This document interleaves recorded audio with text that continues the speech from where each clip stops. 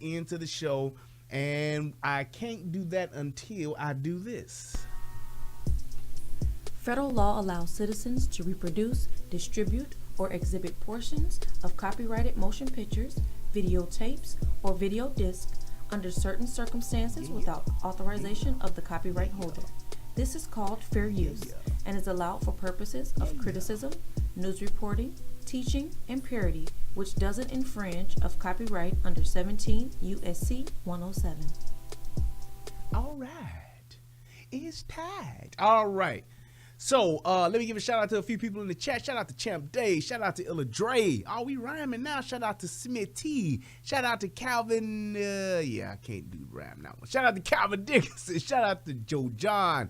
Shout out to Miss Lady Sunday, one of my mods. Shout out to Poco29. Shout out to Sylvester M, one of the rehab members. Shout out to Edmund Carter, also a rehab member. Shout out to Chicky Lynn. What up? Shout out to Mimi Goldilocks. What's happening? Shout out to Colin, a rehab membership. Yes, sir. You exclusive, boy, on a new level. Shout out to Daquel Lewis. Shout out to CJ Gunn, another mod. That's what's up. And just remind me about the chat. And that's why you got a wrench, CJ. Because you helps me out. You helps me do what I need to do. Let's see who else. Shout out to Chris V. All that remains. What's happening? And shout out to Penguin King. King of the Penguins. All right. So, some of you, I know that I pretty much do, for the most part, I catch quite a bit of Joe Rogan. Shout out to Mayhem. I do watch Joe Rogan. I hope some of you all do. He's one of the biggest, if not the biggest podcaster on YouTube. I mean, this dude is self-explanatory. Shout out to TW1984, a member as well on a new level. That's what's up.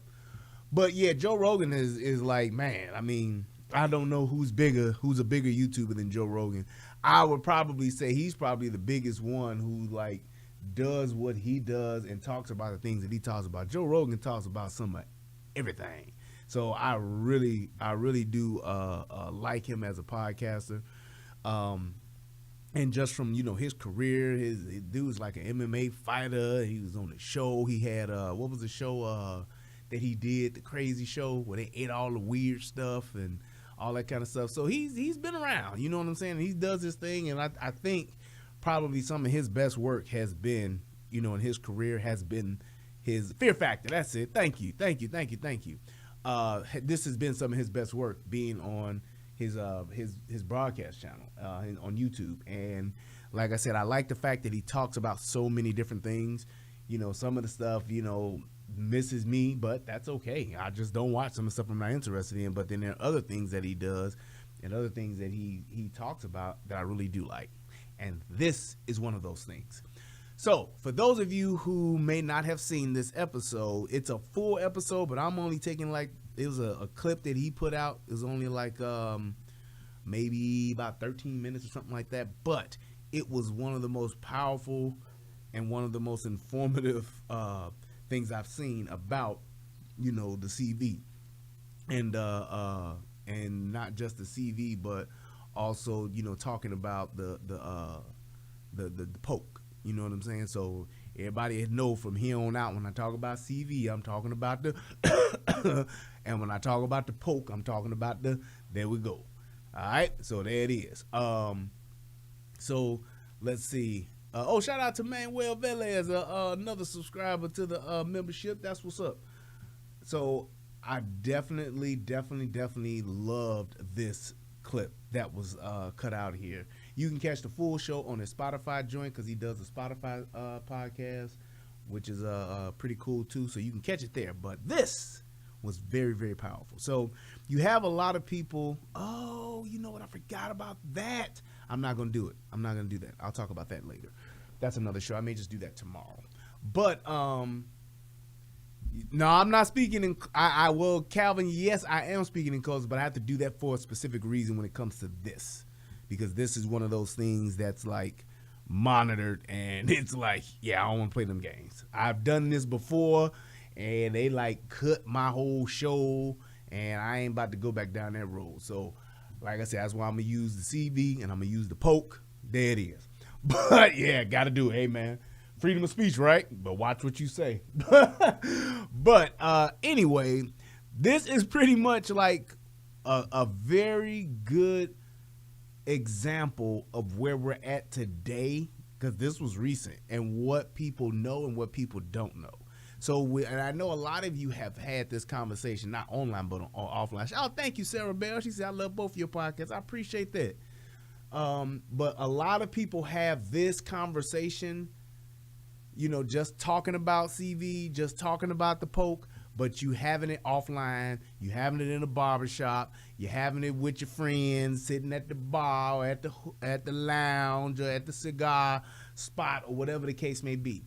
And this was one of the best moments I've seen where these two people actually had facts. They weren't just talking, they had facts. And it was very, very informative, because these facts that Joe Rogan spit were undeniable. My man was like Vicky in iRobot. My logic is undeniable. So without further ado, let's go ahead and let's dive right in. I want to hit this and get in and get out.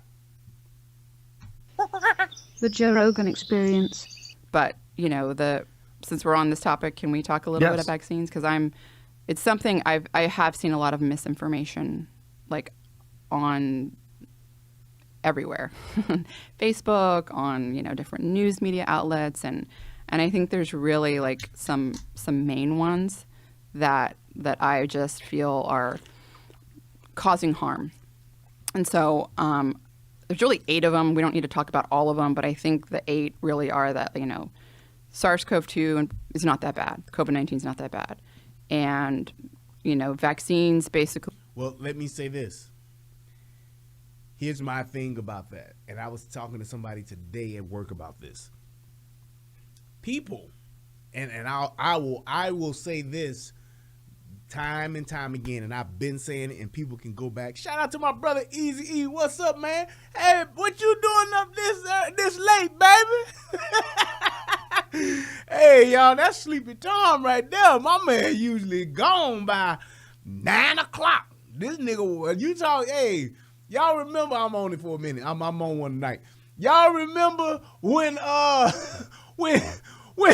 when you watch them shows back in the day, back in the 80s, and they show the families going to bed, and it be like the husband is up and he reading the book, and it's like 8:30 after supper. They had dinner, they had supper, which was at 6 o'clock, and the wife is getting ready, and she talking to her husband, brushing her hair, like, yes, honey.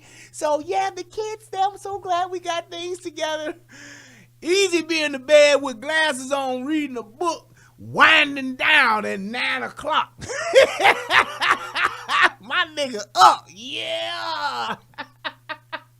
I'm telling you, that nigga be gone 10 o'clock. Hey, boy, it's lights out. It's like the warden hit the lights. Boof, hit the lights. Everybody go to bed at 10 o'clock at Easy House. I'm telling you, he'll put you out, Jack. He's like, hey, man, it's a weekday. Y'all got to go to bed now. He had a... oh, that damn Siri. He had them glasses on. He's sitting up there, had them glasses down here like, hey, look here now. It's after, hey, look, it's like 9:15 now. I'm about to go and put my talcum powder on, but hey.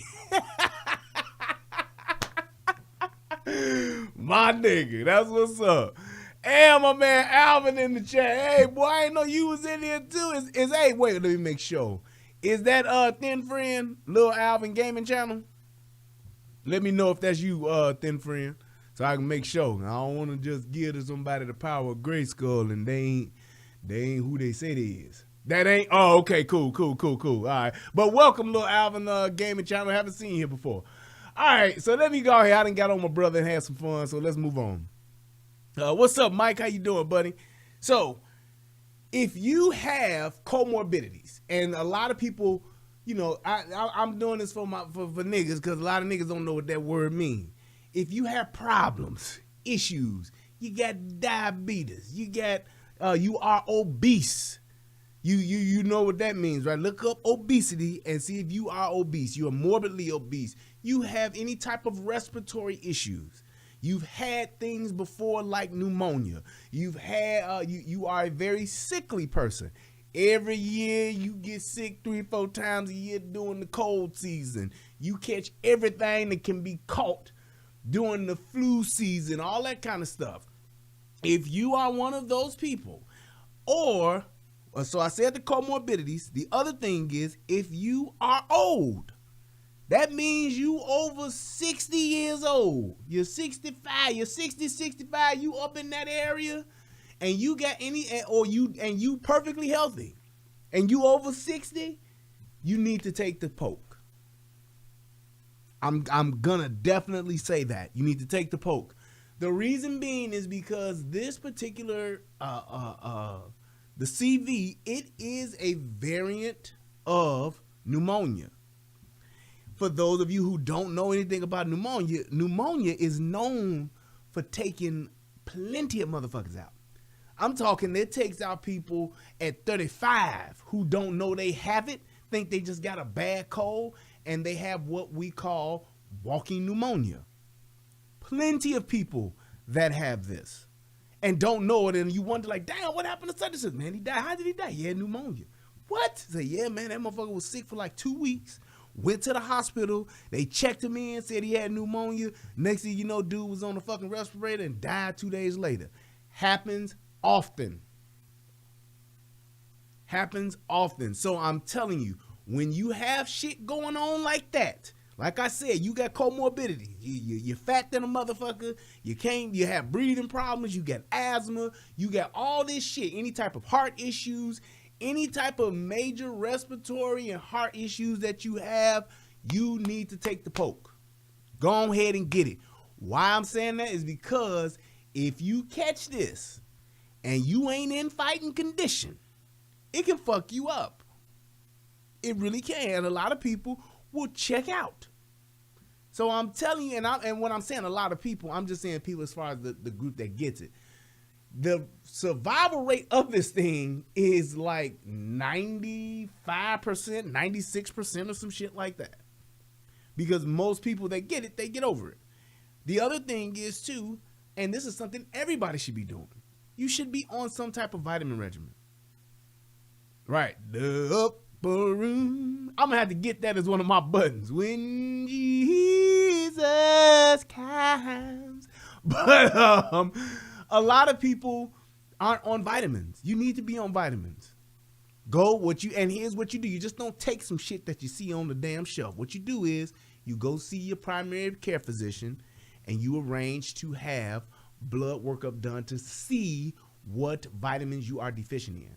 So you go to your doctor, like you go for your normal checkup every year. They check your balls and they have you cough and they make sure that your nerves and stuff are working. They check your weight and all that kind of stuff. And you tell your doctor, I need for you to give me a referral to get a blood workup done so I can see what vitamin deficiencies I have.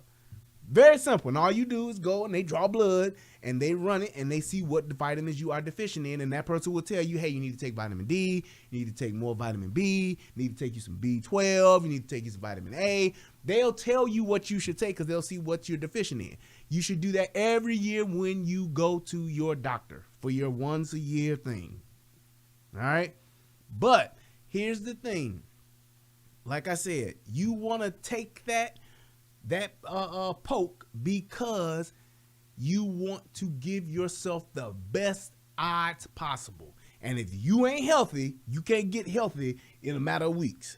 If you ain't got the type of vitamin regimen you should, and even if you don't know today, you should at least just take you some vitamin C. Take you about 1,000 milligrams of vitamin C every day, or 2,000 milligrams of vitamin C every day. Just something. If you don't know what to do, take you a multivitamin, take you some vitamin C. Them the two I can say, hey, this is where you start. Get you multivitamin and vitamin C. But moving right along, those are the people that should take the poke because it will aid you in the infection because you're going at some point you're gonna get it unless you just stay your ass in the house and you don't go nowhere and don't talk to nobody, don't open the door, don't do shit. Then hey, other than that, if you go out for work, go to the grocery store, whatever the case may be, have groceries delivered, you can get it. It is just that contagious. It's like the fucking flu. Maybe it's even worse than the flu as far as how contagious it is. So that's why I say that. All right. But let's go ahead and let's address her next point. Don't prevent transmission. COVID-19 is not that bad. And, vaccines basically don't prevent transmission. Spike protein from vaccines are cytotoxic, therefore they're really bad. Now, I don't know about that. I'm only going to tell you what I know and comment on what I know. I don't know about the cytoprotein and all that. That's out of my area, but we'll keep going. That vaccines are going to cause something called antibody-dependent enhancement, which is going to make you have a more severe disease. Vaccines are going to cause... So basically what she's saying, I do understand that. So basically what she's saying is that getting the poke and getting it and having to get it consistently, because y'all do know this ain't no one-time thing. It's like the flu shot. You got to keep getting it. Just so in case y'all don't know that. So all y'all people that's out there saying, yes, we should all be tapped in, we should all take it, and it should be mandatory. What that really means, because you're just looking at what's happening now as opposed to looking at what's happening down the road. What that means is that you will have to come and get a mandatory poke every 6 to 8 months. Because depending on the season of when this shit is coming around, right, you got to do the hokey pokey. Thank you, UFO. UFO kamikaze. You got to come and do the hokey pokey every 6 to 8 months. For how long? Forever. Just like in Superman 2, when Zod was like, the son of Jor-El will kneel before Zod and become my slave forever. When he was naming his demands, that's what you're going to have to do. You would have to go and get this done every 6 to 8 months or whatever, forever. So watch what you say when you're voting for mandatory, when you're voting for these cards and all this shit. That's exactly what that means. It ain't just right now. Once things lighten up, it ain't gonna never happen because the shit ain't going nowhere. Then that's what they're saying. So you getting this all this time because you're getting these injections. They're saying that your body is going to become dependent on it. This is gross, but it's true. It's just like for people who have constipation and they have to take enemas. So you have people that take these enemas every day. A lot of old people do this. They take enemas every single day. What happens is over time, because they take it every day, their body becomes dependent on it, and they get to a point where they can't use the bathroom without having it, because the body can't. It gets dependent on that process on how they go and drop a deuce. So that's one of the reasons why they don't tell you, oh, you can't boop, go ahead and just take it in. No, that's why most doctors will tell you, drink water, increase your fiber, change your diet. That's exactly what's happening. So that's why they tell you that. That's why they tell you don't just be taking these pills. It's the same thing with just about anything. There is no pill that you should just keep taking. Even people, just think about it like this. Think back to when weed wasn't legal everywhere. And think about the niggas who smoked every day, who smoked all day.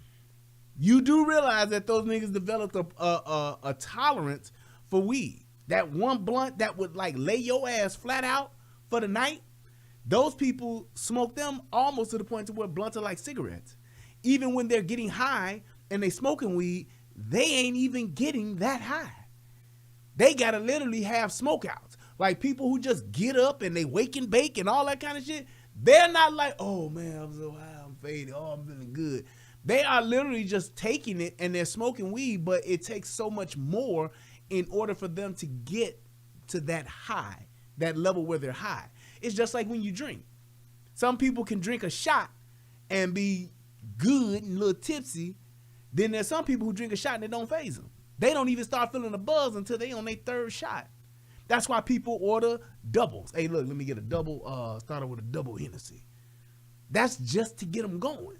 You see what I'm saying? So that's what she means when she's saying dependent on the actual shot. And y'all click that thumbs up button, please. Click that like button. Thank you so much. I appreciate y'all. Thanks, Daryl.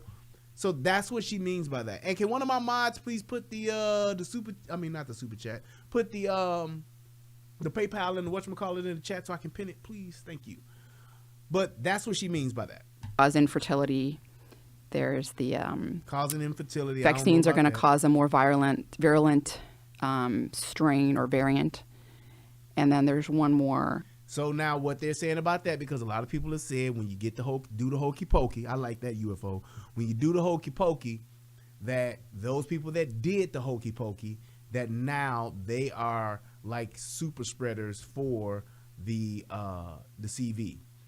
That is true, but it's not everybody. It's a small percentage of people that have done the hokey pokey that are getting it, and that they are like a super spreader for it. So I don't know about the fertility thing. I haven't done any research on that, but I do know that there is a percentage of people who have done the hokey pokey, and now they've gotten it again. They've gotten the Delta, and that they are ones that are like super spreaders for it.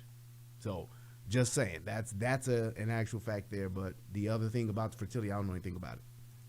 That alternatives to vaccines exist right now that are just as good. And I think that there's a few of those that are really, I mean, just like blatantly, they're wrong. All of them, I think they're. But I mean, you know, there's some that are more important than others. And I think that I would like to talk about them. You know, I think first and foremost, there's like two groups of people, mostly. One thinks COVID-19 is bad, doesn't want it, wants the vaccine, and the other one that thinks it's not that bad and that the vaccines may be harmful. Now, I will say this, though there are people, I'm one of those people, I don't think that, oh man, that shit ain't that bad, man, it's all right. No, I'm not naive like that, because I understand what it is. However, I will say that for those of us that are healthy, those of us that, you know, take care of ourselves and things like that, which is 95% of the people that will survive it, those people are actually, you know, when they do get it, it's just like having, you know, a mild or a worser case of the flu. So when I had it, I'm telling you, the first, and I can vouch for it because I had the shit, but I know that I'm on the highest spectrum of being healthy. I rarely get sick. So I know because of the years I spent around kids as a baseball coach and all that germ exchange, the years that I spent in the school system as a teacher assistant and then as a computer technician, being around kids, I know that my immune system is on the higher end of that spectrum. My immune system is like Teflon Don. So I know, and that's been like that. I don't get sick like that. I just don't. I have not.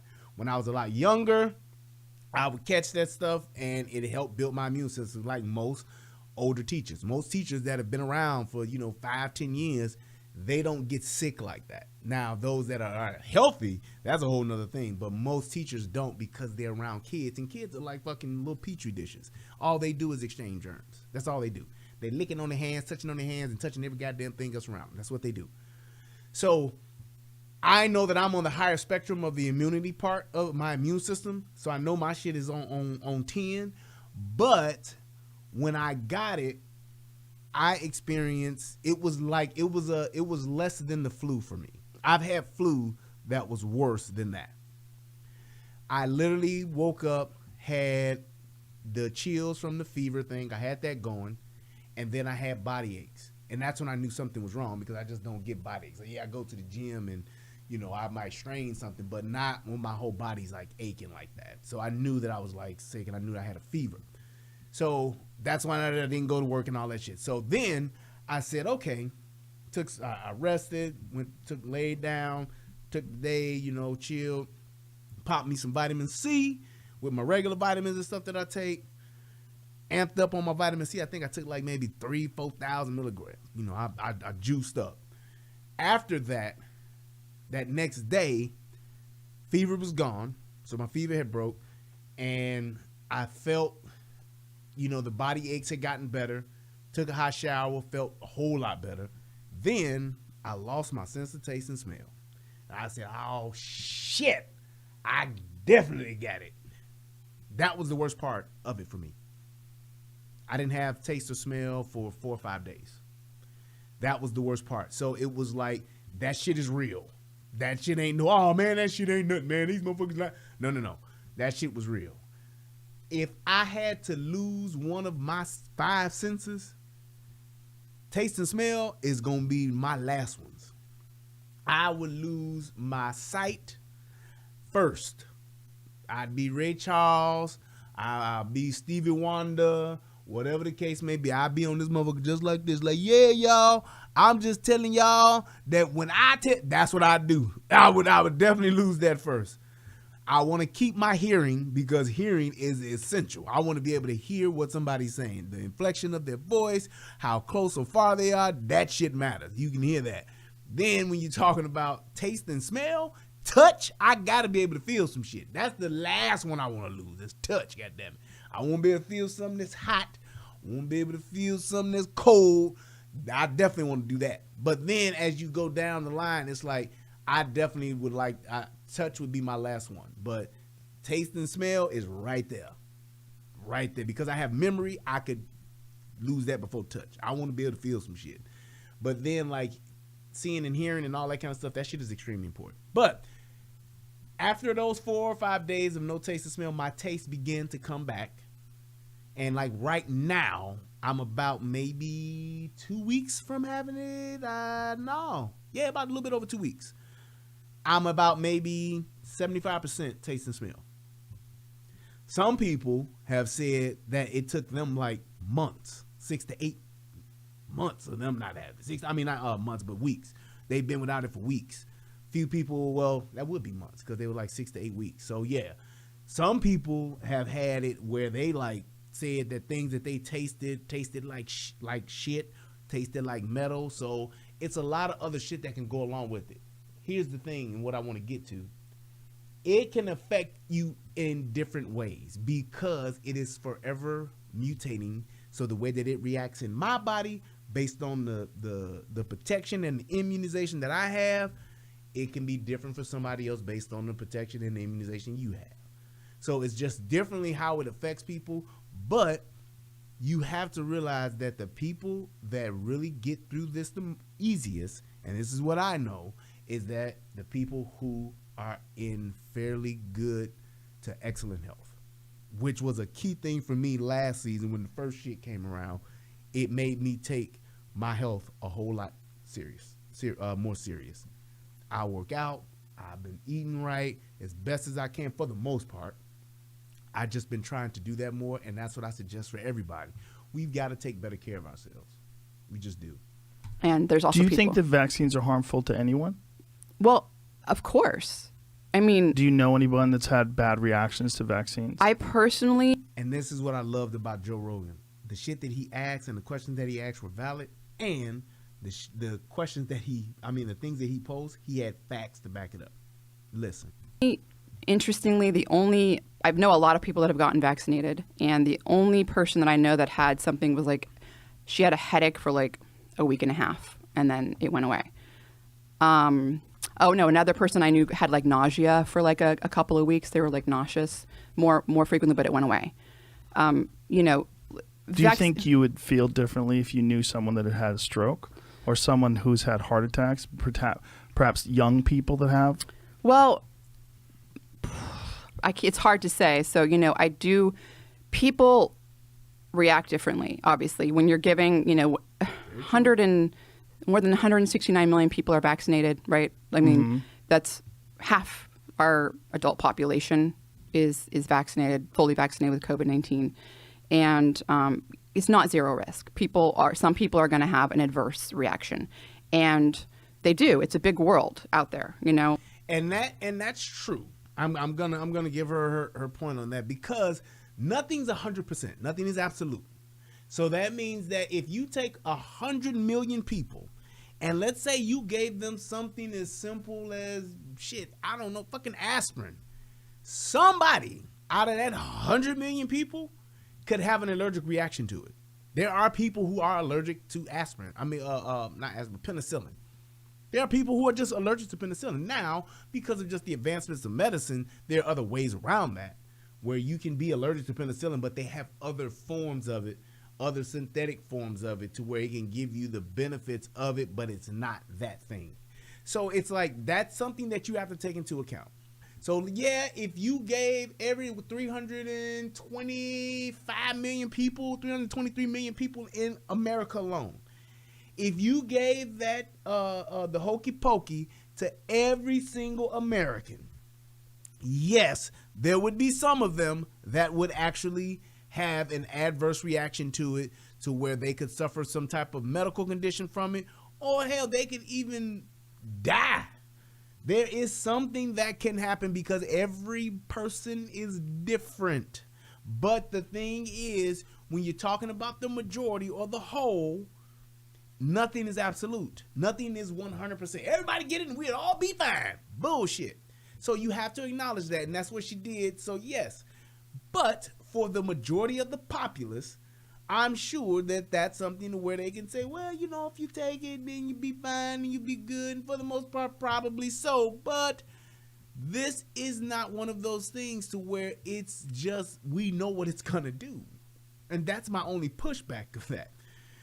Normally, like with the flu shot and other types of vaccines, they take, and I'm just putting this in perspective, it takes anywhere from maybe 8 to 12 years before they say, okay, we got something. 8 to 12 years. They came up with this shit in 8 to 12 months. I understand why they call this shit warp speed. And I'm not saying that that's necessarily a bad thing. What I'm saying about that is, yeah, you coming up with it within that time frame, but that means that you have like X'd out a whole lot of trial and error. You've X'd out a whole lot of let's see what this thing really do. So the people who are at the higher spectrum of checking out from this shit, hey, y'all motherfuckers got to roll the dice. Come on, 6. I've been waiting on your funky ass all night. Give it to me now. Y'all got to go ahead and take that gamble, which you should, because it's a fairly decent gamble to take. It ain't like people getting the hokey pokey and then they, man, you heard what happened? Man, you heard what happened to Kay Petaway? No, man, Kay Petaway went at the hokey pokey and next day she ain't wake up. So it's like you have to look at this from a logical standpoint and just take into account the factors that are there. There are some factors that are there that you have to acknowledge, but due to the circumstances of, if you be like, nah, fuck that, then you need to be one of the healthiest motherfuckers in the room. That's what I'm saying. Because if your ass just got over stage 4 cancer and just been off of motherfucking chemo for 2 weeks, you the last motherfucker that need to get this shit. Because that shit might check your ass the fuck out. Just saying. That's coming up, little Alva. Just hang tight. Oh, Kay Petaway said, I'm a biochemist. I know of over 20 cases personally of side effects post-vaccine. See? So, and look, that's perfect. I'm glad you said that, Kay. So when you look at like what she just said, 20 cases personally of side effects post hokey pokey. Here's the thing that you look at. She just said it's 169 million people that did the hokey pokey. We got at least 20 from one person that we know of that's had some type of side effects. So you can boost that number up, and let's just say that 20 is really 200,000. Out of 169 million people, yeah. Oh, you a jail? Oh, damn. I'm sorry, Kay. I'm sorry. 1,000 apologies. 1,000 apologies. Gentlemen. I apologize. So it's like you still got to weigh those factors in and look at what it is that you're doing. 169 million people have taken it. And let's say, like I said, if we want to inflate that number drastically and say, hey, 200,000 have had side effects. That makes sense. It's worth it. The only thing that I'm saying about that is people that are healthy, what's the point? Because you're going to get it anyway. It's not a thing to where this is going to prevent you from getting it. This is just going to aid and minimize the fact of you possibly getting. This is going to aid you. It's going to help you. It's more of a therapeutic than anything. Easy said it's like 7 years minimum for the hokey pokeys that they come up with in the past to be actual FDA approved and all that stuff. So yes, there will always be side effects to anything. Anything. But you have to weigh that with how many people it's affecting and what's actually happened. But let's keep going. Like if you were to give 169 million people a peanut or a shellfish, like some people are going to have very adverse reactions. Some people are going to die. Like it's a big world. But, with the stroke or the heart attack, you have to like, so if you're trying to compare, for example, let's say, you're looking at actual COVID-19 deaths and from heart attacks and strokes, and you're looking at the vaccine adverse events reporting site, VAERS, right? And that as well. You have to realize that basically in the United States, like in 2017, there was a publication in the Journal of Circulation. Someone dies from cardiovascular disease every 30 seconds in the United States. Making a point here and see where she's going. But let me address this. So Skull says, can you prove the correlation? There are people that you can find that can disprove. Shout out to Charlotte. Hit your boy with $10. Thank you so much. I appreciate it. There are people that you can get to disprove or to disassociate pretty much anything. There are people right now. Look, and here's my point. Shout out to D Cole. Thank you for hitting me up with the cash out. I see y'all. Let me turn on this ringer so I can hear these cash apps coming through. That's shit. I'm bugging up. Shout out to Mike. Hit me up with what was that? $10. Thank you. I appreciate you. And shout out to Claudia. Hit your boy with $10. Appreciate you. Thank you so much. And D Cole hit me with $3. Thank you. I appreciate y'all hitting that cash out tonight. That's what's up. But here's the thing to that, Skull, because a lot of people do say, well, you can't prove this and you can't prove that. Here's the thing.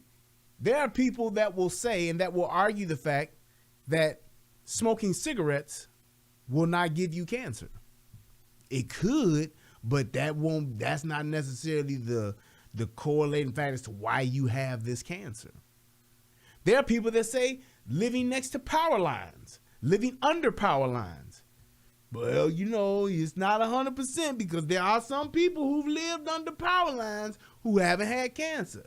There are people who chew tobacco that don't get throat cancer. There are people that smoke cigarettes that don't die of cancer. It's one of those things to where you have to look at the overwhelming evidence of something to not necessarily say, well, I got to have factual information that there's a true correlation between the two, as opposed to saying, well, damn, if all of these people are doing this, why would they not say, well, maybe we shouldn't? Maybe we shouldn't live under power lines. That's why property under and near power lines is at an all-time low. It is not at an all-time premium. So it's like when you're talking about those things, at one point, people thought lead paint was fine. At one point, people thought asbestos wasn't a problem. At one point, people thought that, hey, man, well, this whole thing of you, having, this lead in your paint, even though the kids might be eating it, I don't think that's necessarily causing these problems. So it's like that's always been a thing. Always. Even when you try to sue these companies and all that kind of shit, it's all kind of red tape and all kind of studies that they've done to prove opposite of what it is that they're being accused of. So it shouldn't necessarily be a thing of saying, well, I got to have a direct correlation to show the studies over a 10-year period that this has actually happened.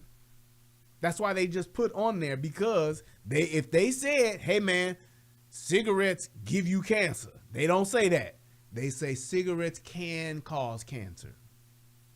And we all know If a motherfucker show up and say, yeah, I've been smoking since I was 8, and I now have emphysema, or I had throat cancer and they done cut out part of my neck, and now I got one of them things where I don't like this, then what you gonna think it is? What would you think that would be? So it's like you have to just take out I understand that we definitely want to look at the science, because that does matter, but then you have to definitely go ahead and put common sense connections to something. If I got a cluster of, if I have a cancer cluster, and this cancer cluster just so happens to be next to a river or a lake that has PCV in it, polycarbon, what is it, polyvinyl PVC, polyvinyl carbonate next to it. It's a factory half mile upstream. Everybody that's fishing out of this stream is now getting cancer, dying in 6 to 8 months, and all of this shit. Kids are being born with their heart on the outside of their body. I'm gonna say, yeah, it's probably something going on with this goddamn factory up here that's fucking shit up. Yeah, I know the shit smells like fucking licorice and it smells good, but I think this shit could be fucking us up. That's all it is. It takes so much time for people to actually look at those things and say that there's even a problem. And once they do say that there's a problem, you gotta connect the shit and say, yeah, nah, this is something else going on. Right, Deluxe 24/7 said, my dad smoked his entire life and died at 73 from prostate cancer. He wasn't in the best health at the end, but I could then turn around and say, cigarettes didn't cause that. Right? You could definitely say that. Cigarettes didn't cause that. Hey, man, prove it. There's no correlation between cigarettes and prostate cancer. I know plenty of people who have prostate cancer that don't smoke. So it's like those are the things that you look at and gonna have to say, nah, you gotta really take things and look at them in perspective and just make some common sense connections. Know everything ain't a conspiracy. Know everything ain't they doing it to us on purpose. But you have to make common sense connections, because all of this shit, and I'm gonna say this, all of this shit all goes back to one thing: the money and the power. That way you get the money and the power. Power to tell your ass what the fuck to do so that I can keep making the money that I'm making, if not more. Yeah, look into that DuPont shit. Yep, easy put me on to that. That DuPont shit, that Teflon coating shit, man, y'all better look that shit up. Every 30 seconds. Most of those people are above the age of 50, and certainly most are above 65. But every 30 seconds, someone's dying from cardiovascular disease. Every 40 seconds, someone in the United States has a stroke.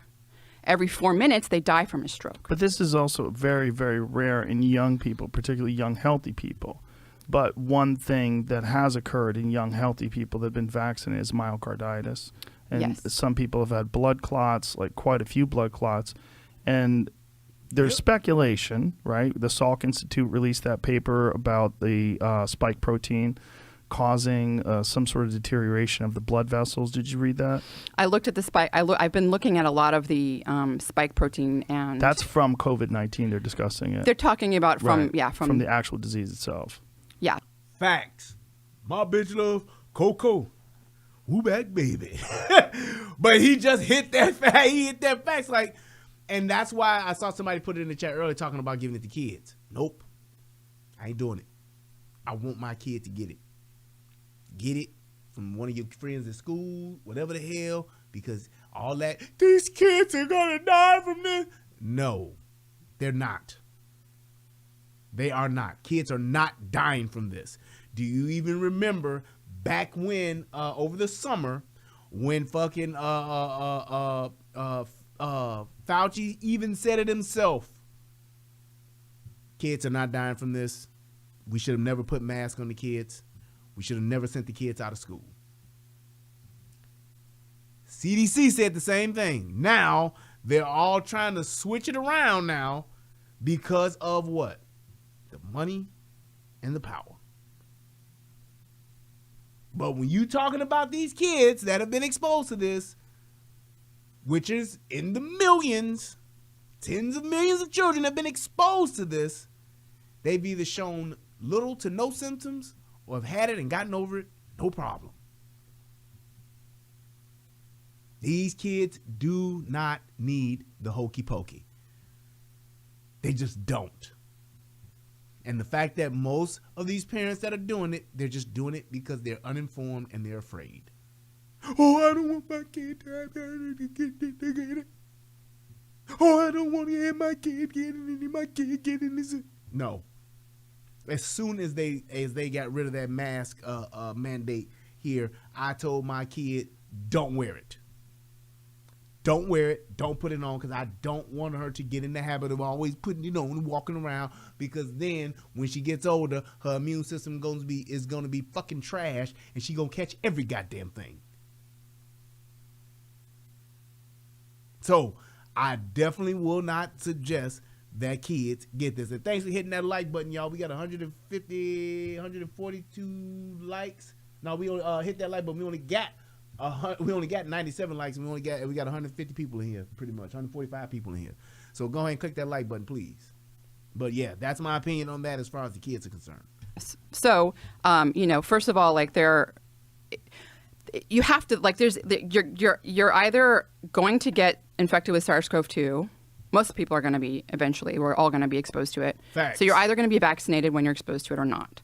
And people are dying from heart attacks and blood clots, and even people are getting myocarditis 100-fold times more than vaccines. The myocarditis link from the mRNA, specifically the mRNA vaccines, is real. And I think the last I saw it was 50 per million, which it's still rare. And it's happened to 2 people that I know. Up until then, and actually now that you asked me, I forgot. I had someone who's a supporter. I talked about vaccines in one of my Q&As I do, and they went and got it, and they were younger and ended up having some kind of myocarditis. So I do know someone that had I don't know them, but they emailed me. Now, what happens if you have that? And how do you recover from that? But you realize it's happening to young people. So myocarditis is caused by 2 things. 1, by inflammation. 2, by direct viral infection. And it's more common in adolescents and young people. And it's an enlargement of the heart? It's inflammation of the heart. It can lead to that, yeah. But it's happening in young athletes with COVID-19. And it's Is it K or is it Kai? I just looked at that. Let me know if I'm right, or just spell it a different way so I can make sure I'm pronouncing it right. Because I just looked, I said, wait, that could be Kai. Khay, could be Kai. I don't know. But if you can help me with the name, just say K. All right, I'll just say, okay, it is K. All right, cool. I had it right. Thank you. But yes, I will say this, DJ Brad. She does sound like she's kind of nervous and and at first, the first time I saw this, I said, she don't know what the fuck she talking about. But then I realized, after watching her and listening to her, she don't believe most of the shit she's saying. I believe that she believes that Joe is actually a little bit more on the right side of things. That's what I determined from that. Happening more frequently. Someone who's a supporter, I talked about vaccines in one of my Q&As I do, and they went and got it, and they were younger and ended up having some kind of myocarditis. So I do know someone that had it. I don't know them, but they emailed me. Now, what happens if you have that? And how do you recover from that? But you realize it's happening to young people. So myocarditis is caused by 2 things. 1, by inflammation. 2, by direct viral infection. And it's more common in adolescents and young people. And it's an enlargement of the heart? It's inflammation of the heart. It can lead to that, yeah. But it's happening in young athletes with COVID-19. And it's happening more frequently than people that are getting vaccinated. So it's still well, if the person that got vaccinated, look, it is a risk, but it's still pretty rare, and it also is treatable. In most cases, they treat it with. So here's my thing, and this was when I said, I literally watched this and I clapped and said, what the I'm saying is right. If there is a risk, then why would you suggest, or why would you want to make it mandatory for everyone when everyone is not at the same risk level? Let that sink in. If I'm healthy, and if I'm in, let's say there's a health spectrum of 1 to 10. If I'm a 9 and you're a 2, why would you make the 9 take it when you know the 2 should? Why would I want to focus on healthy people and the people who are less likely to get it to mandate them to take the hokey pokey when I could put my efforts and focus on those who really need it because they're at higher risk of not surviving it? Your old people and your really bad health people, your people that are in bad and terrible health. Why would I not focus on that as opposed to getting everybody to do it, everybody to take it, everybody should do it, everybody should take it? Why would I do that? Because because this is not a thing that keeps you from getting it. It's a thing to where if you get it, it's not a matter of if, it's a matter of when you're going to be exposed to it. Once you do get it, then it's about how good your health game is as to how it affects you. Once I get to that point to where I know it's available to whoever, then it's like, okay, it should be good to you. Hey, everybody got it. It's out here. If you want it, come get it. If you don't want it, fine. Take your chances. I saw somebody in the chat put in here earlier about the my body, my choice. Why the fuck does a particular group, why the fuck does a woman have the ability to choose if she if she takes a life or not, but I don't have a choice if I get the hokey pokey or not? Are you fucking kidding me? That shit is fucking insane. I don't think I have Easy. I don't know what that video is. I have to see it. But the thing is, Christina Parks, I don't think I've seen that. So the thing is, when you have people that have the choice to take a life, I can end this life that is growing inside of me. And even in some areas, in some states, I can end that fetus at 9 months. I can end that motherfucker's life. 8 months, 6 months, 7 months. I can end it. I have the power to do that. But I don't have the choice to do the hokey pokey? What if I've had it already? Hell, I got my fucking immunity. I got my immune system's already good. We got the antibodies. We good. And I got it naturally, which is how I would prefer it. Do you know there's a difference between shit that is naturally grown in a garden as far as the health benefits, the taste, the vitamins that's in it from something that's naturally grown versus something that is genetically modified that's grown? They can both feed you, but one is feeding you way better than the other. Same thing with my natural immunity and my own body doing its own thing to fight shit off. Much better that way. The old natural way.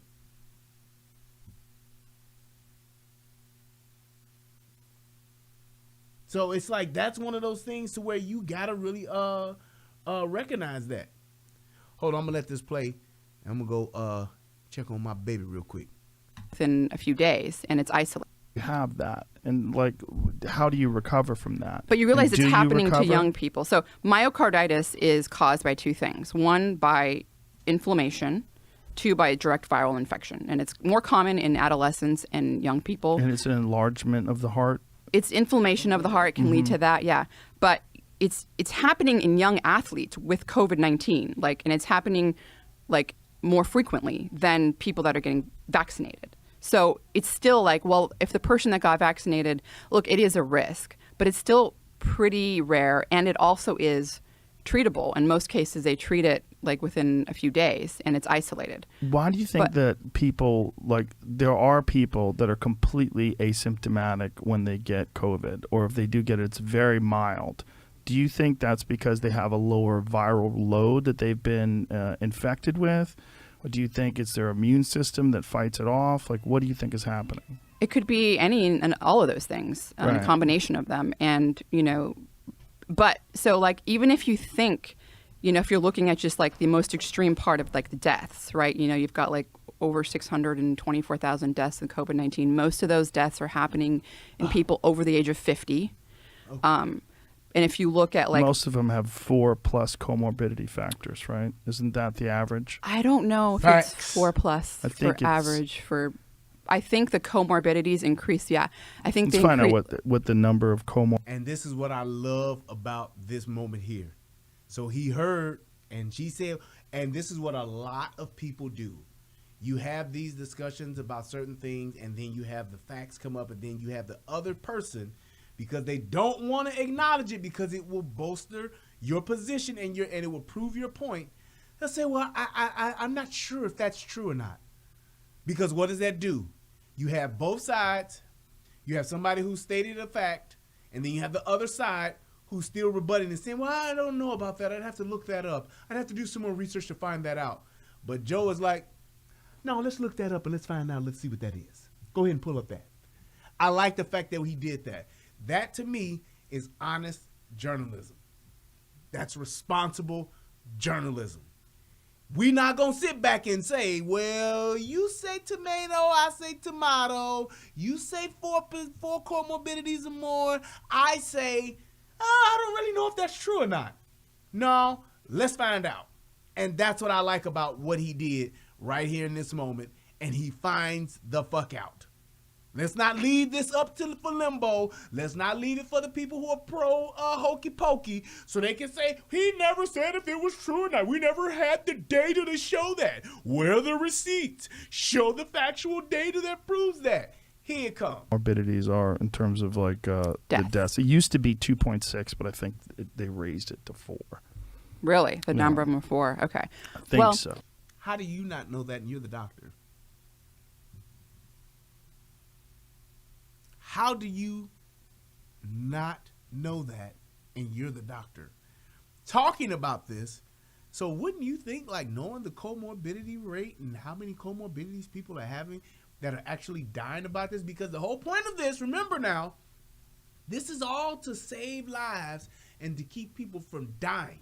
So why would you not be concerned and why would you not be informed about the comorbidities that are causing death?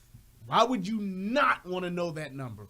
Why would you not want to understand? That's just like if I'm telling everybody they need to wear seatbelts, right? And I say everybody needs to wear seatbelts. I mean, seatbelts are saving lives. Seatbelts will save your lives. We all need to wear seatbelts. It should be a mandatory law across the fucking country. You got to wear a seatbelt. So then they would say, well, how many people are in accidents that don't have on seatbelts that survive? Well, I don't really know that number. I'm not sure about that. That should be something that I absolutely should be able to know and speak to. I should know that fucking number. Yeah, well, here's the percentages. The percentages is 97% of people who don't wear seatbelts and are in accidents, they either die or they get a more severe injury when they're in an accident. I should know that. And if I don't, shame on me. But thank you. It don't support my position, so I choose to not acknowledge it. But Joe Rogan said, no, bitch, you gonna acknowledge this because this is a fact. So I might be wrong, but I know it was at least 2.6. Right. So then there's the argument, well, I'm healthy. I don't have comorbidities, right? I mean, so what should I do? Like, should I, get vaccinated or should I be exposed to the virus? And I think there's a lot of evidence, and there's multiple lines of evidence. One, there are people with mild symptoms that are getting post-acute COVID syndrome. They're getting this, what people call long-haul COVID. And the majority of people... What do you think that is? What is long-haul COVID? I don't know what it is. I think it... This is so true. It's such a key indicator as to how most people talk that tell you to do the hokey pokey. This is how they talk. This is how they talk. So you see how she started Yeah, you see, I'm on this bitch. You see how she started talking about people that are healthy and that they shouldn't, do the hokey pokey. Never addressed it, never counterpointed. She was just saying, yeah, and then there are people who are saying that because they're very healthy that they shouldn't do it. And then she starts talking about people who have had the CV and are having long-term effects, which people are having. That's true. There are some people that are having it. My point is, what the fuck do that got to do with the other thing? People that are saying, I don't need to have this shit because I'm in great health. Why the hell would I even be concerned about the long-term effects of the CV? If I get it, I'm going to get it. If I get it, I'm going to have it. You can't tell me that having the hokey pokey is going to keep you from having long haul COVID, which is, I think that's what she was trying to say, but she never got around to doing that. She never got around to actually speaking it. My damn Siri, my watch is pissing me off. That motherfucker just tried to pull up some hokey pokey shit. But it's like she's never addressing that point. She made the statement, which a lot of people make, I'm in great physical health. I'm in great health. I don't have any comorbidities. Why would I take it? People say that they shouldn't take it, but then they have long haul COVID. What does that have to do with the other one? One thing has nothing to do with the other. She's just saying shit because she really don't have a real point to make. Right. She got all these solutions, but none of the answers. Like, what are you talking about? Listen to what she said. Depends on the symptoms. Of evidence. One, there are people with mild symptoms that are getting, should I, get vaccinated or? Raised it to 4. Really? The number of them are 4? Okay. I think so. So I might be wrong, but I know it was at least 2.6. Right. So then there's the argument, well, I'm healthy. I don't have comorbidities, right? I mean, so what should I do? Like, should I, get vaccinated or should I be exposed to the virus? And I think there's a lot of evidence, and there's multiple lines of evidence. One, there are people with mild symptoms that are getting post-acute COVID syndrome. They're getting this, what people call long haul COVID. And the majority of people... What do you think that is? What is long haul COVID? I don't know what it is. I think it depends on the symptoms. I think there could be a variety of causes for it. So there are people, and most of this is happening in teenagers to like 50. So just keep listening and see if she actually ever addresses it. Never, because my opinion, she never does. He said, I have great physical health. I'm in the age group of 15 to 50, whatever you want to, 5 to 50, whatever you want to call it. Should I get it? Why would I get it? And you're talking about some people get long haul COVID. The fuck does that mean? Some people get gout. Some people get arthritis. Some people have bone spurs. Some people get headaches. Some people have migraines. What are we talking about here, man? Lil Alvin Gaiman said, Brian, is it true that some of these doctors are sticking to certain talking points because they're getting kickback from pharmaceutical companies? What did I say in the beginning? It comes down to 2 things. Like my man Scarface said, the way you get the money, you get the power. It all comes back to that. It all comes back to that. Do you know how much money and how many billions of dollars have been influxed and just given to the medical industry, the pharmaceutical industry, all of that, all encompassing? Because this is the brand new hotness. Everybody's on it. It's like the iPod when it first came out. It's like the iPhone. Everybody wants it. Everybody wants a piece of it. I want it just like remember when the iPhone came out? What was the 2 biggest things that came along with the iPhone once that shit took off? And you talking to somebody who had every iPhone. Not every iPhone, but I've had iPhone since the iPhone 1 came out. What were the 2 biggest things that came out with the iPhone after that? The accessories. Cases and earpieces. Cases, earpieces. Cases, earpieces. Do you know how much money was made by all of these other people surrounding that? Cases, earpieces. Cases, earpieces. It's always about the money. It's always about the power. But let's keep going. People that are older are not getting this long haul COVID. It's like happening in people that are mostly not being hospitalized. People that don't get hospitalized originally, like they have mostly like pretty mild symptoms. In some cases, even asymptomatic. Mm-hmm. You know, there was. Hold on, let me address that. She said the point is, Nancy Miller says the point is you take the vaccine for everyone you come in contact with. A needless death is tragic, no matter their health. They have people who live them, or I guess they have people who love them. I think that's what she's saying. Them is all new, is all new, remember? Okay, so here's my question. I would agree with you if the vaccine or the hokey pokey, let me shut up, if the hokey pokey was proven to where it gave you immunity to the CV. It does not.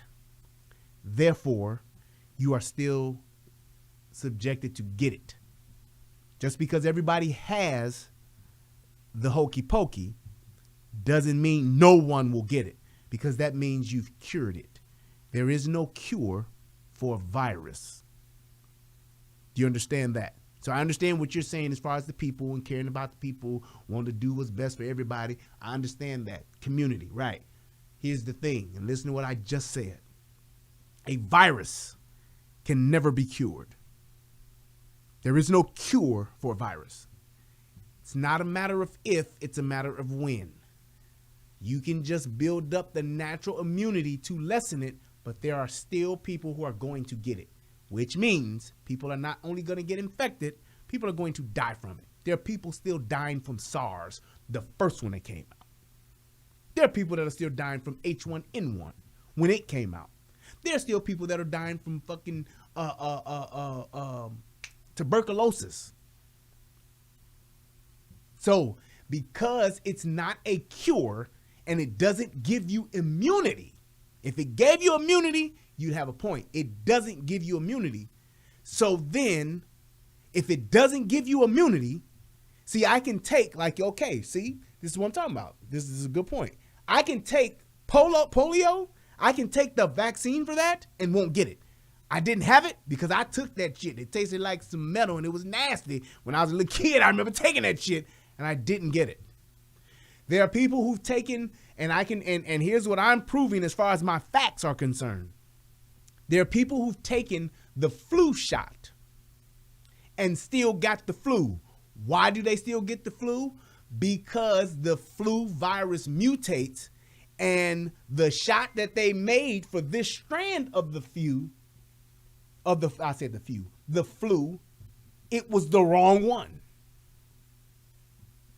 So it's just like me sending everybody outside with raincoats, but it's hailing outside. It's just like me sending everybody outside with snowsuits on, but it's raining outside. If I miss it, we're all going to get it anyway, because the shot does not give you immunity. So I'm not going to take something and hope and pray for the best when I could suffer side effects from it. Why would I do that if I'm in perfect health? That's the point. So as if it was a thing to where they had it to where this is the cure for this, then it would be, I would get it. Yep, we all got the cure. This is the cure for it. Once you get it, you ain't going to get the shit and you're fine. You can't say that about this. So that's why your point that you're trying to make is not valid. You're not going to have me gamble with my health in hopes of saving somebody who doesn't take care of themselves. It's not about nothing is perfect. No. There's a difference between something being perfect or something being close to perfect. This ain't even close to perfect. You understand what I'm saying? So it's not one of those things. And I understand that most people that are talking about this, you're scared and you're afraid. And just because you're afraid and just because you're scared doesn't mean that you throw logic out of the window. It doesn't mean that you disregard facts. And this is what a lot of people don't understand. I understand that there are people that will die. I understand that there are people that are afraid of this. That doesn't mean that you disregard facts and logic. That doesn't mean that you disregard the actual science. So you have to accept that. I know that you are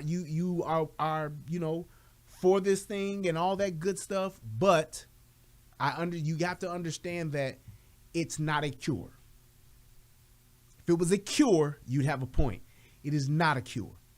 It's a therapeutic at best. The people who've taken and gotten the hokey pokey are getting it. So what would you say to that? Nothing's perfect? Exactly. Which is why it shouldn't be mandated to where everybody has to get the hokey pokey, because it's not perfect. That's why I should have a choice, because it's not a guarantee. That's why I should have a choice, because it's not a cure. That's why I should have a choice.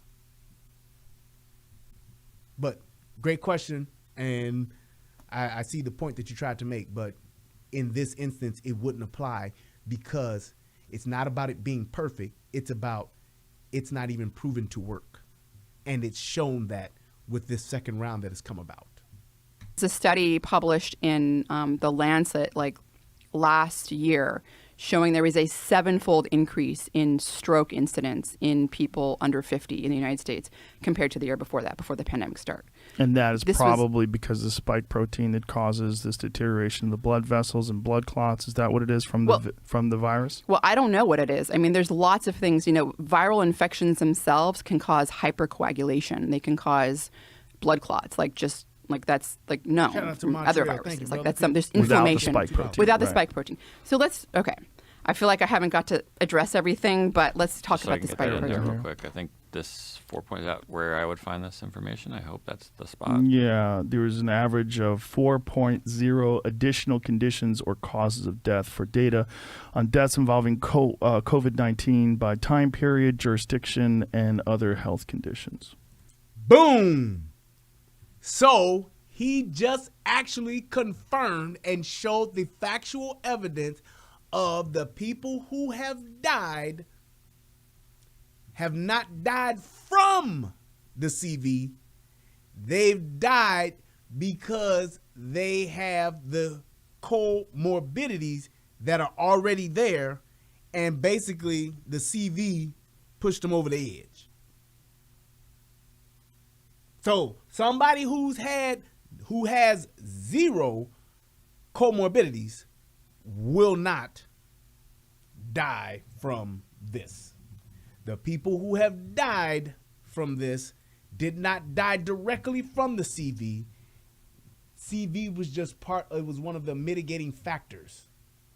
That is important. Very important. So when people are saying, yeah, you just do it, because if you don't, you might die. No. The people who don't have the comorbidities, survival rate, if they get it, 99.6% survival rate. The people who are dying and have contracted this aren't necessarily dying from this, but them having it and there being comorbidities contributing to that have died. Everybody get that, right? We all on the same page with that, right? Okay. For death. So it says only 5% the COVID was the only cause, and then for only 5% of the COVID deaths, COVID-19 was the only. And to Daft Crunk, I am not promoting hokey pokey. What you need to do is, because you've come in midway and you think that you know what's going on, you don't. You need to go back to the very beginning of the show, sir. So you're actually doing what we call in the hood, you are giving ignorant outbursts, or in this case, ignorant texts, ignorant chats. You don't know what I said in the beginning, so you need to go back to the beginning of the show and see what I said, because I'm not going to repeat it just for you. So if you're not going to go to the very beginning of the show and see what I said, then stop. Because you obviously are speaking from a position of ignorance. So you're not going to spam. I'm telling you right now, because I don't know if you're a troll or not, and I'm trying to give you the benefit of the doubt. You're not going to spam my chat. I know. You're not going to spam my chat. I'm going to kick you out. There's no point in doing that. Don't be a dick for the sake of being a dick. Go and educate yourself and get to my point and learn, then come back and challenge what I'm saying. Just because you sitting at home and in between your jack-off sessions, you just so happen to say, black guy talking. Let me click on it and see what's up. And then you start running your fucking mouth. That's not cool, dude. So either finish your monster drink and start the show over, or be quiet. Thank you. Only cause mentioned. So out of those 600,000 people that died, only 5% died just from COVID-19. Yes, you are a bit behind, Nancy, and yes, you are correct. See that? And I'm saying, and look at this. See, and this is all I'm trying to do. I'm just trying to have the conversation. I'm providing information, so I'm talking about, I'm having a conversation, and my standpoint is coming from facts, science. And just like she just said, she said they would still be living if they did not get COVID. So the COVID put the nail in the coffin. You are correct. That was the point that I was making. And those people, like I said early on, when we first started the show, those people that do have the comorbidity, because you know if you got comorbidities or not, those are the people that should be the first ones in line for the hokey pokey. They should be showing up at Walgreens, CVS, corner store, gas station, wherever the fuck they got it. That's where you need to be to get it. Shout out to Priscilla. Thank you so much. Hit me with the $5. He said, loving what you do. Appreciate it. So that's just it. It's that simple. No, I'm saying not what science. I'm saying the science of what we're talking about. There's a science to this. There's a science to this. That's all I'm saying. The science aspect of it, like knowing that a virus never goes away. That's a scientific fact. A virus continuously mutates. That's a scientific fact. And just like somebody put into the chat earlier asking about like, hey, what happened to the flu? Flu is still the fuck around. They just don't give a fuck about the flu because this is the brand new hotness. This is the hot thing now. So it's like, that's what I mean by that. Knowing what a virus actually is from a scientific point of view. So it's like knowing what it does, knowing how it functions. So it's like when they were talking about, you know, those people down in the Wu-Tang clan actually fucking with this shit to actually develop gain of function. That means taking this thing and seeing how we can make it more contagious, how we can actually we can create this thing to gain more transmission functions, to gain function of, hey, not only will it take your sense of taste away, but it'll also give you body aches, doing that kind of shit. That's the science behind it. Let's continue. Well, I mean, so you have people that are COVID-19 is going to make their comorbidities worse. And that could be the same for a vaccine. It could be the same for anything, right? I mean, so like something that's going to activate the immune system. Yeah, but the concern is with vaccines, the negative effects that what people are worried about, I think, is young people that are healthy. Exactly.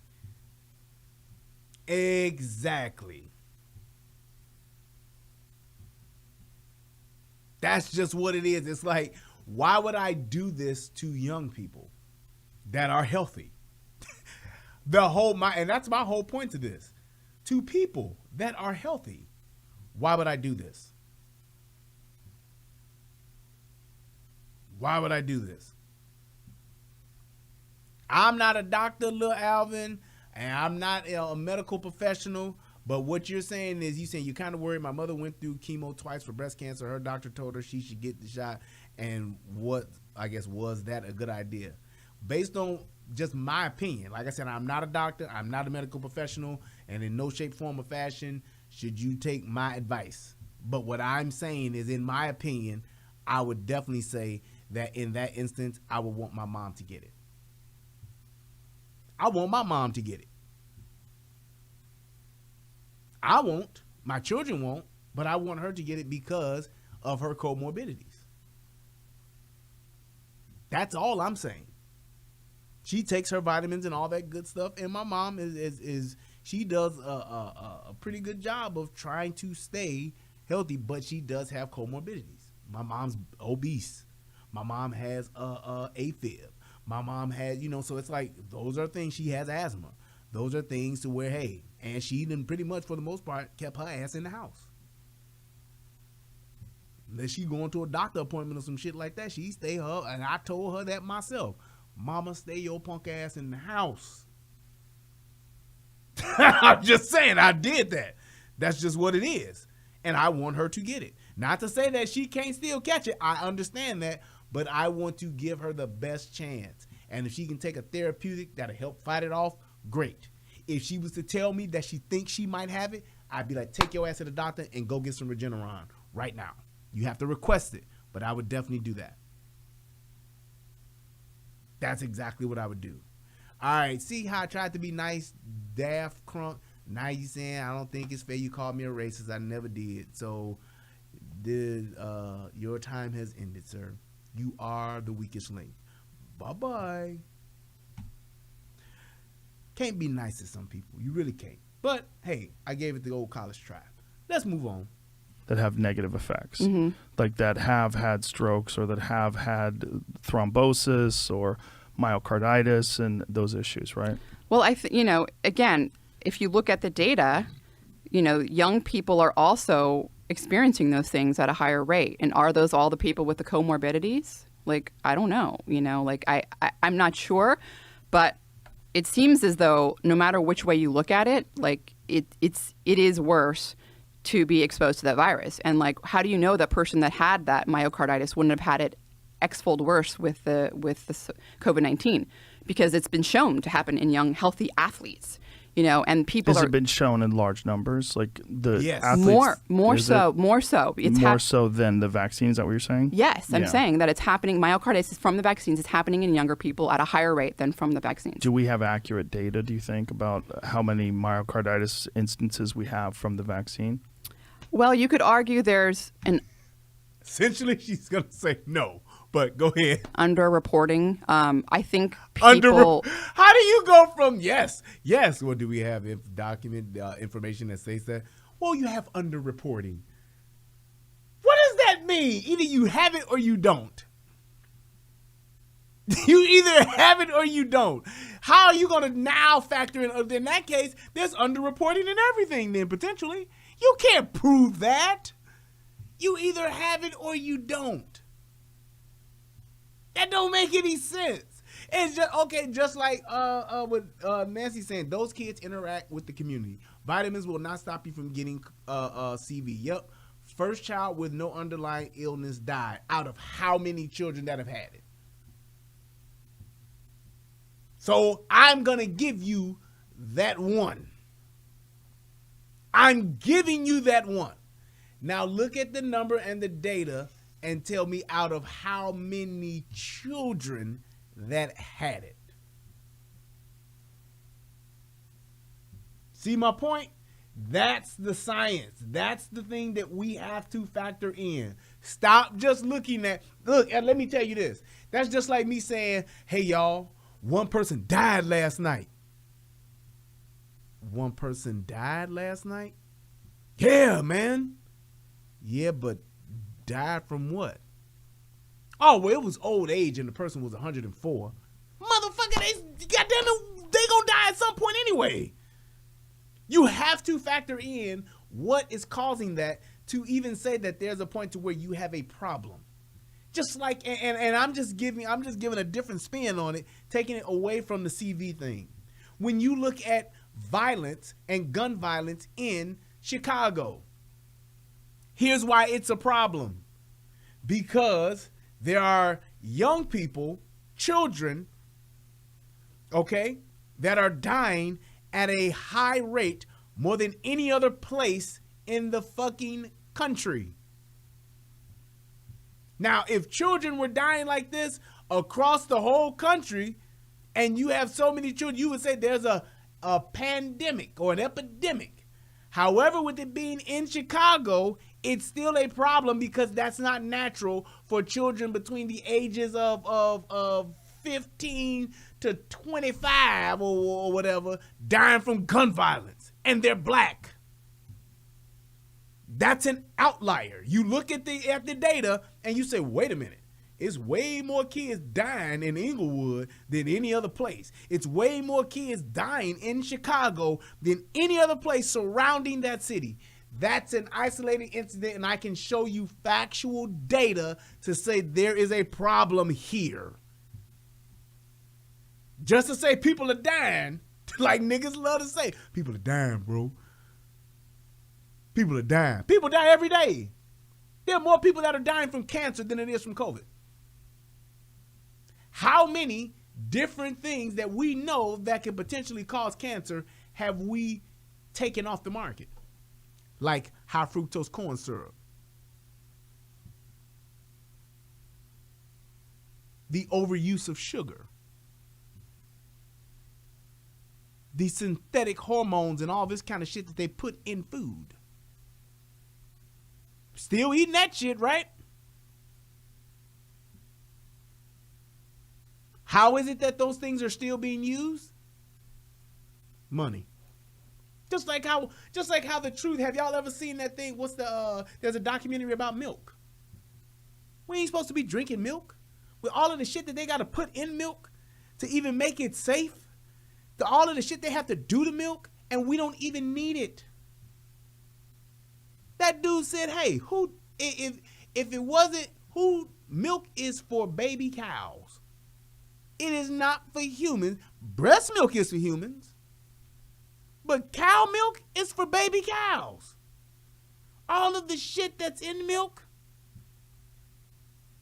all of the hormones that's in milk, and look at what it does. And once I saw that shit, the only thing that milk is in that I will eat is a motherfucking cake and some baked macaroni and cheese.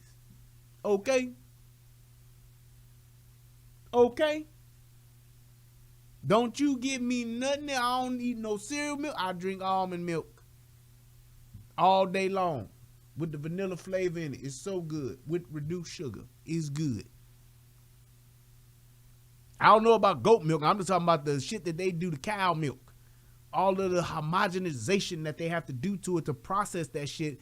All of the shit they have to do to the animals as far as giving them the injections for this, the injections for that, and all that shit they have to give the animals to actually be able to get the milk. It's like that shit is ridiculous. So you have to look at those things and say, well, wait a minute. If everybody's having problems with this, maybe there's something to it. What do you lose from not drinking milk? I give my daughter chocolate milk every once and again, but I don't even give her the regular shit. You gotta have the organic, hormone-free, non-GMO. I don't want shit from it, and I only give it to her in a little bitty thing, just because she likes the shit. Now I will eat ice cream. I'll fuck some ice cream up. Now that I will do that, but. Drinking milk? Oh, let me get a glass. I used to love milk with pancakes. Weirdest shit I know. But I used to love, give me some pancakes, syrup, and butter, and all that good stuff on there. That's another one. I'm going to hit that one next. Syrup and butter, and I like to have milk ice cold. Like, I would put a couple of cubes of ice in it to make sure it was really cold. And eating that with the pancakes, oh, amazing. I loved it. Stop doing that shit. Syrup. Have y'all ever, next time you take your ass to the store, go down the syrup aisle and look at how cheap syrup is. Mrs. Butterworth, Log Cabin, look at that shit. And then once you see that, look at what's in it. Turn your Mrs. Butterworth, who I grew up on, that lovely, plump woman, syrup is amazing. Turn it around and look at it and see what's in it. This shit is only like $1.89 for a reason. Because they only putting about 80 cents worth of fucking real shit in it. Everything else in that shit is synthetic. Syrup is terrible. You know where I get my syrup from?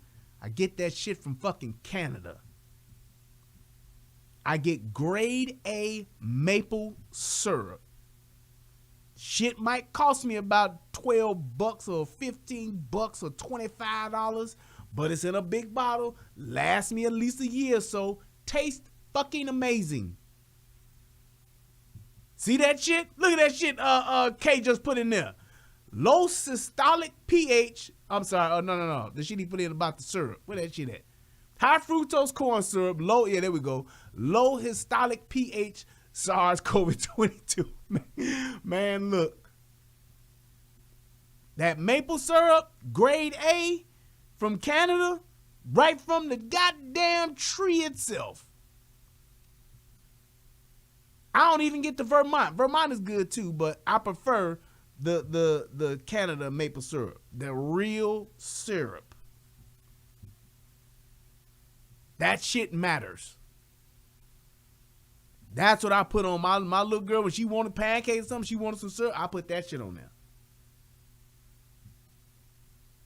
Just go to Amazon and just put in Canada or maple syrup. Just put in maple syrup and it'll come up and it'll show you the ones that are Canadian, and it'll show you the ones that are Vermont. Vermont and Canada are pretty much the main two that make it. But yeah, that shit is expensive. Or it might have went up because I ain't bought none in about a year and a half. Because I still got a nice sized bottle of it. But yes, I get grade A. I get the best shit that they got, and it's good. Same thing with honey. I get the fresh raw honey from where you live. That shit matters. I don't want to get too far off into this, but that syrup thing was important. Yep, I don't go for that cheap shit. That $2 shit, stop buying that shit, y'all. So anyone can submit data to the VAERS, and I think when it comes to someone who's younger, they're more likely. I mean, so healthcare professionals have to submit to the VAERS if there's like something that's life-threatening, which myocarditis could be, or if it's a death, or something that's like changes their daily functions, like congenital effects. They like have to submit it. Yes, they are. But how do they know that myocarditis is caused by the vaccine? They don't. But if the person had gotten vaccinated, and by the way, there's no time constraint. Like it's not like, oh, if they've only been vaccinated within like 2 months, like they're supposed to submit to VAERS. Like if you heard that right. So basically, she's making a point about something that there is no factual information on. You don't know when they're actually reporting. You don't know if they are reporting. So why try to use that as a point? It's no factual data with it. You can't say, hey, this is what's happening every time. This is what people are actually putting in. Here we go. Mrs. Butterworth is $2.85 on Amazon. Canadian is $20. I'm telling you, it's worth it. But yes, she ain't even buying the shit she's selling. Just saying. She's literally throwing out a bunch of random information, and none of it is like connecting. There is no correlation between the points the statements that she's making to support her points. She's not doing it. And I said that at first. I was like, she can't be this dumb. But I said, no, she don't believe it herself. Someone was vaccinated, They're and then supposed something. to. Yes. Is there encouragement or discouragement to submit to VAERS? I don't know, but I mean, if you, again, even just looking at the deaths in every age group, even like, people that are in my age group, 40 to 49, there's 20,000 deaths that have been linked to the confirmed COVID-19 cases. Right. Whereas, in VAERS, it's 200. And even if you triple that. For people with comorbidities, obviously, it's a real issue. Yeah. And there it is. And I'm so glad he's driving this point home. For people with comorbidities, it is a issue. It's an issue. You need to highly consider doing the hokey pokey. That's what he's saying. That's the point that he's making. Everybody else? Not so much. I don't know if that's always the case, but yes, definitely with people with You don't know if that's always the case, but you're saying, I don't know if that's always the case. Well, then what is the case? If you don't know, tell us what you know. Tell us what you know. Don't just be the first one to be like, I don't know, but we should do this. And that's pretty much what a lot of people are doing. I don't know, but we should just listen to what they're saying. I don't know this, but we should just go ahead and do that. Well, I don't know, but we should just go ahead and just do this. Well, I don't know, but we should just go ahead and do that. Okay, you dumb son of a bitch. You dumb son of a bitch. It's like, why would you even... There is nothing that I would ever tell anyone to do or suggest, and I don't know. I don't have, I don't know, but, we should just try crack. It's nothing that says that it's bad. There's nothing that says that everybody's going to get hooked on it. But it's a great time.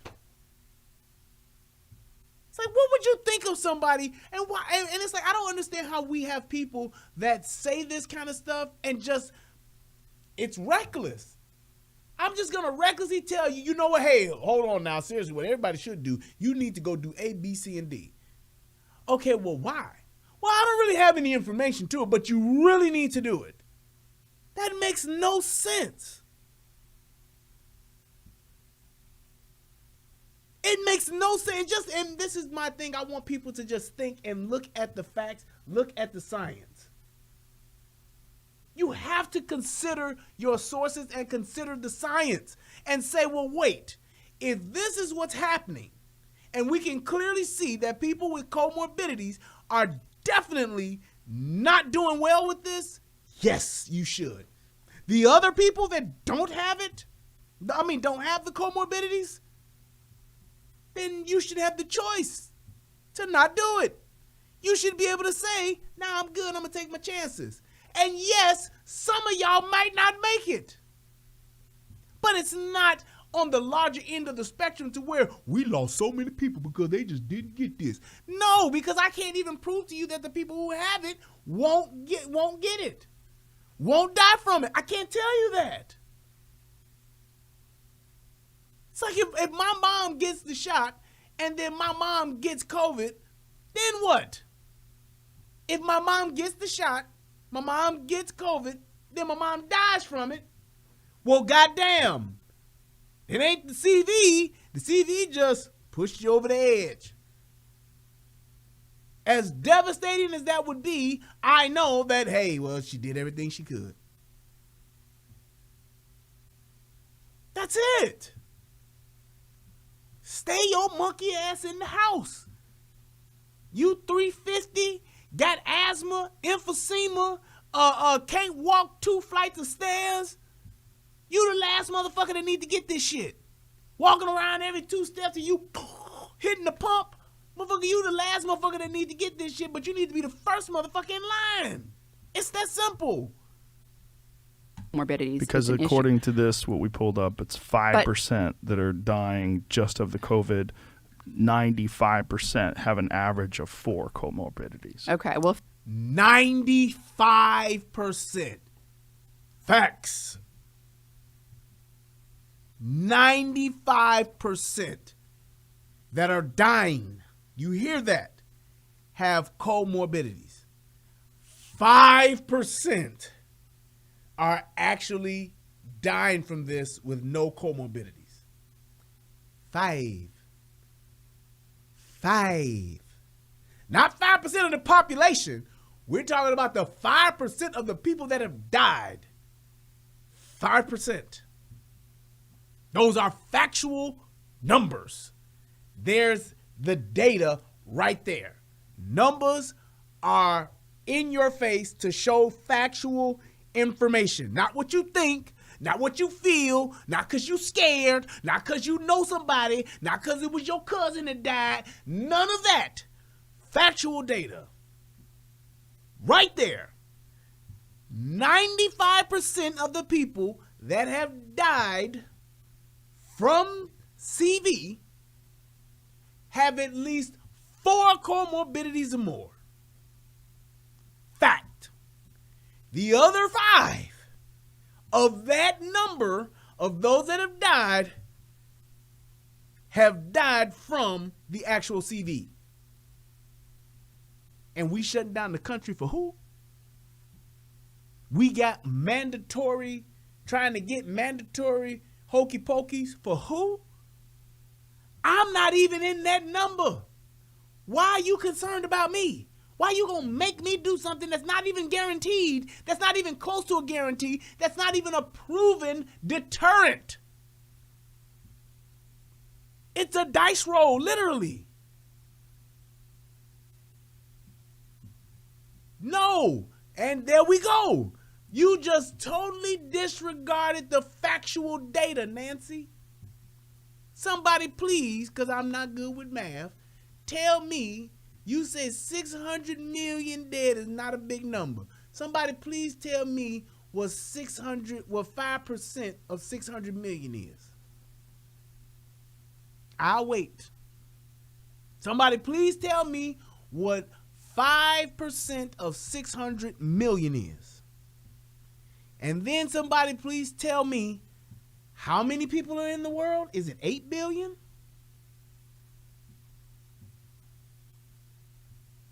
8 billion, 30 million out of 8 billion.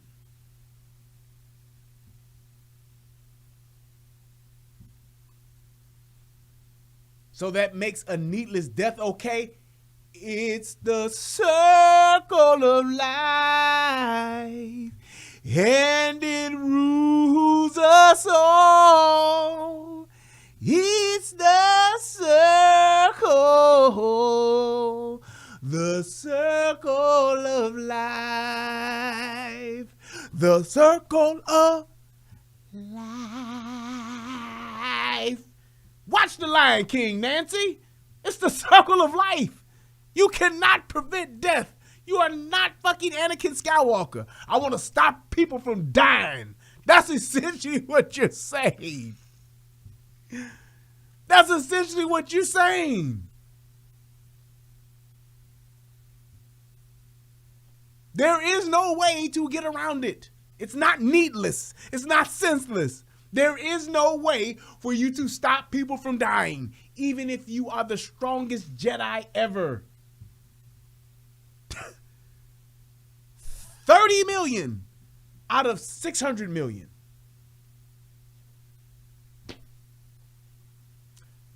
8 billion, 600 million.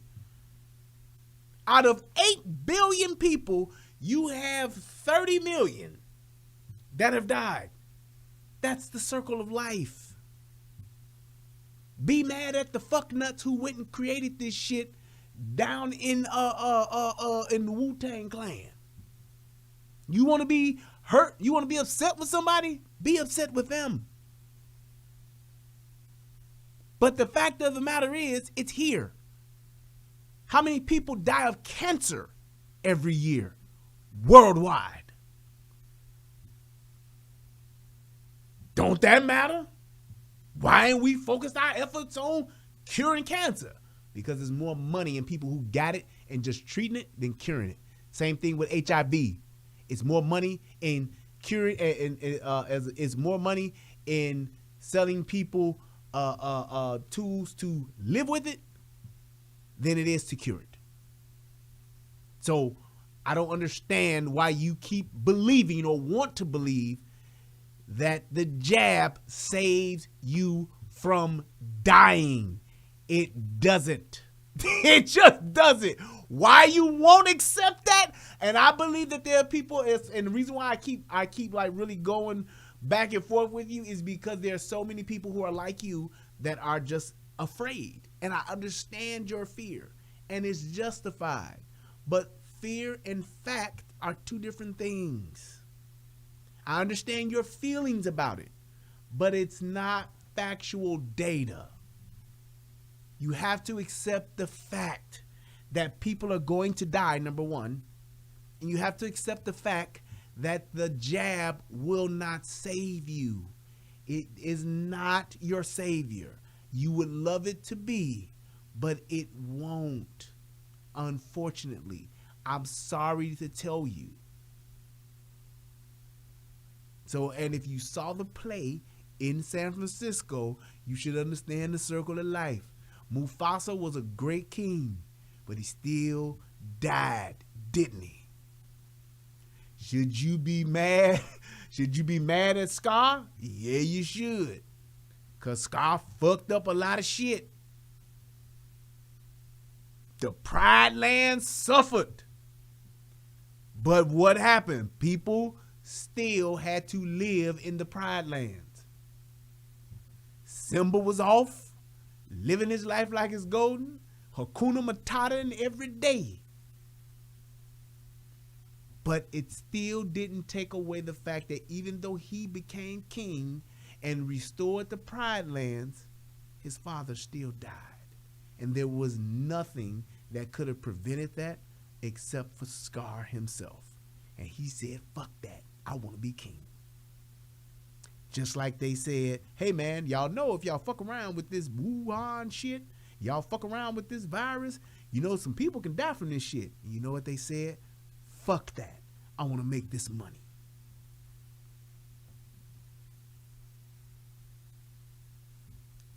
I understand that you say you can prevent early death. Why do we wear seatbelts?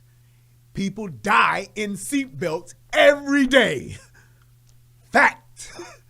You see what I mean? And I know it may sound callous. I understand that. But listen to what I just said. To your point, you can prevent early death. Why do we wear seatbelts? You're right. People still die.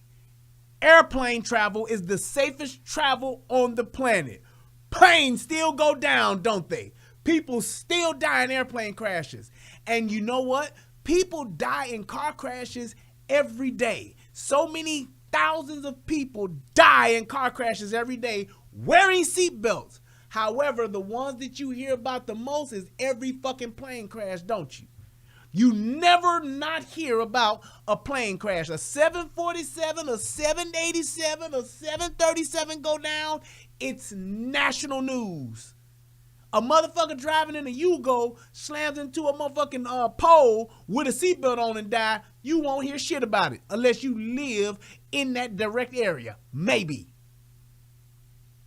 You understand that? It's not about being, I know it may sound callous, but it's reality. And like I said, when you have people that live in fear, you make poor decisions. So that's what I'm trying to get across to you, because there are so many people that think like you, Nancy, and it's important that you have to understand and accept the reality of things and not just try to live in fear and think if I do what they say, we'll be okay. That's not how life works. That's not how it works. That's true for all ages. Then, yes, people with comorbidities are more likely to die. But also younger people, like I said, they're more likely to get, these long haul symptoms where I've known so many people, that they've gotten like their loss of smell or taste has been like several months. And there's now studies showing that, there was a huge study out of the Biobank, UK Biobank data, where right before the pandemic started, MRIs were done, brain scans on like almost 1,000 people. It was like over 800. And then the pandemic hit. People got COVID, some people didn't, whatever. So they brought the same cohort of people back in for a brain scan. And, Randy, basically they corrected for people. So they compared people that were the same age, same gender, same sex. And then they also time between scans. And they found that both mild and severe COVID-19 cases caused a atrophy in the gray matter region of the brain. It was worse in people that had it more severe. Right. Understandable. But people that had mild cases that didn't go to the hospital had it. How many people did they study with this? It was over 800. Yeah. I mean, it's... How many people are on the planet? How many people are in America? She's talking about 800. So she has data on 800 people that had these scans done, but she don't know the ratio of how many comorbidities people have that are dying from this. Come on, man. And Randy gonna say, but airplanes got seatbelts though, my man. Exactly. That's just for turbulence reasons, sir. It's not to keep you from That's for turbulence and crash landings. People, when the airplane goes down, all the way down, people, don't matter if you got them seatbelts on, pimp. Just like my man who, what's the dude name? Was it Sully? You remember the movie Sully? How he was able to land that plane on the Hudson River? That's the seatbelts helped in that aspect. That was a plane that went down and he landed it on the water, and because people had seatbelts, it kept a lot of people from being injured. However, there are people that are in, just like they just had the anniversary of Aaliyah, when her plane just went down and she died. They had on seatbelts too. What happened? They was all dead. Not a one survived. And they had seatbelts too. You need more data to confirm, but I mean, were these people? Did they stratify it by age? Did they have age, it by gender, health? ethnicity, health? I don't know. Did they have comorbidities? Did they factor that in? So Nancy said it will make the symptoms lesser. This would be over, or at least the numbers would never gotten so large. That's not true. If it makes your symptoms lesser, it doesn't prevent infection. It doesn't prevent transmission, and it doesn't prevent contraction of it. You can be asymptomatic and have it and still transmit it and not have any symptoms. You can have the jab or have the hokey pokey done and you can still transmit it. Proven fact. So just because it makes the symptoms lesser, I'm okay with that, but that don't mean everybody should be mandated to get it because of symptoms are lesser. My symptoms were lesser than most people, and I don't have it. So what's the point? If everyone would have listened to the scientists in the beginning, I'm sick of this. It's inevitable. It's like it's like Mr. Smith in The Matrix. When he had Neo down on the train tracks and the train was coming, he was going to kill him. He said, that, Mr. Anderson, is the sound of inevitability. It's here. It's inevitable. It ain't going nowhere. It's here with us, not for 6 months, not for 2 years. It's here with us forever. H1N1, it's still here. There is no cure for it. And just because this will could potentially lessen the symptoms and help me get over it, doesn't mean that I should be mandated to take it. That's it. 18 months and numbers are the worst. Numbers were the worst last year. Numbers are the worst tomorrow. Numbers will be the worst next month. It's not going to change. It's going to keep going up and down because it's going to consistently mutate. That's what it does. That's a fact. 18 months and numbers are the worst. Seatbelt deaths are not as big. Yes, people die every day with seatbelts on. My brother died in a crash. Every death from a crash affects me. I understand that, but you can't disregard facts. That's all I'm saying. You can't disregard facts because it affects you. And this should be affect, not effect. Yeah.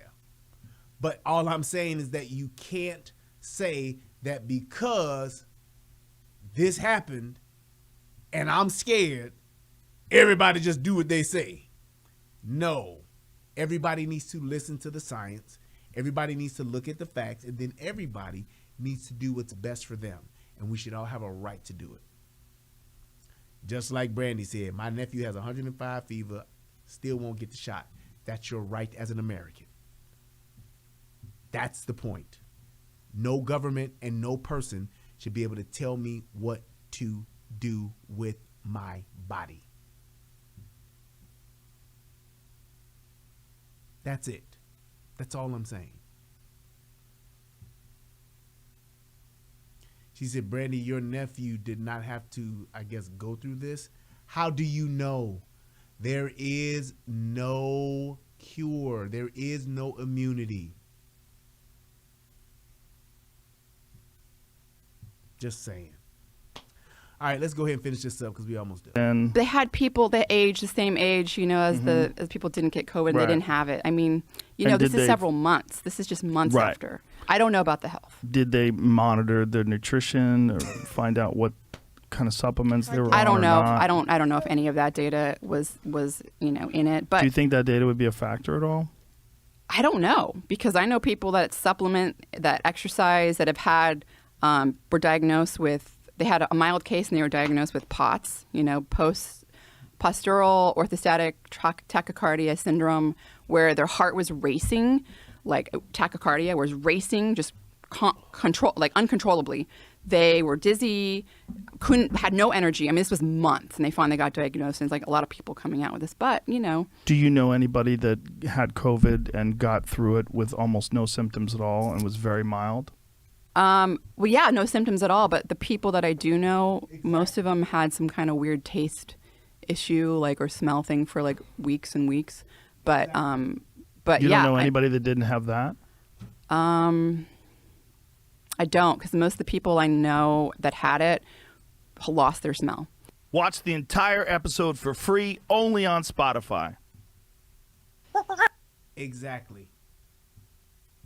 And here's my thing. It's like, I understand the point that you're trying to make, Nancy, and I was trying to find, I don't know what the hell I did with my prop. Did I put it in here? No, I did not. I don't know what I did with it.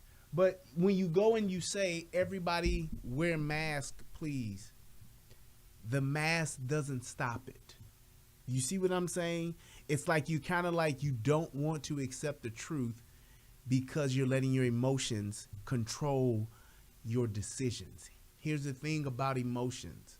Most of the time, emotions are okay. I'm not one to say you don't need to disregard your emotions, but here's the thing. Emotions are okay. However, you should not make decisions, especially important decisions, based on your emotions. You just shouldn't.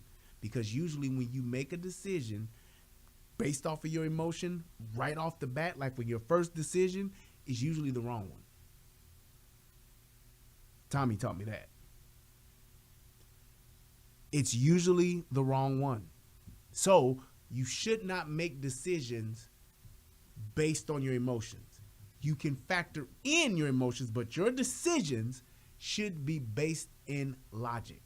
Because when you don't do that, when you don't have your decisions based in logic, when you make them, then you do things like this where you think that, oh, if we just did this and listened to these people, everything would be all right. Just because you cannot does not mean you should or should not. Explain. Because you're trying to put the responsibility of some people living or dying on a person as opposed to the actual science. The fact that it's not my responsibility to make sure that you live. You do understand that, right, Nancy? It's not my responsibility to make sure that you live. It is not my responsibility to make sure that you live. It is not my responsibility to make sure that other people live. It's not my responsibility. I am not responsible for other people's lives. I'm not.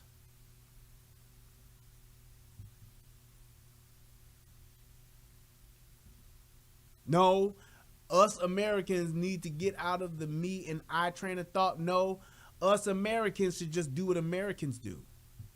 If you want to get into the we and us, then just go somewhere where they do we and us and see how that works for you.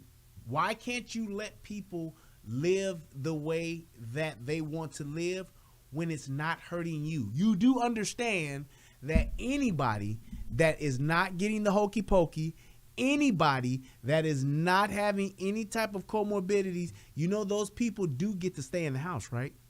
You do understand that you have the right to stay in your house and don't come outside ever again.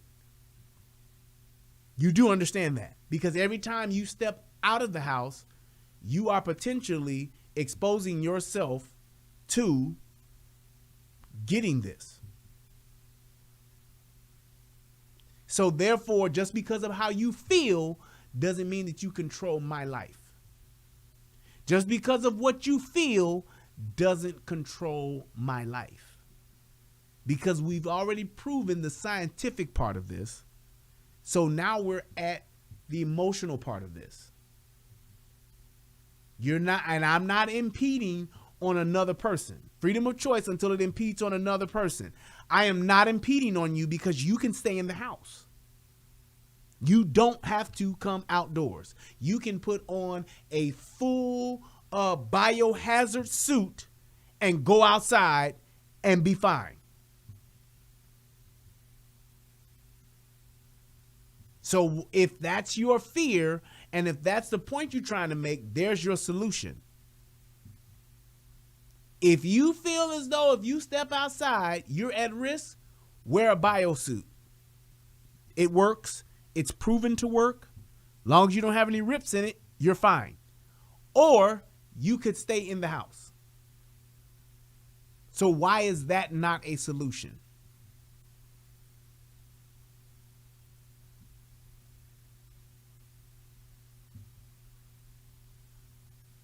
And Jamie Strickland is right. He said, we all do, but your feelings end at my door.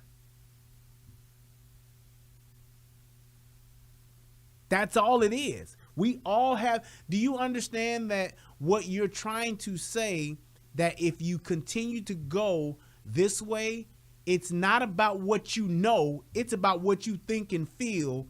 And because of what you think and feel, you get to tell me what to do.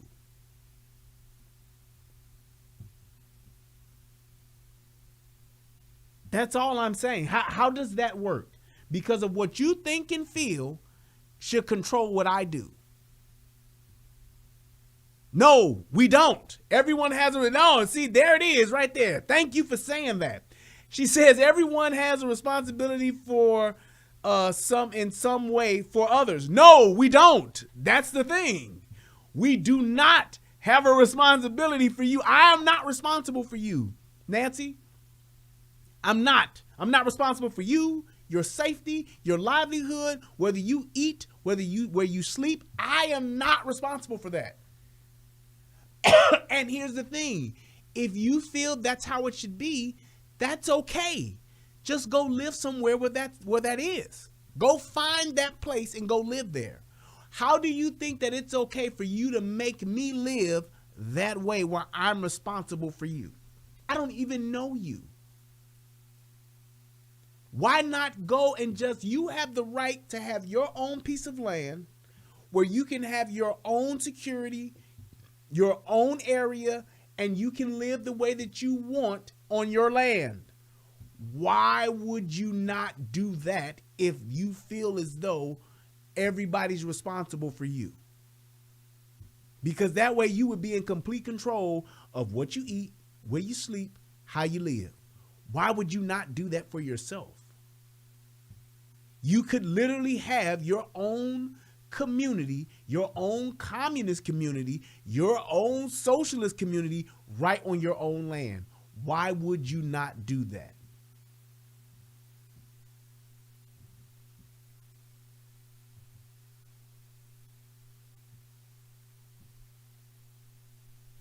Why would you not do that? You are hurting people. Not if they stay in the house. Why should they stay in the house? Because they could get hurt. It's the same thing with people that are out shooting and robbing and killing people. If you're that afraid, stay in the house. Because the police will not save you. Do you understand that? Because you think you know more than scientists. I'm having a hard time getting your facts. No. Here's the facts. If you feel as though you can get hurt coming out of your home, because I can't just come in your house with the CV and cough and say, hey, you got it. If you feel as though you could get hurt coming outside, answer this for me. Why come outside? You know what? I'll even open my line for you. Would you like to call in? Because I would really like to get let me know if you would or not. But I'm just saying, if you think that you would get hurt outside, why would you go outside? That is a very simple and direct question. If you think that you could get hurt when you go outside, Why would you go outside? And if she wants to call in, I will open up the lines just for Nancy. I would definitely do that.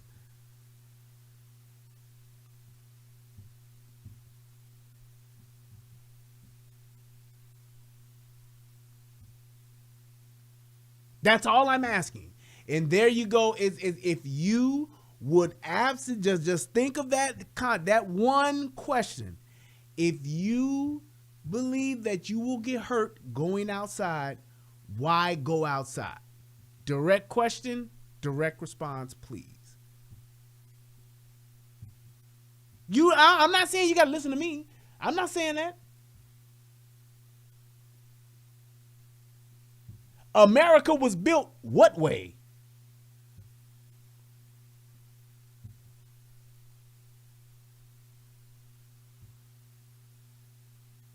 I don't think it should be, Andre Davis said, how do you feel about them making it mandatory for police? I don't think it should be mandatory for anybody.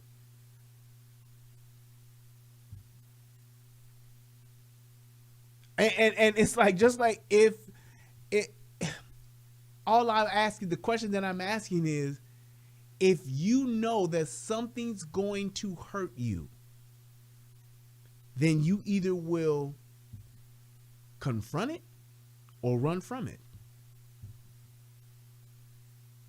Why not protect yourself? Because everybody ain't got to be, hey, my immune system is great, I can battle this thing. You could be like, hey, I'm just scared. Afghanistan has nothing. Okay, there we go. All right, there we go. Cool. So I hit her with the direct question, no direct response. So now I know what I'm dealing with. All right, fine. There we go. All right, Nancy, you want to change? Yeah, you want to change. Right. Capitalism is not working. Okay. All right. All right, Nancy, we can stop now. I've had enough. Very good. Yep, there it is. So you can just stop it now, because now you're trying to go off into a whole nother tangent, because I basically gave you an opportunity to actually speak on the subject, but now you want to talk about something totally different and go off the rails. So you can just stop that. If you're not going to stay on topic, then please just stop commenting. Thank you very much. So there we go.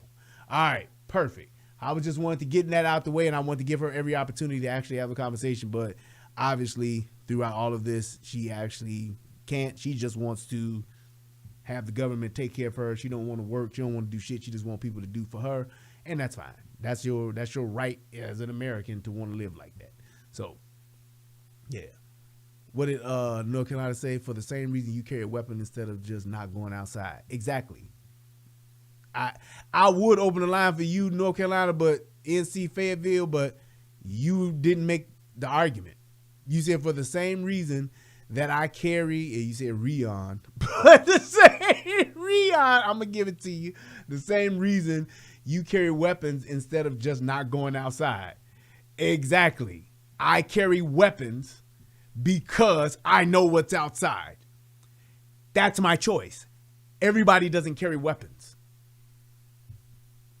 Everybody doesn't carry weapons, but they still go outside. Why is that? Because that's their right. That's their right. They still go outside. Yeah, he just wants some attention. That's why I will blast with him, but he gonna do the same thing anyway. So I could potentially go outside even with my weapon and get hurt, but I still go outside. I could go outside and suffer the same fate as someone who doesn't have a weapon that goes outside, which is why I don't think it should be mandated why everyone goes outside. Yes!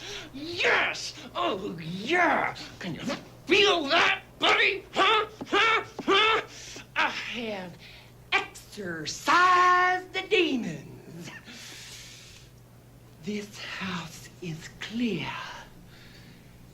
Losers, get him out of here! Just saying. No, you actually didn't. I just knocked them all out of the park with one swing. Because I don't have to. And then you say, so why not just stay in? Because I don't have to. Because why would you take 8 billion people and make them stay inside because 30 million may die?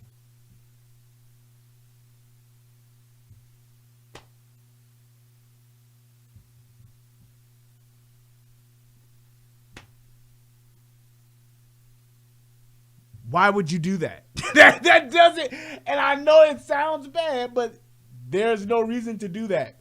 That's why 8 billion people should not be forced to stay indoors, because 30 million will die.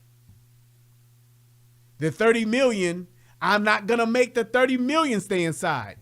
It's called choice, freedom of choice.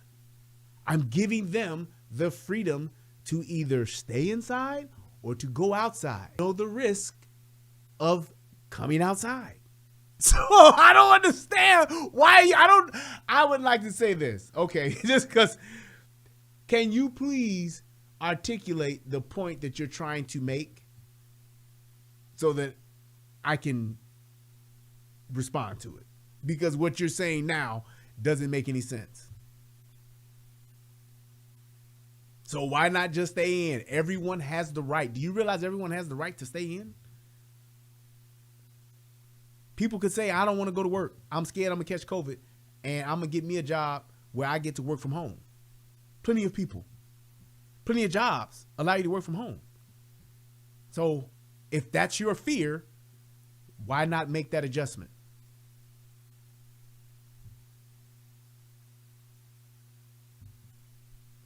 Just saying. Just saying. I'm saying that okay, let me see what you're saying. Let's see if you can do this. I'm saying that the government is putting restrictions on people that spread the virus to other people that are more prone to death. That's not correct. How do you know who actually are spreading the virus to other people? You don't know that. Do you see that? You don't know that. You're saying the government is putting restrictions on people that spread the virus. Who spreads the virus? So I'm going based off what you said. I am saying, these are your words, that the government is putting restrictions on people that spread the virus. My question is, who is spreading the virus? Then you said after that, other people that are more prone to death. Those people that are more prone to death could avoid the virus if they stay in the house.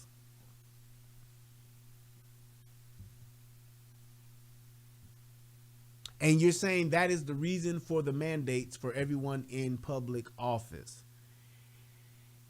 If I'm mandated to take the poke, I have no guarantee that I won't do the very thing you're saying, which is spread the virus to other people that are prone to death. NC, you making this too easy. I'm sorry, man. He said, here you go. Like you could avoid getting shot by staying in the house. There is no guarantee that you would not. No. Here's the thing. There's no guarantee. Let me read your whole sentence first. Like you could avoid getting shot, like with a gun, by staying in the house. There is no guarantee that you would not get shot, but it's the exact same thing that you are describing. Actually, it's not. Like you said, I could avoid getting shot by staying in the house. Still does not mean that I can't get shot. A stray bullet could still come through and shoot me. Someone could still break in my house and shoot me. There is no guarantee that just because I stay in the house, I'm safe. There is no guarantee that just because I have a gun, I'm safe. There's no guarantee that if I go outside, I'm safe with a gun. There is no guarantee. There is no, it's all about you just doing what is best for you. So that is not a guarantee that I would get shot, the exact same thing that I'm describing.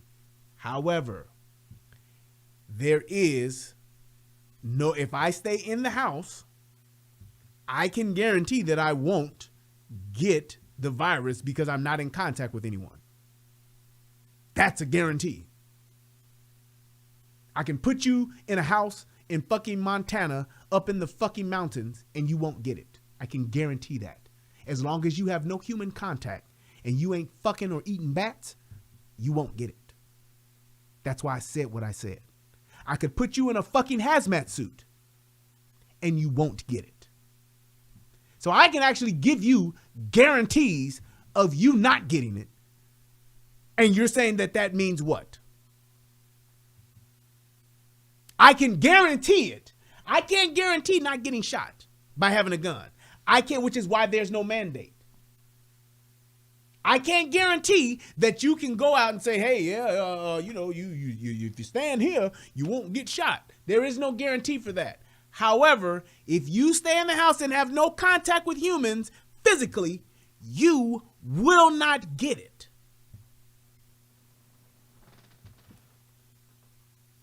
I don't understand what you're trying to, I don't understand how you're not acknowledging the fact.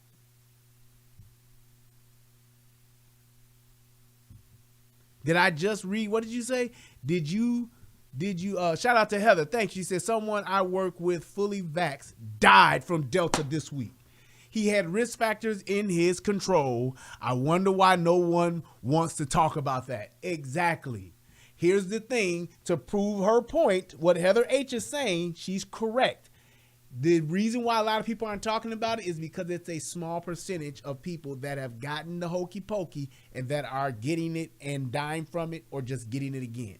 It's a small percentage, but it's a percentage nonetheless.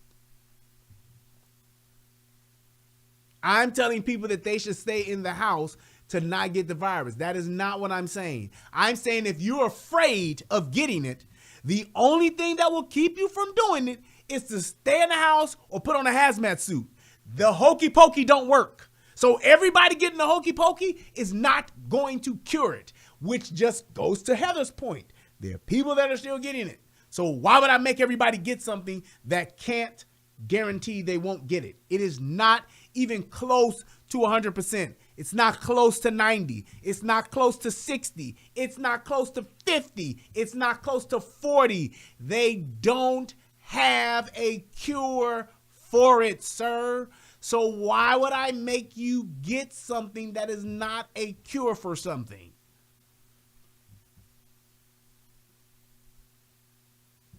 You know what? I got time. Let's have some fun. Come on. I'm ready to have me some fun. Get your computer together. Get your earpiece together, please. NC, I'm going to go ahead and open up the lines. And we going to have ourselves a chat. Because I got time today. It's Friday. And I'm ready to play. Let's do that. And we'll call it that. And then we'll do this. So hold on. Yeah, here it come. I'm going to go ahead and do it. Y'all going to give me like a couple of seconds. I'm going to open it up and put the link in. And then I'm going to use the restroom real quick because my back teeth are almost floating. And then we gonna do the damn thing. Let's go ahead and let's do this. And I'll leave, you know what? I ain't gonna do that. I'm gonna leave that like that. And then we're gonna do this. So come on in the room. I said, come on in the room. Jesus is my doctor. And he writes out all of my prescriptions. He gives me all of my medicine in maroon.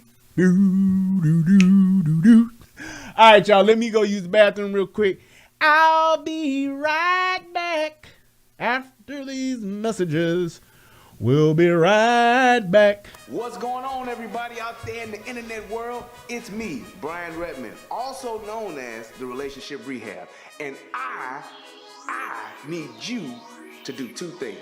What are those two things? Subscribing to both my channels. I need you to go to the Relationship Rehab, subscribe to that channel, and then I need you to go to United Guns of America and go.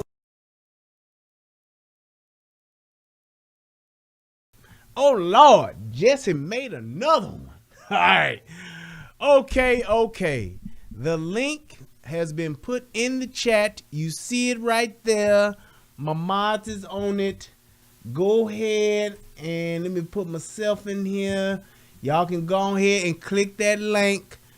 I know NC Fayetteville didn't think he was going to get an opportunity, but I done shook up the world tonight. I'm going to give him a little attention just so we can get it on in and get this shit cracking. Yeah, I know he's screwed. Yeah, CJ, he's really excited. I know he is. He's really excited right now. I know he did. He's like, he's actually going to do it. Oh my God. I can't believe it.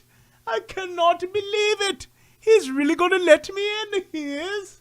So I said, you know what? I got a little time today. It's Friday. Why not? So we gonna see. No, you saying you were in there? No, you're not in the. No, sir, you're not in there. I'm looking right at it, and you're not there, sir. So, yeah, that's not true. It ain't true. It ain't true. Yep. So let's go to this here, and yes, sir, you are nowhere in the lineup here. No, you're not. I don't know why you're saying that you are in there. You can clearly see there. There he is. All righty. Now we can get him squared away here. Let me redo this. I got to draw the window again. There we go. Hang on 1 second, sir. Good, sir. And we're going to do that. And we're going to do that. There we go.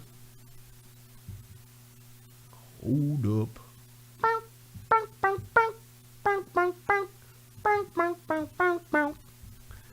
Alrighty, sir. Go ahead and unmute yourself. And I will give you the opportunity to make your point. Go ahead, sir. There's a lot of echo on your end. Nope. You either have the whatchamacallit open. You got to close out the YouTube page. You should only have the StreamYards page open.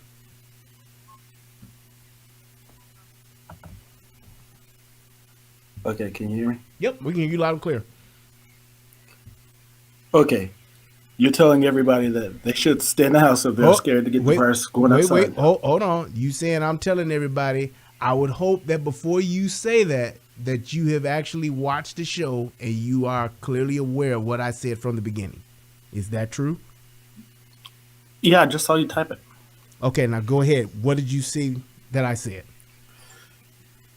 You said that if they're afraid to go outside, then they can stay in the house. Okay.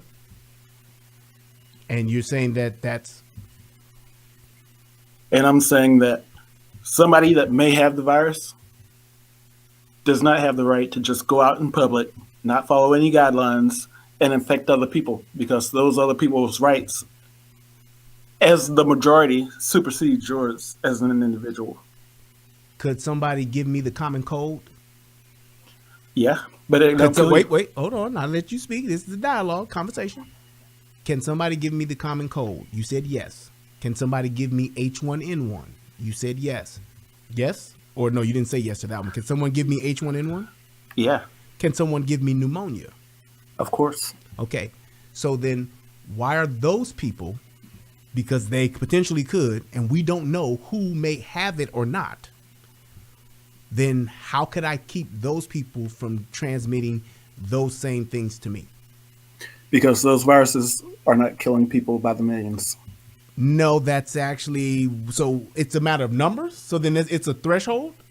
It definitely is a matter of numbers. Oh, yeah. So if I can die from pneumonia, then that doesn't matter. But if I could die from COVID, then that does matter? If you're killing millions of people, yeah. No. One person who has it won't kill millions. They could just potentially kill another person. So I'm saying if I could catch pneumonia from my next door neighbor per se, then you're saying that that's okay. But if I could catch COVID from my next door neighbor, then that's a problem. If pneumonia was killing people like COVID is killing people, then I'm pretty sure that it would not be okay for you to go outside and spread it to anybody, not a single person. How do you know if I'm spreading it or not? That's the point. That's the point for the mandates. The point for the mandates for what? To restrict things, to make people wear masks, all this other stuff that you are against. You said restrict mask. You said the restrictions for people for there to be a mandate for people to wear masks, right? Right. The things that What's you the say other that you don't mandate? want to do. What's the other mandate for what? You say, are there any other mandates, or are you just speaking about mask mandates? No, there are mandates like social distancing, all this other stuff. Okay, social distancing. Well, no, I just don't want to say all this other stuff. I want to keep it to where we're specific. You saying masks, like social restaurants distancing? and stores being able to keep you out if they don't want you in there because of you're not willing to follow the mandates. For mask and social distancing, those are the only two you're speaking of? And then a whole lot of other things that they listed. Okay, I'm asking you to tell me what those other things are that you're saying the mandates are. I don't know if you want to pull it up on the CDC website, whatever you need to do. I want to address all of the mandates you're speaking of. So that's why I'm asking you, which mandates are you talking about? The recommendations that the CDC provide to help prevent the spread of the virus. All the things that they recommend for helping prevent the spread of COVID-19. Okay. Those mandates. Okay, so you're saying that the recommendations should be mandates. Exactly. If you're, especially if you're a government official, yeah. Okay, that's all. I just wanted to get to that point. You're saying if all of the recommendations that the CDC have, which is basically the shot, which is basically mask mandates, which is basically social distancing mandates, right? Anything that I missed? I'm sure there's a lot you missed. I'm sure there's a lot that I missed. I don't know. Okay. A fraction of the things. Okay, so can we just go with those three for now then? Let's just go with those three right now. All right. So for the mask mandates, the only mask that is proven to work is an N95 mask. The CDC has said that. Do everybody wear N95 masks? No. So those people that just have on masks, the Louis Vuitton ones, the really nice ones, the ones that match their shirts, that match their shoes, that match their hats, the ones that have the mouths on them, the ones that have the different little cute sayings that got the Black Lives Matter on there and all that stuff, those masks don't work. The N95 mask is the only one that helps prevent you from breathing in certain things of the virus, but all the other masks help prevent. They help prevent spreading the virus. Nope, that is not correct. We're talking about the mask mandates that they're talking about. You're saying to prevent people from getting it. Those masks don't work. The only one that is proven to work is the N95 mask. So if I got on a brand new Louis Vuitton or a Gucci mask, even though I have it on, I can still infect you. The N95 mask help prevent you getting the virus. No, that's not correct. The other mask help prevent you from spreading the virus. Okay, the other mask will minimize the droplets. Right. It doesn't prevent it. So I can still get it. If I have on a Gucci mask, I can still give it to you.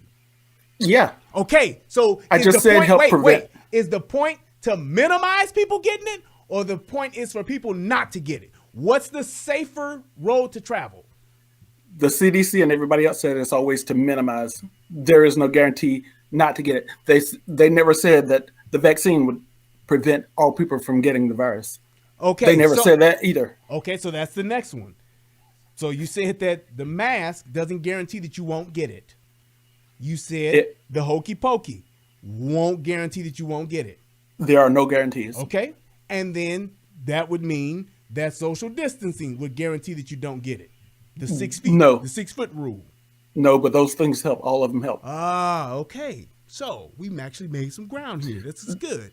There's no guarantee that having a parachute will help you survive jumping out of an airplane. Bullshit.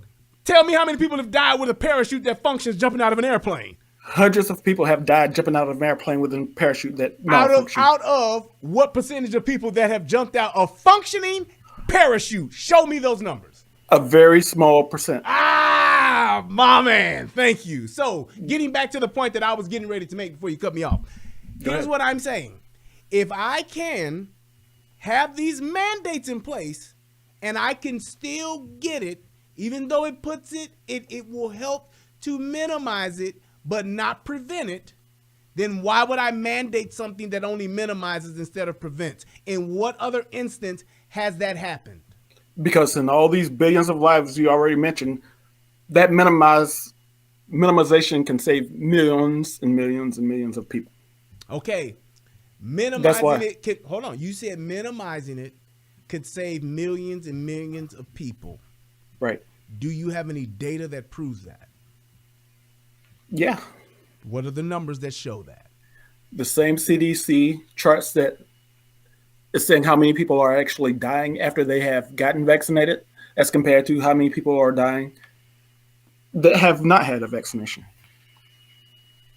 What are those numbers? That's what I'm asking you. What is the data from that? Because here's the thing. We had mask right now it stands at wait, hold on. We had mask mandates last year. People still died. People still transmitted it. It was at an all-time. Hold on. It was at an all-time high during the mandate. That's a fact. The amount of cases that were being reported across the world, when we looked at our numbers here in the U.S. and compared them to other areas, our numbers were through the roof when we had the mandate. So how could, if the mask mandates and social distancing mandates that we had at that time, how could that minimize it, like you said, if it was at its highest during that time? Because people were being led to believe that the virus is just a hoax and they didn't follow the mandates. Bullshit. And they're still not following the mandates. That's not true. That's not true. When the mandate occurred, you couldn't go into a school. The mandate occurred, you couldn't go into buildings, you couldn't go into restaurants, you couldn't go into stores. The mandate time. I'm not talking about the before and after the mandate. I'm talking during the mandate. That's a fact. During the mandate, which meant you were mandated to wear it. You couldn't go here, you couldn't go there if you didn't have a mask. What are your sources of information? What? What are your sources for that information? The mandate. What are you talking about? During the mandate, there was no, I still get to opt out of it. No. The mandate was if you were to come into this area, this school, this building, the airplane, the airport, you had to wear the mask. No exceptions. I'm talking about the casualty numbers. That's the number of deaths. I'm talking about the number of deaths. Where I want your numbers. Where you're getting them from? What do you mean? You go to the CDC. It was at its highest. If you go to the CDC, it will tell you that. How do you not? You mean to tell me for somebody who's actually looked at this or who studied this with a college degree that you haven't looked at that number? At those numbers? Those numbers had fallen well before they did not. That is not true, man. That is not true. You're making that up. The numbers did not go or taper off once the mandate occurred. It was at its highest. That's a fact. I don't know why you're trying not to acknowledge that, but that's a fact. So are you saying right now that the people that have been vaccinated are dying at the same rate as the people who have not been vaccinated? Don't you move the goalposts. Don't move the goalposts. We're talking about the same post. No. You said that during the mandate, there's never been a shot mandate, so therefore that data is not there. It's not in existence. I'm talking about what you said, which was social distancing and mask mandates, which were mandated. That means there was that rule. And okay, when you go back and look at this, you're going to see that. Stop. You said that is what minimized it. I just told you, and I'm getting ready to see if I can actually find the actual timeline that where it shows that factually they were at its highest across the U.S. Okay, now when you look back over this, and you're saying what to that? When you look back over this stream, you're going to see that I said the recommended mandates. You're going to see that for yourself. Said. The recommended mandate. Okay, you left out the word recommended. Wait. You said that. I'm not saying that you didn't say that. You said the recommended mandates. And what I said was the data from those mandates that existed showed it at an all-time high. So you're saying that, because I'm going to have to hit you with the second part, you're saying that it would have put it at a low and minimized it, which is why we should do it. I just proved to you that it was actually at its height, and that mandate that you said we should do would not prove your point. It actually disputed it. So you're going to post that data before you get off. So now I'm looking for it now, but it's not my job to find it because I know what it is. You're the one that said it. I definitely can recall going through this and they're saying, yeah, Florida's at an all-time high. Chicago's at an all-time high. Atlanta's at an all-time high. And there were mandates already in place. I know that for a fact when that happened. So I don't know, even in Texas, all-time high during the mandate. Yeah, it takes a mandate's time to work. What? What do you mean it takes time for it to work? When they put a mandate in place, that's the thing about a mandate, sir. When they put the mandate in place, on the day that it's in place, that's what it is. That's why it's called a mandate. It does not work like that with a virus. No, so wait, so they gave us a grace period? Yes or no? Was there a grace period with the mandate? When you get infected with a virus, it does not stop as soon as you put a mandate in there. Stop it, dude. Just the grace period was 14 days. That's direct and that's asked. When they issued the mandate, are you saying that there was a grace period and people still could choose if they wanted to wear a mask or not? No, I'm saying that it took time for the mandates to work. You just said no, so then my point is, how are you trying to say it took time for people to wear masks when the mask mandate came out? There was no time. The same way that you could have a train at a stoplight and it takes time for that train to stop. You can't. The train is not just going to instantly stop. It takes a long time for it to slow down. You cannot just instantly put a mandate on a virus and expect the virus numbers to just drop like that. Yes, no, stop. No, you're wrong. Let me give you the science. Once the mandate started, anyone who was infected from that time, because the infection, the whole quarantine time was 14 days, even though now it's officially 10. But the mandate then, once it started, then that would have meant anybody that got infected for those 14 days, they would have already been the ones that you're trying to talk about now to say where it takes time. So that would have meant after 2 weeks, then it would have tapered off. After 3 weeks, it would have tapered off. After 4 weeks, it would have tapered off. Don't you remember when Donald Trump was saying, we're just going to do it for 2 weeks, guys, just to flatten the curve. But the curve never flattened.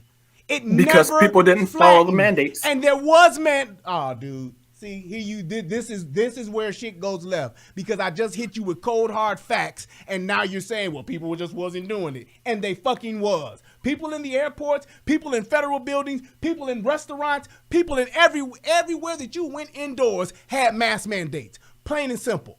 And you're trying to say that they didn't do it. That's bullshit. Did you wear your mask?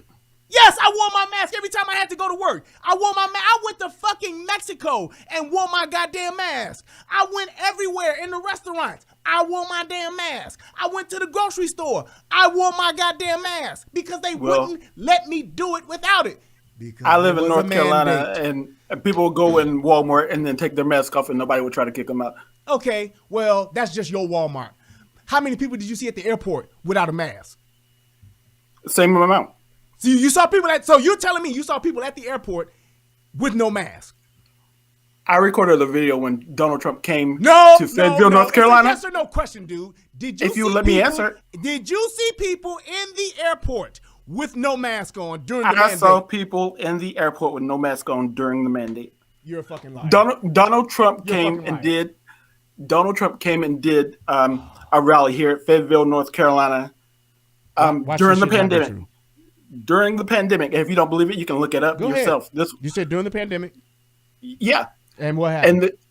And there were people not wearing masks. Were they indoors? Either inside or outside. They were indoors and outdoors. There were a lot of people. There were a lot of people walking through the airport with no masks on. You said there were indoor and outdoor with no masks. And wait, I'm trying to get clarification. You saying that there were people indoors and outdoors that didn't have on masks?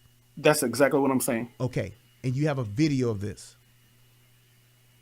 I don't have a video of indoors. So my point is, like I said, did you see anyone inside of an airport with no mask on? You said yes, but you don't have any evidence. I don't know of a person who did it. I don't know of a person who did it. I don't know of a single person, and I flew several times during the mandate. I don't know of a single person that got in a fucking airport and didn't wear a mask. They wouldn't even let your ass in. There were TSA at the fucking door. When you went to the check-in counter, there was everybody had on a fucking mask. And I flew in and out of 1, 2, 3 airports. You look up Donald Trump. 4. I flew in and out of 4 fucking airports, dude. And everywhere I went in that airport, every motherfucker had on a mask. So so if you're saying that happened in North Carolina, I'm gonna call you a liar because there's no reason why the FAA would institute this, being a government entity across everywhere in the fucking country except for Fayetteville. Okay, do not take my word for it. Look up Donald Trump's rally in Fayetteville, North Carolina. That was it in the airport? Look at the crowd. They're standing right next to each other. You see what I mean? Was it in the airport? Yes or no? Those people walked through the airport to get to the runway to where he did the thing at. They did not put on masks to go through the airport and then take them off when they went outside. And it doesn't make any difference if they were in the airport. Said they walked through the airport with a mask and then took it off outside, or they walked through the airport with no mask? With no mask. During the mandate. During the mandate. Okay.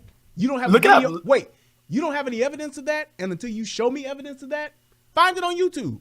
Show me evidence of that during the mandate where that happened.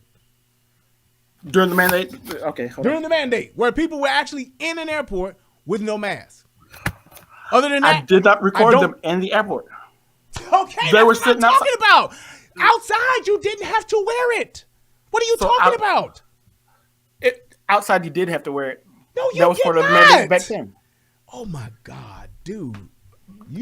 Part of the mandate was wearing it outside. Where you get your facts from, but you didn't have to wear it outside.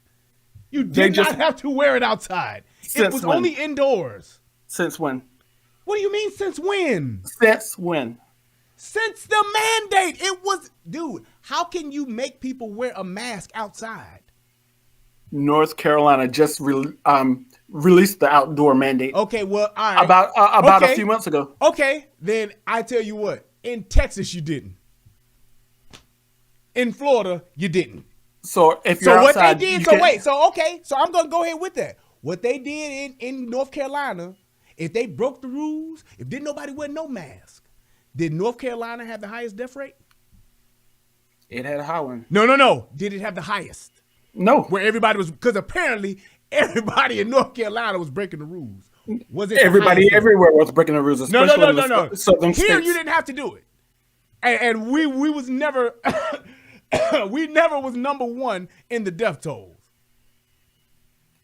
So that what you were saying as far as it would minimize if nobody's doing it, and if nobody's doing it and nobody did it then, let me even ask you this just to take it a step further, thinking Go like ahead. you. Based on what you're saying and your logic, it ain't gonna work anyway, so why mandate them? That's not my logic, that's your logic. No, that's what you just said. Nobody was wearing them during the mandates. You said that. You said before that no one was wearing it in the airport. You said no one was wearing it outside the airport during the mandate. Yes or no? You said before that you would not try to talk over me when I'm trying to make a point, but that's exactly what you're doing. Every time I try to make a point, you just talk over me. Okay, go ahead, make your point. I apologize. Make your point. Okay. Are you saying that the virus can't be spread outside? I'm saying the virus can be spread anywhere. Exactly. Unless you have on an N90, and here's my thing, unless you have on an N95, you won't spread it. If you got on an N95 and your eyes are still are open, you can absolutely still contract it. So let's say that all of Trump supporters had on masks going through the airport. Hell does Trump? Go ahead. Let me let you. We're talking about his rally. Go ahead. Let's say that they all put on a mask. Let's say they all put on an N95 mask going through the airport, and as soon as they got out there to the bleachers, they took them off and was shoulder to shoulder to each other. They would be spreading the virus. Exactly, and that's exactly what happened the whole rally. So he come here several times. So the Trump supporters killed the people in North Carolina? Is that what you're saying? I'm saying that they didn't follow the mandates. Okay. Recommended mandates. Okay, and that's what I'm saying. They didn't follow the mandates. So then if nobody's following the mandates, why mandate? I'll wait for your answer. They recommend mandates. No, I didn't. We already said that. I said if nobody was following the mandates like you just said, then why have mandates if no one's following them? Because if nobody's following them, that means nobody's enforcing them. So my question would be again, why have them? Some people follow them, but not at the rally. Not most. It takes. We already established who did and who didn't. I'm asking you a question. If no one is following, or some are following and some aren't following, a mandate means everyone. If there are people who are not doing it, and obviously if there are people not doing it, then that means there are people that are not enforcing it, then why do it?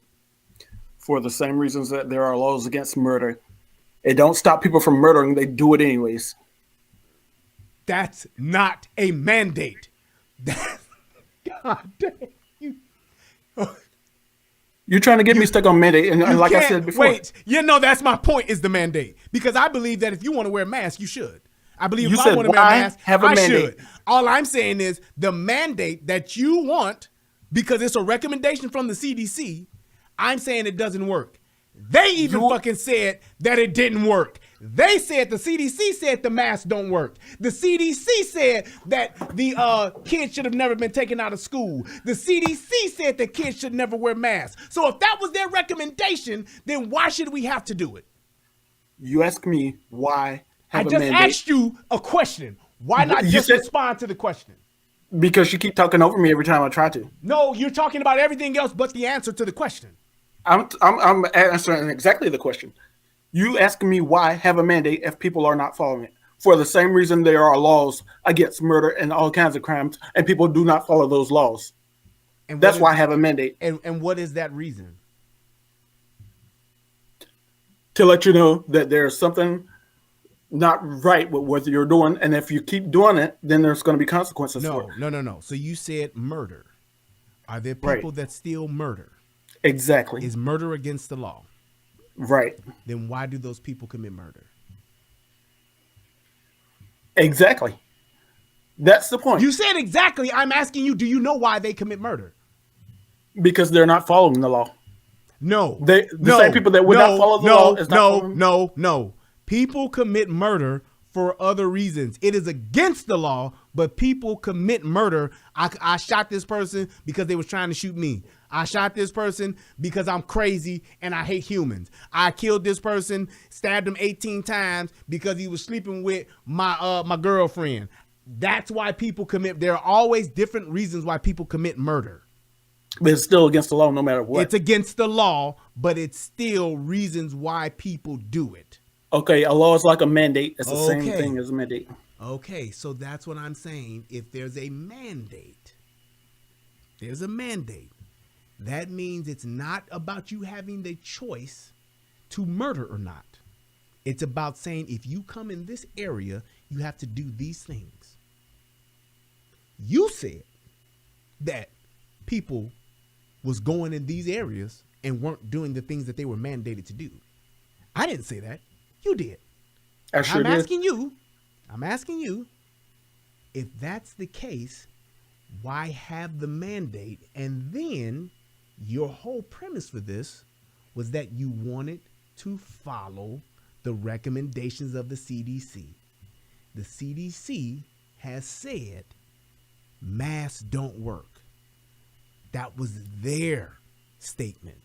Do you see what you're describing here? Hold on. You've been the main one talking about letting people finish to make their point so you can answer them, but you steady cutting me off. Go ahead. If that is the purpose of your statement, that was the premise of your statement, it's the recommendations of the CDC that they walked it back, and the recommendations of the mandates from the government people have not followed, then I ask you, sir, why do it? Because the CDC has recommended against it, and the government has mandated it, and people still didn't follow it. Our government has regulated that it's a mandate.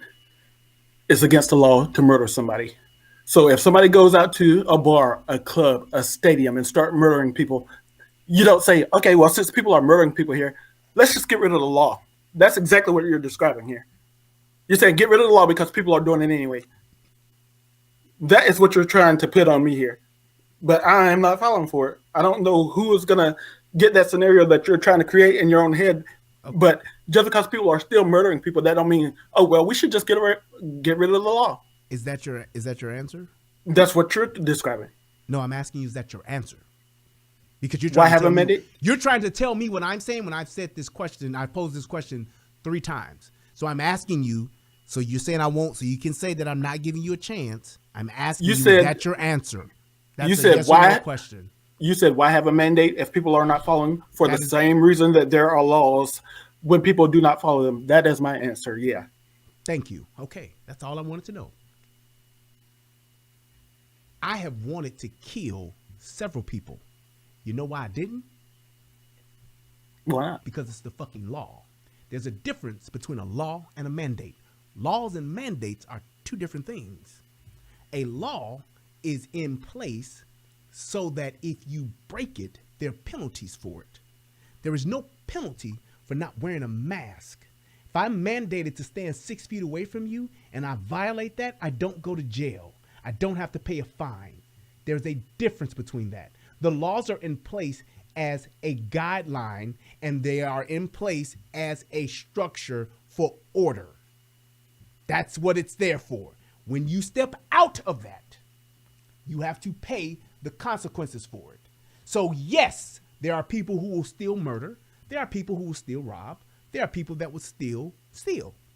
However, when they get caught doing those things, they go to jail. They go directly to jail. They do not pass go, and they do not collect $200. So if you go in and that's the difference. That's why I said mandate and the law are 2 different things. If you go into an airport and you get on a plane and you don't have on a mask, they will kick you off that plane. Exactly. Hold on. They will kick you off that plane and you won't be able to fly. You don't go to jail. You don't have to pay a fine.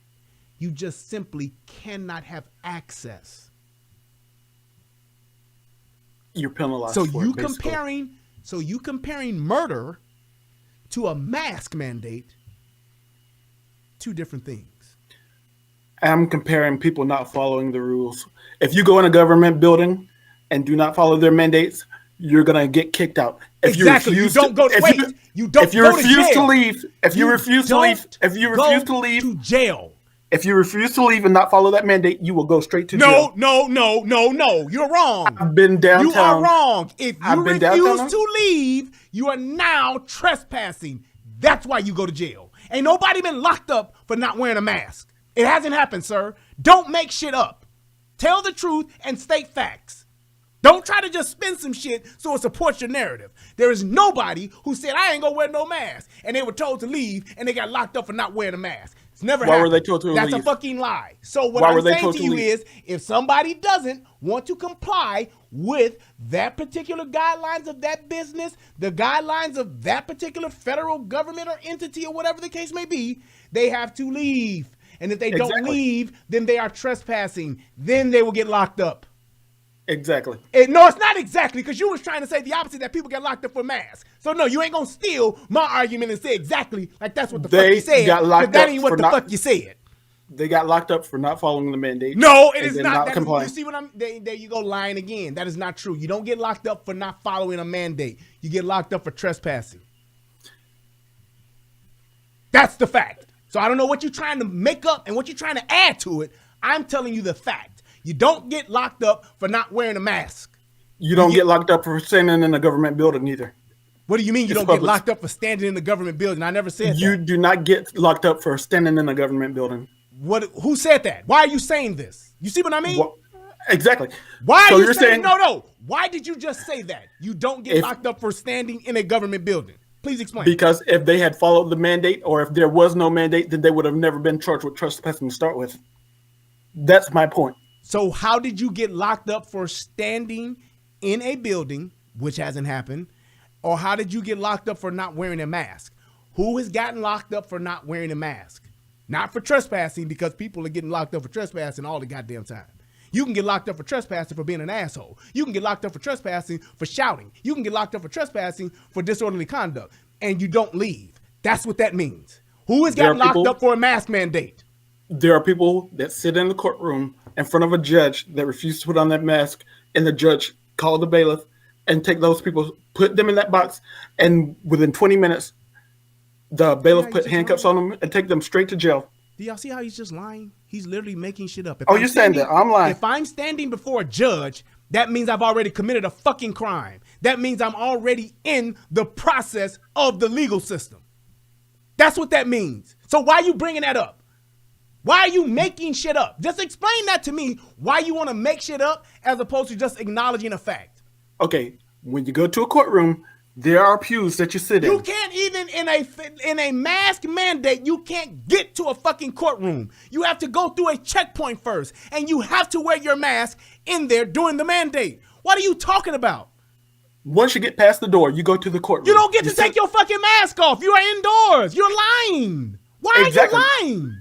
If you would listen, why are you talking over me? Because you're making up shit. That's why I'm talking over you. I'm not going to let you just make some shit up because you want to just weave a web of fucking lies. That's not true. People go and sit in the courtroom, and then they take their mask off. The bailiff say, you have to wear a mask. You have to turn off all phones and all electronic materials. There's no taking pictures in this courtroom. These people decided they're going to take off their mask. The judge sit there. Bailiff, go get that person's phone. Bailiff, go bring that person up to this court and put them in that box, this holding box. And then the bailiff will take them to jail. I'm not lying about it. I don't have to lie about any of this stuff. Here's what you're doing. You're fucking conflating. Because here's the thing. When you're in a courtroom, dumbass, you're already under the fucking jurisdiction of the goddamn judge. The judge is in control. He is in charge of his courtroom. What the fuck he says is fucking law. He's the king in that motherfucker. Period. I know that. You don't. So he can say everybody has to fucking leave the courtroom. Can't nobody say, I ain't going no motherfucking where. You will be in contempt and you will go to jail. That's a fact. Everybody knows this, dude. Why you're trying to make this stick to your mask premise, it's stupid. Because if he says everybody has to wear a mask and then people refuse to wear the mask, it's the same thing. What is the charge that they get? Is there a charge for not wearing a mask, or is it fucking contempt of court? Contempt of court. Then that don't have shit to do with a fucking mask. You're lying. Because just it has everything to do with a mask. If I get on my fucking cell phone in that fucking courtroom and I'm talking on it and the judge tell me to hang that motherfucker up and I say, no, bitch, I'm going to get locked up for contempt. Not fucking using a fucking cell phone, dude. Don't try to talk to me like I'm fucking stupid so you can make your fucking point. It's a waste of time. God damn. Judge tell people to wear their mask because of a mandate. And government buildings, if you don't follow that mandate, then you go to court. You go to jail. This is why I can't stand niggas. This is exactly why I can't stand niggas. Because we all know that this dude is a troll. But this is why I can't stand niggas. I was using them to make a point. Niggas love to lie. And they will say anything just because they can try to be right. Even when you factually prove that they're wrong, they will still try to lie and say that this is what it is so they can be right. This dude just totally disregarded. This is supposedly a college-educated man. Totally disregarded what the fuck contempt of court is. So he could make his answer point. me a few questions then. So hold on, let me finish talking to my audience because they're actually more important than you. Go ahead. He lied just so that he could try to make the point of saying that someone got locked up for not wearing a mask, when we all know, well, not all know, but people like me who've been a part of the justice system, who's been a part of law enforcement, we know what contempt of court is. People who get locked up in courtrooms for not following the rules, they don't go to jail for what they did. They go for contempt of court. That's all it is. But instead of just acknowledging the truth and acknowledging the fact that I pointed it out, because maybe he didn't think that I was that smart, and that's fine. But the fact that I gave him the actual true meaning of what breaking that law is and what those facts are, he says, fuck that, because that's going to disprove my point. So I just got to say something for the sake of saying something. That's what it is. And this is the problem with niggas. This is the problem with black people. We can't have conversations because we don't want to acknowledge facts and truth and logic, especially when it could prove us to be wrong, as opposed to just saying, damn, I didn't know that. You got a point. You're right. Or just prevent them from talking. I'm going to lie. Or just prevent them from talking. This is my show, sir. I talk Exactly. for how long I want, and I talk about what I want. That's my right. And if you can defend your points, you would be scared to answer. Wait. And if you don't think that you're being treated fairly, and if you think that you're not being allowed an opportunity to speak, you have the option and the right, because this is America, to click off of the StreamYard and leave. But you won't, because you like the attention. I do like the attention. I know you do. I know you do. I understand that. There's just some people, this is all they got. And that's okay. I understand that. But that doesn't mean that you get to control what it is that I have and what it is that I do. That's the problem. Just like you spending your time to come here and make dumbass remarks so you can try to prove your point, that's fine, because I'm using you in your stupidity to actually help someone else. This has nothing to do with you, and it ain't about you. This is about the other people that will watch this and see the facts that I'm speaking and just see the shit that you're making up. So hopefully they can say, damn, yeah, I don't want to be that guy. Yeah, people like to see you be able to defend yourself, but you can't without just talking over people. So why don't you just answer a few questions instead of us going back and forth? So you saying why not just do what you want me to do as opposed to me doing what the fuck I want to do on my show? I ask why not just answer a few questions instead of us going back and forth trying to talk over each other if you're not scared. Why would I have to be scared? You don't have to. Okay. It's your form, like you said. But if you truly believed in the stuff that you were talking, you would not be afraid to answer a few questions or give a good debate over it. So when did you say that you wanted to ask me a question and I said no? About 3 minutes ago. When you look back at the replay, you'll see it. Was I speaking though? Yes, I was speaking. I would not let you just stop what it was I was saying so that you could speak. That's not how a conversation goes, and that's not how I run my platform. So in that respect, yes. But I opened up my lines to have a conversation. And I appreciate that. Don't matter if you do or you don't. I'm saying it's my line, and it's my right to do what I want to do with it. I know you run your stream. It's yours. Wait. No. You're missing the point. So therefore, if there is something that you would like to do on my platform, then you have to ask the question. But that doesn't mean that you get what you want, because it's not your platform. Exactly. Okay. So now, in the wonderfulness that I am, would you like to ask me some questions? Of course, yeah. Am I not kind? You are the kindest person I know in my whole entire life. Then shut the fuck up and ask your question, peasant. All right. Now, I said the whole mandate thing or the recommended mandate thing was to minimize death. Your point was, well, if people are not following it, well, I have the mandate. The point is that if somebody's breaking the law, that don't mean that you should get rid of a law. And I know there's, as you said 1,000 times, there's a difference between a law and a mandate. That may be true. If somebody don't follow the law, that don't mean get rid of the law. If somebody's not following the mandate, that don't mean get rid of the mandate. But if people are not following that mandate, whether it's recommended or not, that is not going to stop the virus. That is a point. That is a fact. You said if it only minimizes things and don't prevent it, then why use it? And then let me go ahead and ask you my first question. Whew, man, so I can disregard all that other shit you said. No, don't disregard it. Just listen to the question. Go ahead. That's the problem. If you disregard everything I just said, if you disregard everything, everything I just said, it will not make sense. Please ask the question. Okay. Do you ever wear body armor? Do I ever wear body armor like plate carriers? Yes. I have worn it before. Yes, I have at some point. Okay.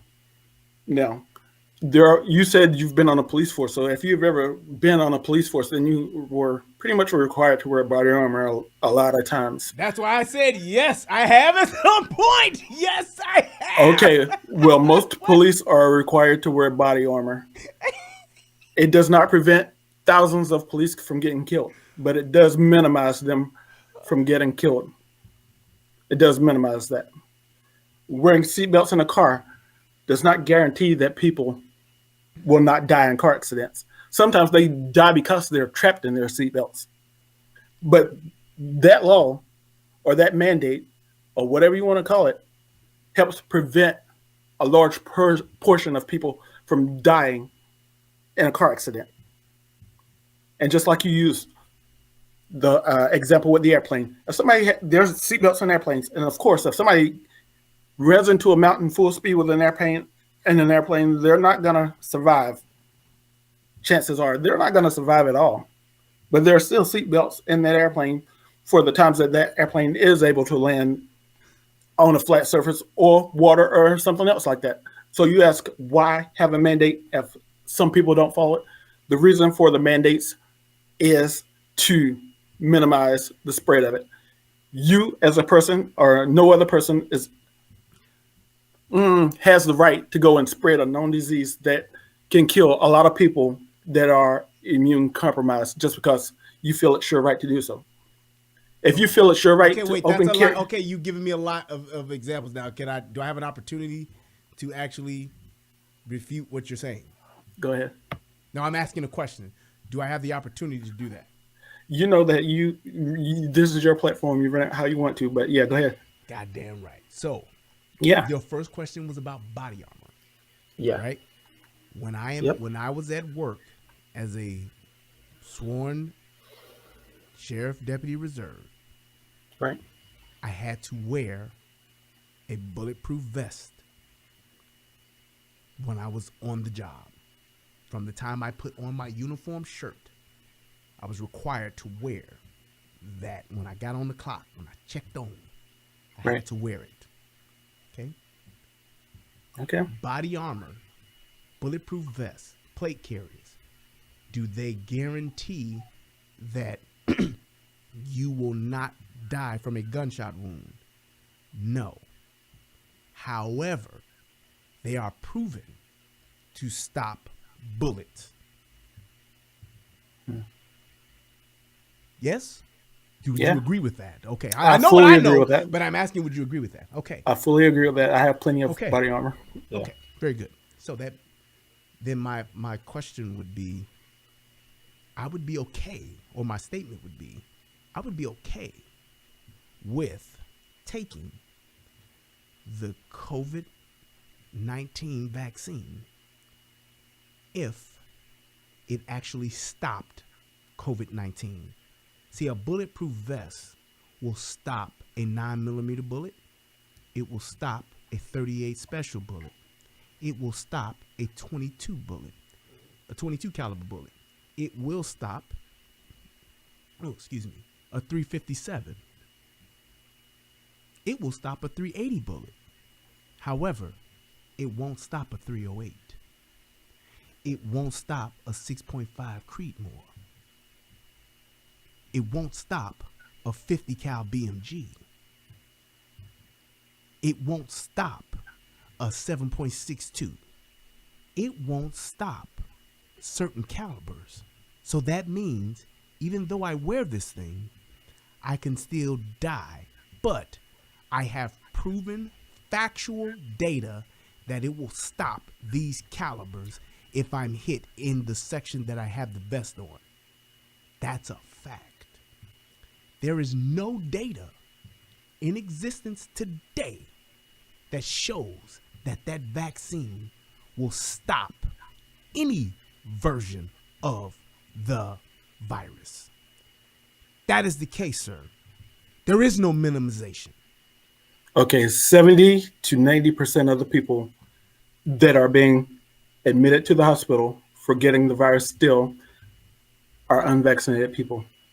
Up to 70, or I'll say 80 to 98% of the people that die are people that have not had the vaccine. So that tells you that that vaccine is stopping something. It's stopping death. Nope. Even if it's not fully stopping. Nope. Here's what this is what I mean by you're conflating the truth. The old version or the previous version of the CV is what the actual shot was made for. Even though there are people still getting it, that means that even the people, the small percentage that it is, of the people who have had the previous version of the vaccine and are still getting it, that shows you that it does not keep me from getting it. You can talk about all of the people that get it. You can talk about all of the people that transmit it. The point of me taking the hokey pokey would be the same point of me actually wearing a bulletproof vest. And it does not do what the bulletproof vest does. Bulletproof vest does not protect you from everything, but it has guaranteed certified data that it does protect you from the calibers that I mentioned. That's a fact. And so that's what you're conflating. So your bulletproof vest, hold on, let me finish it, then you can speak.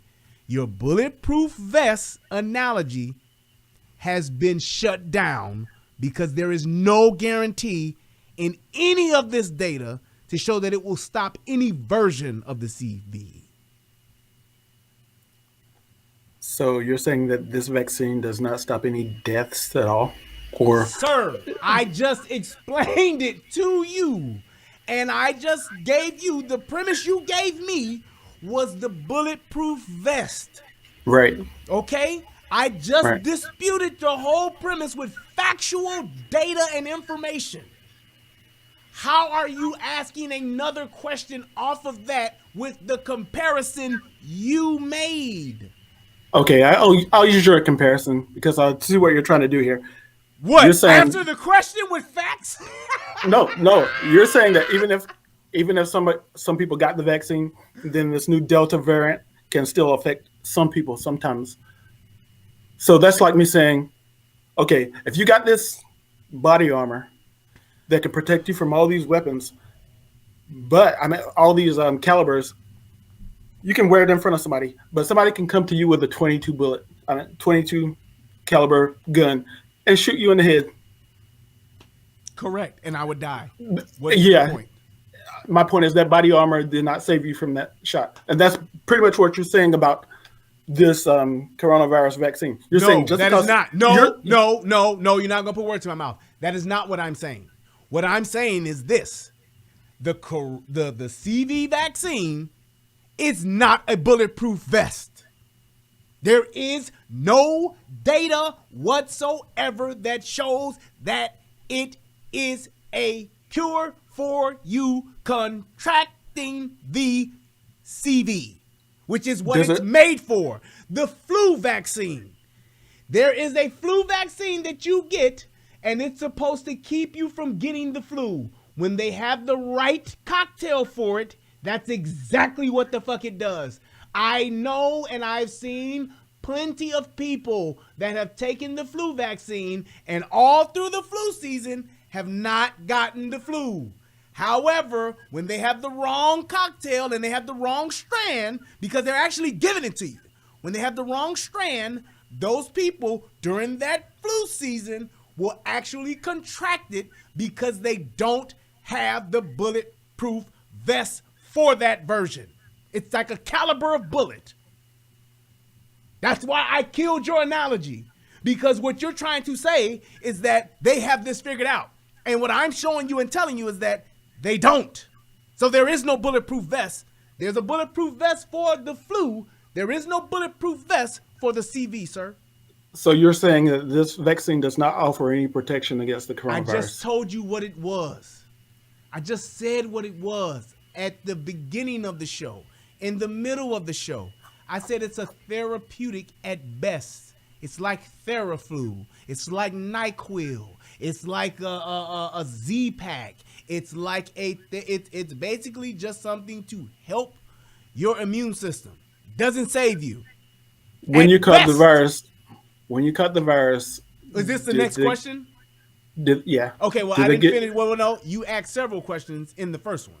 So do you just want to forget those, like the seatbelt part that you mentioned? Because the seatbelt actually does work. Okay. That was one of the points you made. The seatbelt actually does work. However, everybody who still gets into accidents can still die. Okay. So it's not 100%, right?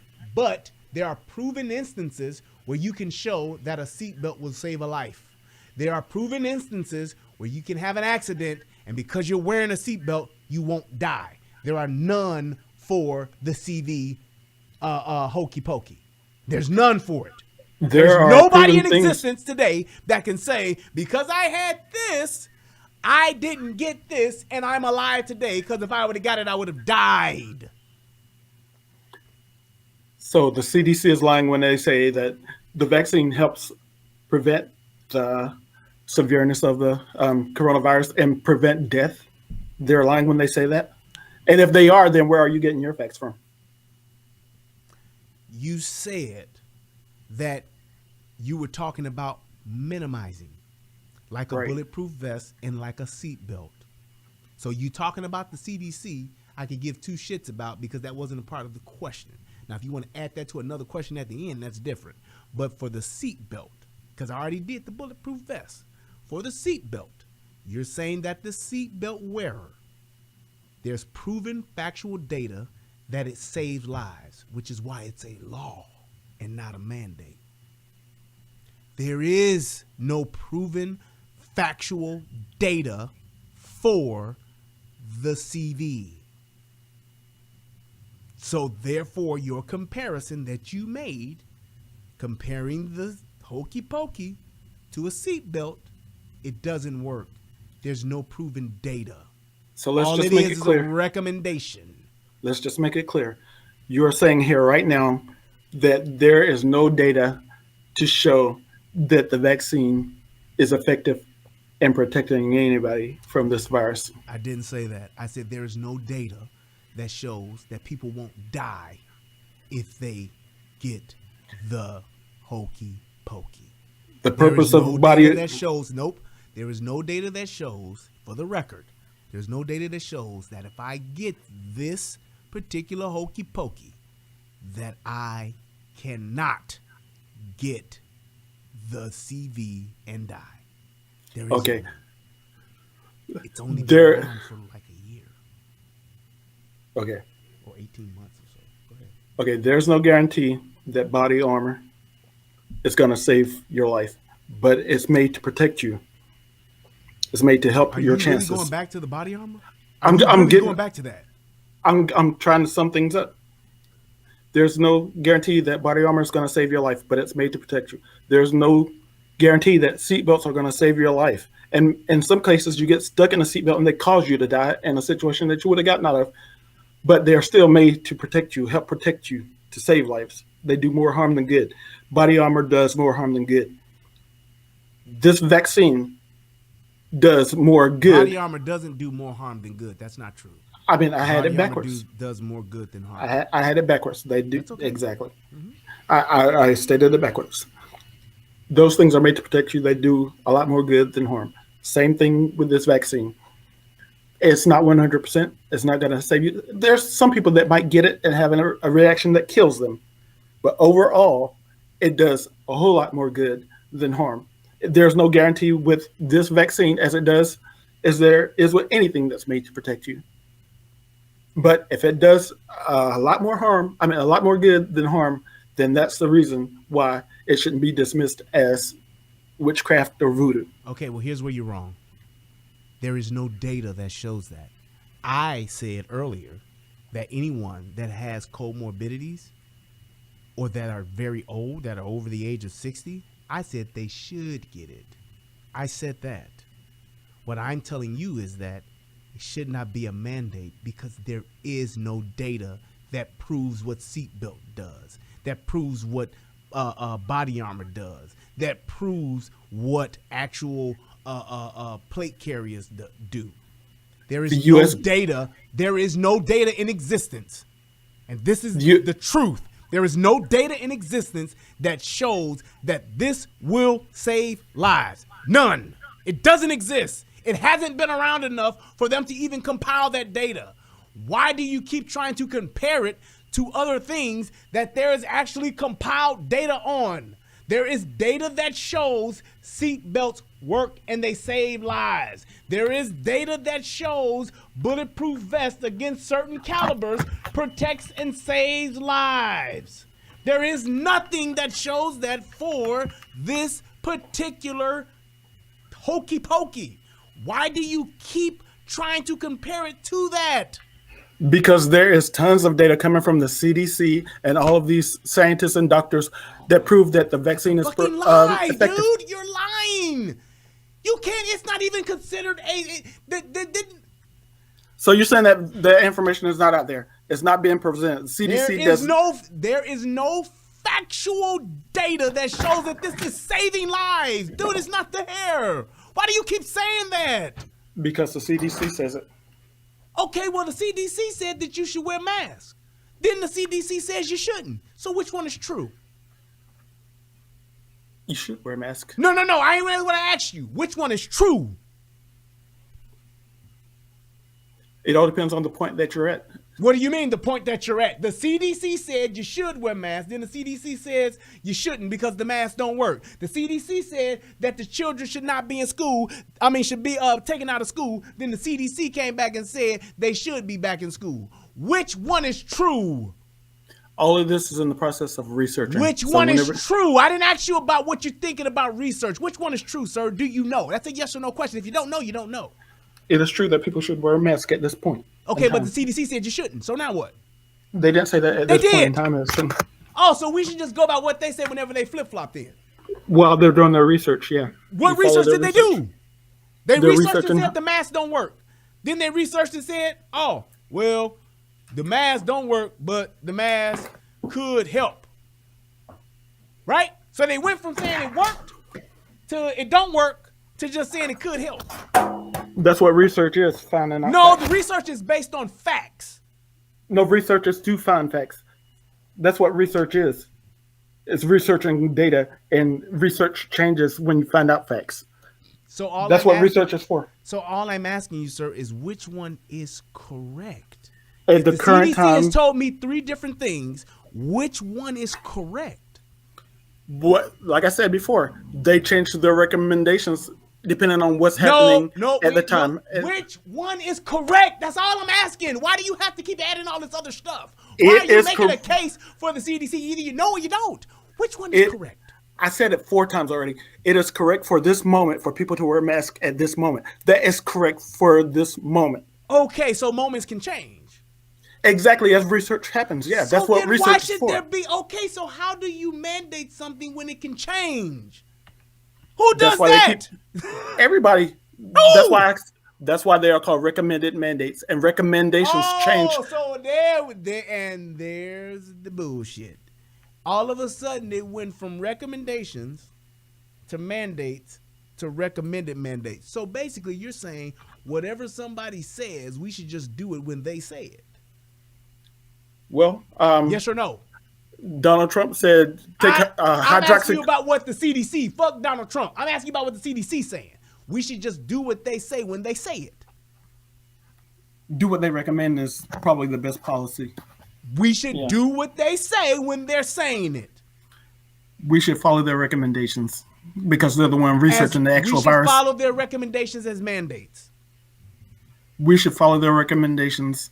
And if they mandate something, then we should follow They haven't mandated a goddamn thing. They make recommendations. The government mandates it. So I'm saying, like I said before, which is the question why I said it the way I said it. We should mandate their recommendations.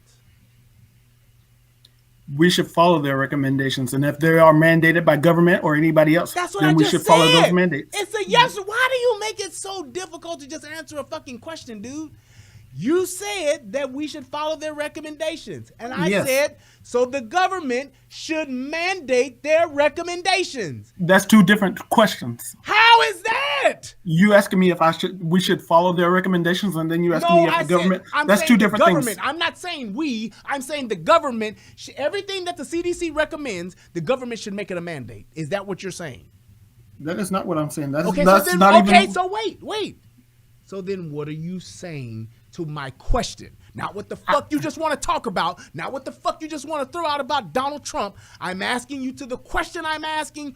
What are you saying in response to it? And I'll say it again. If the CDC recommends something, we should follow their recommendation. If the government mandates whatever the CDC recommends, then we should follow that mandate. Audience, how hard is that to understand? Audience, because you're double talking. I asked you a simple question, and you came back and pretty much just gave a cover-all answer. You said if the recommendations from the CDC, we should follow it. If the government mandates it, we should follow it. Right.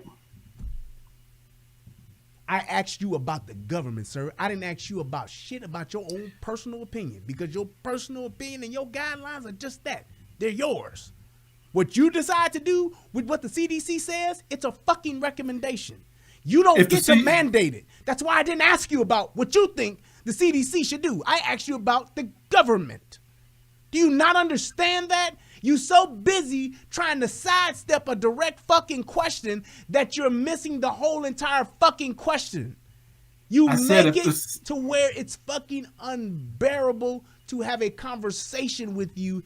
And if you are you're so sure that you're right, why wouldn't you just state your case simple and plain instead of adding all of the extra shit?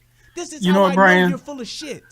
The thing about this stream is eventually people are going to be able to go back over it, and they're going to see that I answered your question. Go back over it for what? If I asked you, do you think that the government should mandate the recommendations? Why would you throw in your personal opinion?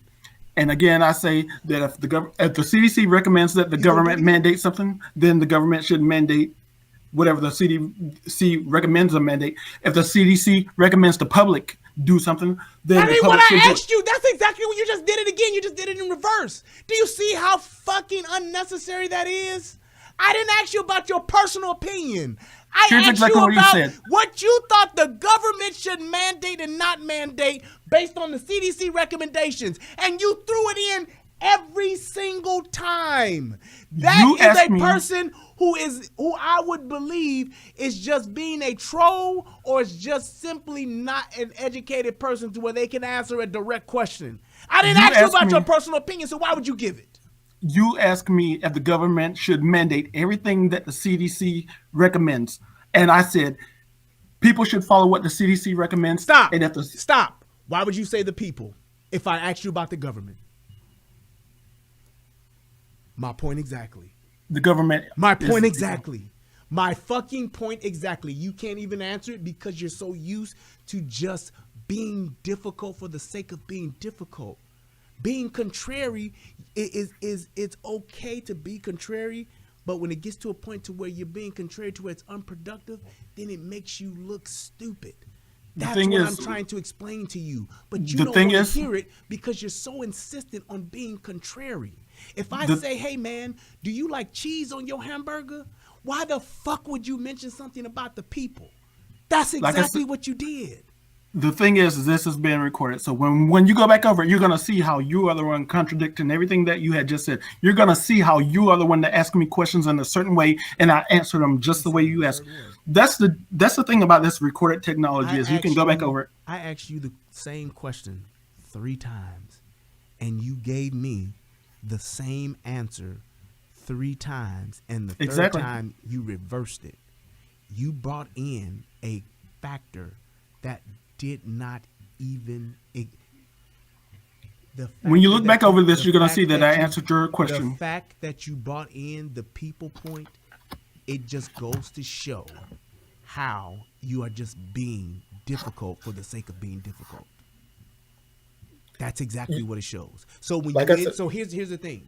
So when you're in the chat and you're saying I'm scared to talk, when you're in the chat saying that you got the answers and I'm avoiding it, when you're in the chat and you're just being a troll for the sake of being a troll, that's why the last time you did it, I didn't open up the lines. Because I don't care if you disagree with me. I just care at the fact that if you can have a productive conversation. So the next time when I put you on timeout, or the next time I block you, or the next time I tell you, no, I'm not going to entertain you today. That's why I want you to understand the reason why, so you won't think that I'm scared, so you won't think that I'm afraid to have a conversation, so you won't think all of the other shit that you normally put in the chat, because what it does is because you're so counterproductive to the art of a conversation, you make it to where the conversation can't be had. It's just like as if I was speaking Spanish and you were speaking French and we're trying to talk to each other and we don't know each other's language. There is no point in being in a conversation with someone you can't communicate with. And because you're so insistent on the attention and being a troll, all of the other stuff that you say, because you actually made a couple of good points, but you were so insistent and so focused on trying to be the opposite of what I was saying, that you destroyed your own argument, and you made it to where the conversation would get to the point to where it's unproductive. Like I said, this is recorded, so whenever you go back over it, you're gonna see how you ask questions.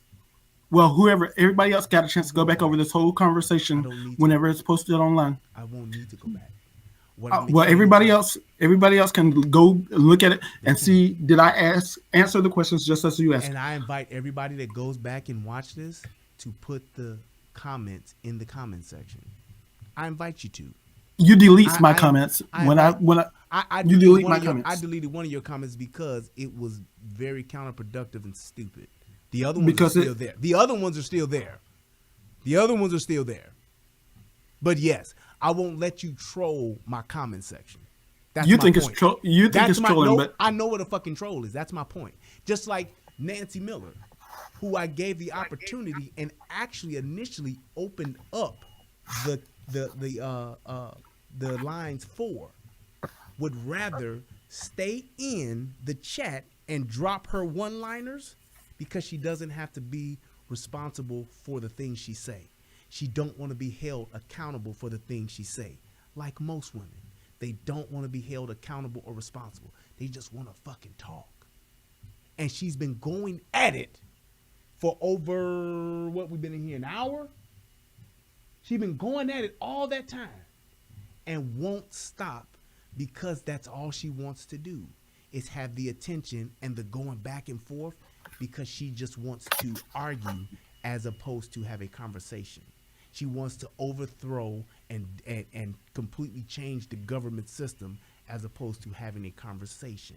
So she just says stuff over and over and over again. Can't and you think that's what I'm doing? Like that. Same thing when you have a conversation and you don't acknowledge the point and move past it to actually build. You just keep re-sifting and rearranging the same convoluted points you're making. It's the same thing. At the end of the day, it's all counterproductive. I want to do this and have a conversation with people, open up the lines for people to actually have a conversation for building, to get somewhere, to learn something from each other. That's why I do it. And the fact that there are people like you and there are people like Nancy, they're the reason why we as black folk, we as woke folk, have the problems that we have and can't find common ground because we don't know how to establish a baseline of facts and truth and have a discussion. See, I understand sitting here talking and sitting here when I was yelling and going back and forth. It was all fun and games and it was cool. I get that part of it being exciting, entertaining. I understand that 100%. But there has to be a point where you actually say, hey, here's the statement, here's the fact, here's the data. And it's like, okay, yeah, I see that. I understand that on both sides. You know what? I want to actually see you be able to defend the things that you say. And I want to give you opportunity in front of everybody to defend the things that you talk about. Okay. That's why I ask the questions. It's not to troll you or anything. Okay. If you really believe in the things that you're talking about, you can defend them. Okay. Well, here's the point to that. Is there someone in the chat, aside from Nancy Miller, that felt as though I did not answer the questions and that I was wrong in the statements that I made or the facts that I made? Is there anybody that will say that the statements that I made were not true and not factual? I understand where you are, NC, right. But is there anyone in the chat that will say that, yeah, Brian, what you said wasn't true because here's the facts that show that it was the other way?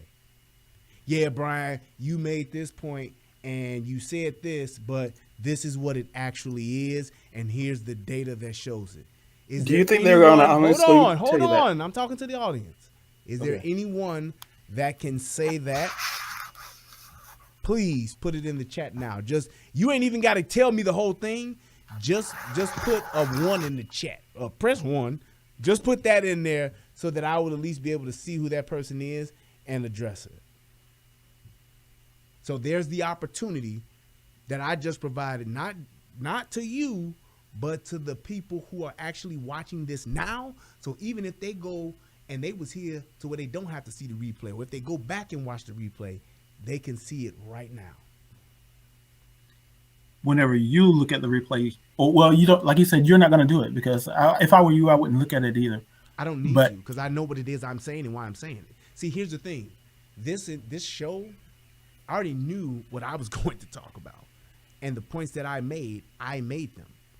You came to question me and to have a discussion with me.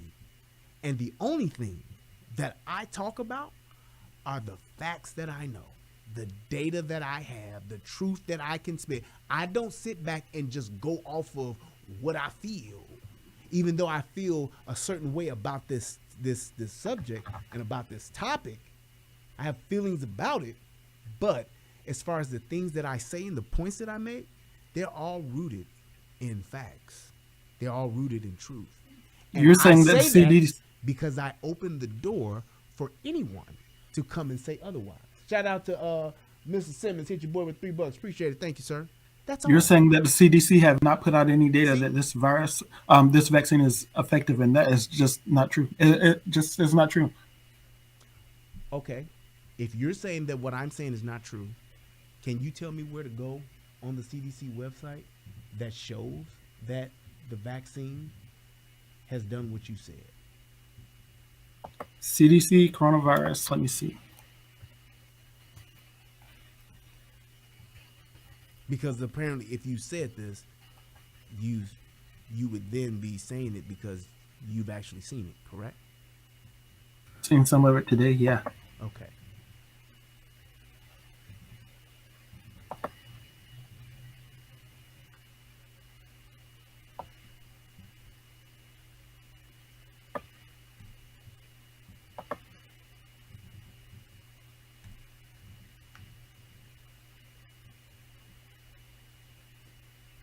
Yep.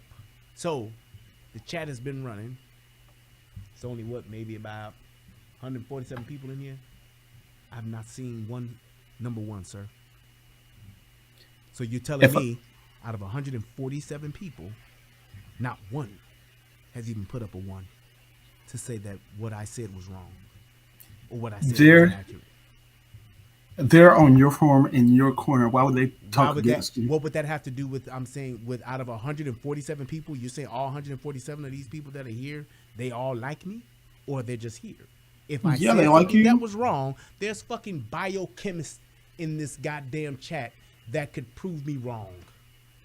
Why wouldn't they? I don't know these people.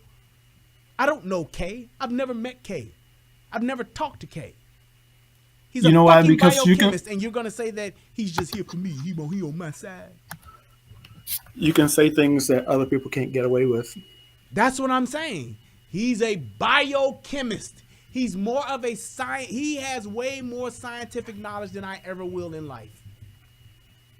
Does he have more common knowledge than Dr. Fauci? Yes. Dr. Fauci. How do you know? You don't know what Dr. Fauci, what the fuck Dr. Fauci is. Dr. Fauci hasn't been in a fucking doctor's office and hasn't fucking seen a patient in 30 years. He's a genetic scientist because he's a genetic scientist also that he hasn't practiced in over 30 years. What are you, I'm sorry, 25 years. What are you talking about? I'm a fucking mechanic, but the last time I worked on a fucking car was back in the fucking 50s. You want me to work on your 2021 Cadillac? No, I don't think so. Cars are a little bit different back then than what they are now. So I don't think I would want that mechanic who ain't touched a fucking car in 25 years to work on me. You see what I mean? Just talking for the sake of talking. So I this just proved to you biochemist that there's somebody in the chat who has probably the most fucking scientific knowledge than the other people that's in the chat, and you said, "Do he get more knowledge than Dr. Fauci?" Has a scientist discovered? I mean, okay, well, how about this? How about you just stop talking until you find that CDC thing that shows what you said as far as the vaccine saving lives, preventing people from dying. How about you find that? Because it seems as though all this talking that you're doing, all these questions that you got, you can't find the facts that you say exist. I find that quite troubling, quite odd. I tell you one thing I can say about Kay. Kay ain't lied. Dr. Fauci showing the fuck has. How about that? When was the last time Kay studied the coronavirus? What do you mean? How do you know when was the last time? Why would that matter? He ain't lied. When was the last time he researched it? When was the last time Dr. Fauci lied? How about the Dr. Fauci emails? Lies. Dr. Fauci said, I don't know anything about the Wuhan virus. I don't know anything about it. And got fucking signed documentation of him fucking paying for and him fucking assembling a goddamn Wuhan fucking clinic in fucking Wuhan, China. How about that? But that don't matter, though. That don't matter. I posted the link. Right. You just what? I posted the link in the super chat. I mean, the what do you call this thing? Stream. You can't post links in there. You have to put it in the StreamYard chat. I did. That's what I did. I'm looking at the StreamYard right now, and there is. Let me see. Hold on. My shit could be fucking up. Let me just make sure. See if I can actually type in the chat. For some reason, I can't. So let me refresh.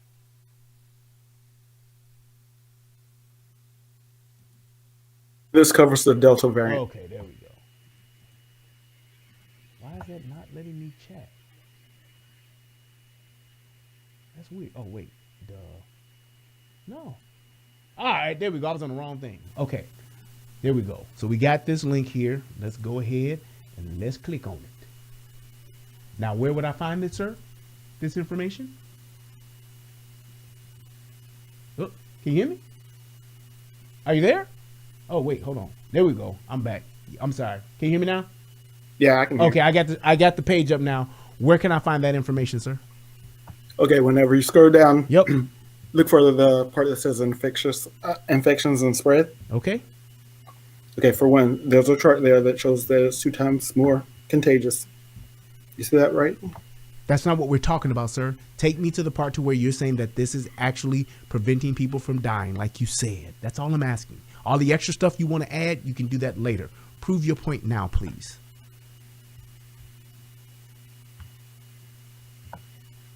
You see the chart that I showed you, right?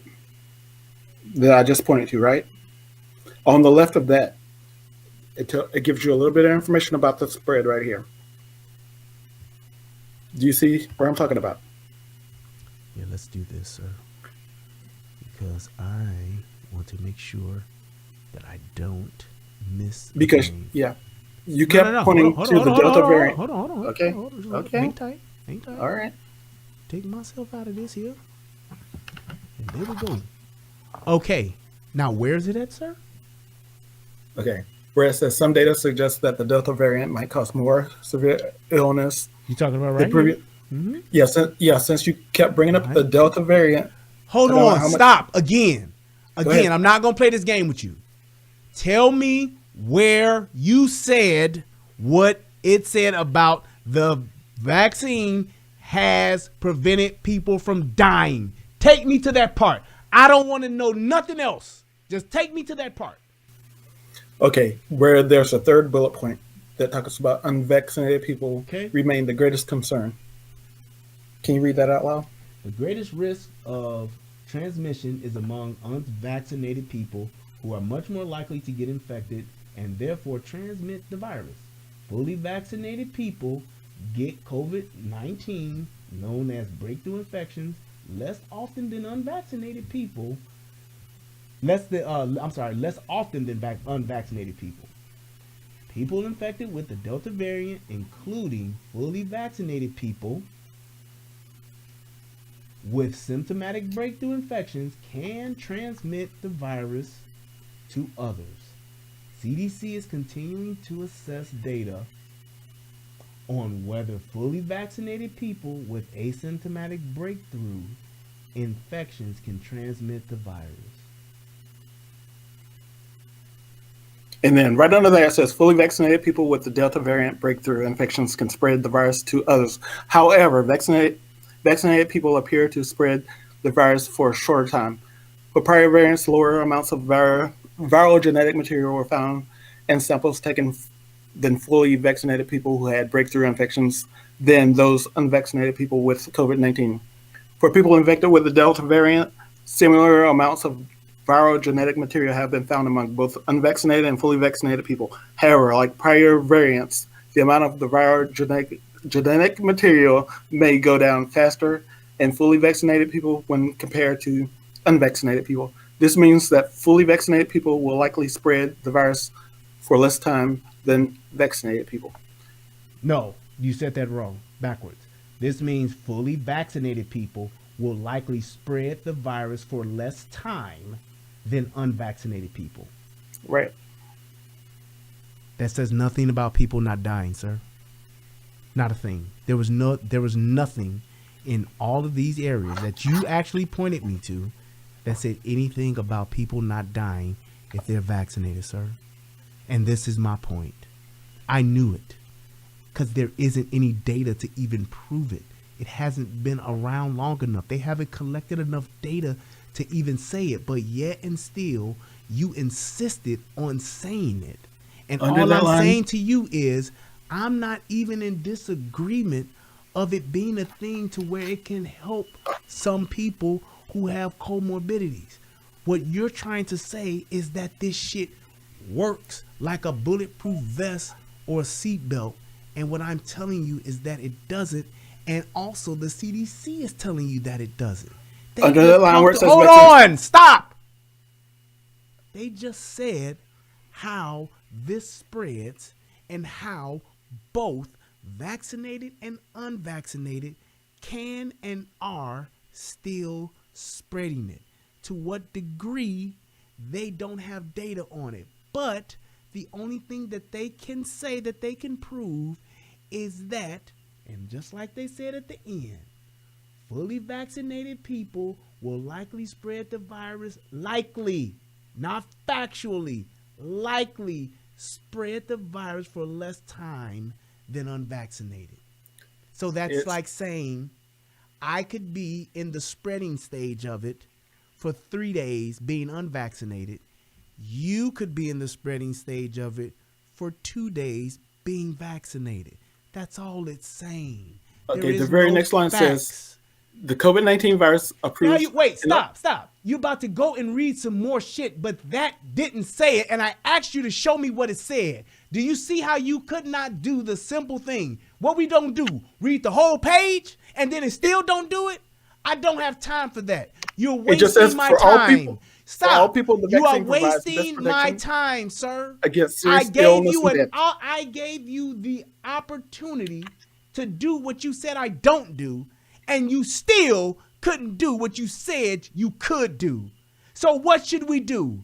Let you keep going, or should we just stop and say what you said wasn't true?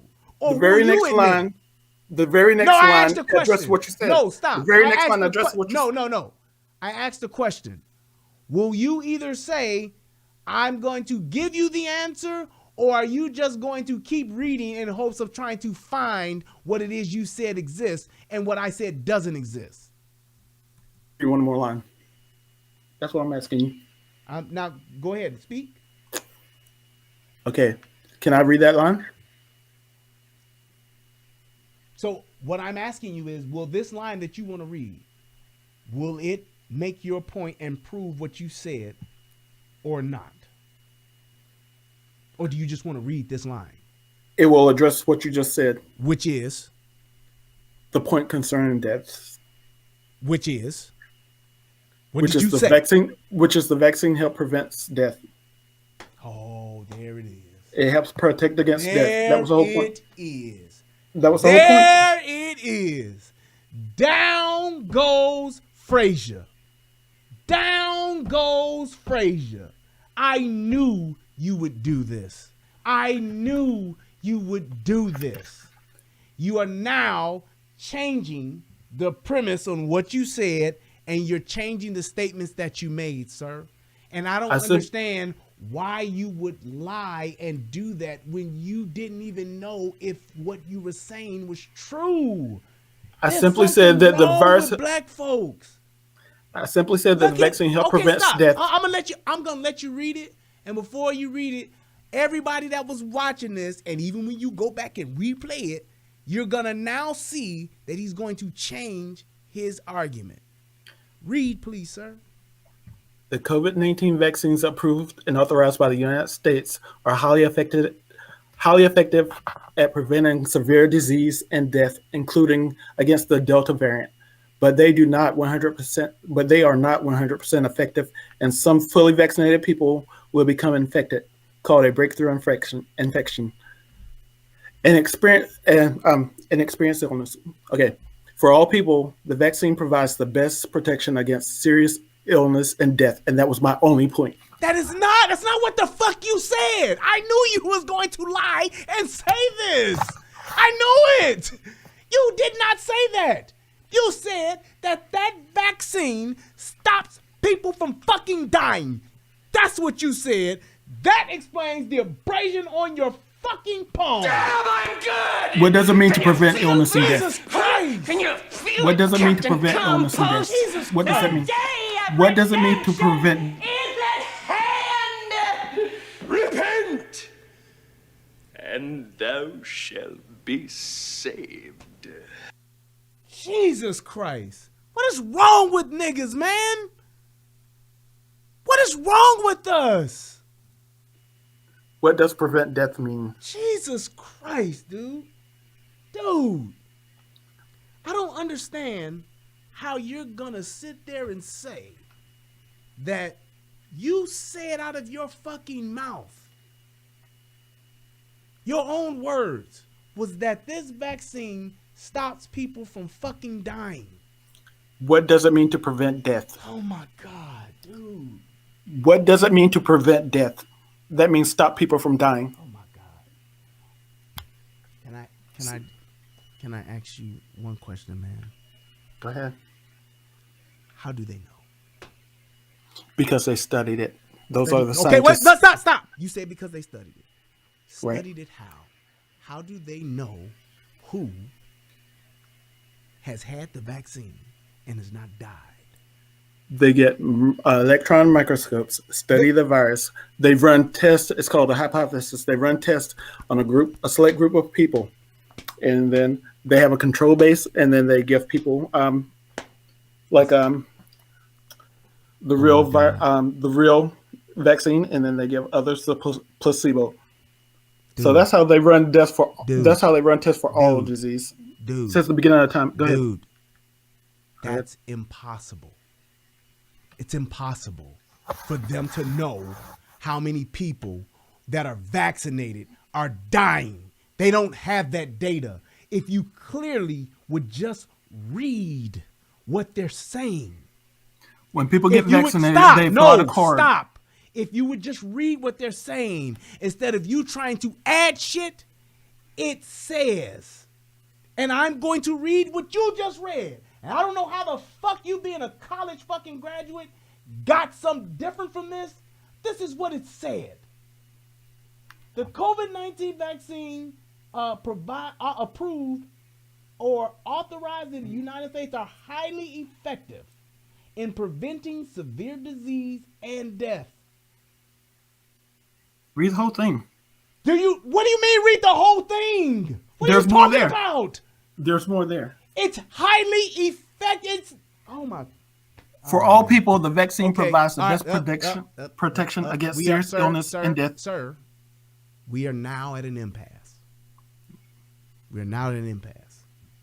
You're trying to tell me that they're telling you that this website, the CDC, is saying that the people who are vaccinated, right, are not dying. That's what you're saying.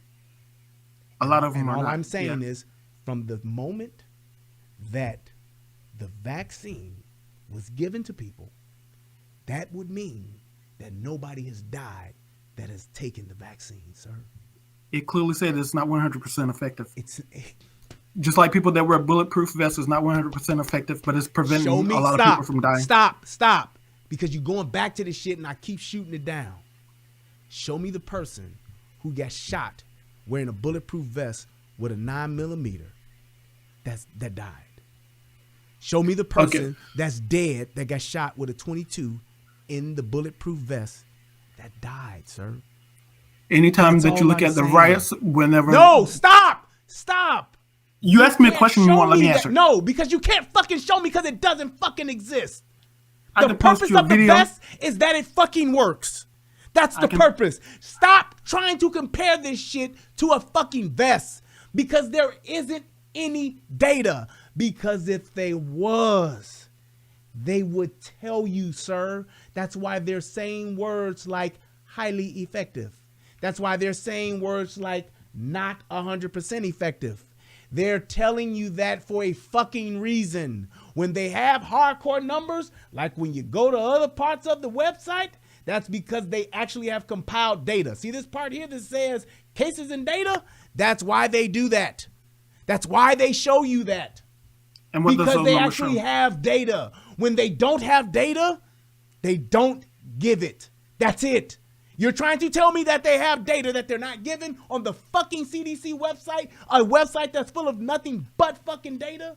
Dude, you are just being a troll. Because I'm showing you, and you can't show me where this shit is saying, yeah, you take this shot, you won't die. And that's essentially what you said. And now you're talking about it helps in prevention. It's not 100%, but it helps in prevention. You know that is not the point you made, sir. Your entire audience is going to look at you, change things from the beginning to the end. I'm changing things. This nigga just said I'm changing things. The recording speaks for itself. I'm changing things. The recording speaks for itself. Of all the people that's here, you're saying that I'm changing things. Are you fucking kidding me, man? Not once did I say... Are you fucking kidding me? Not once did I say that the vaccine protects everybody. I didn't say that you said that. You said that if you take it, your ass won't die. I'm sorry. No, let me get my shit correct. You said that the CDC said if you take this shit, you won't die. That's what the fuck you said. Okay, that's what the fuck you said. And I said, show me where, and you have yet to show me that. And they won't fucking say that. Because if they were to fucking say that, they would be a fucking lie. That's why they didn't. Anybody that looks at this again gonna see that I didn't say that. Okay, right. But you They're still, gonna see I didn't say it. you still won't say that. Yeah, that is what I said, and I didn't show you that.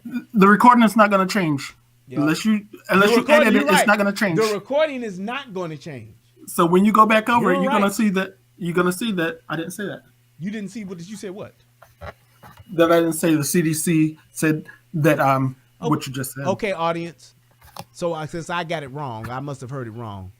Is there anybody here that heard him say that if you take this shit, the CDC said, if you take this vaccine, you won't die? Is there anybody here that other than me that heard that? Just that's all I want to know. Anybody in the audience, because I don't know, and I don't know what I'm saying because I'm switching shit up. But I want to know if y'all can tell me. Okay, thank you, Tyrone Church. Appreciate it. That's one. Press 1.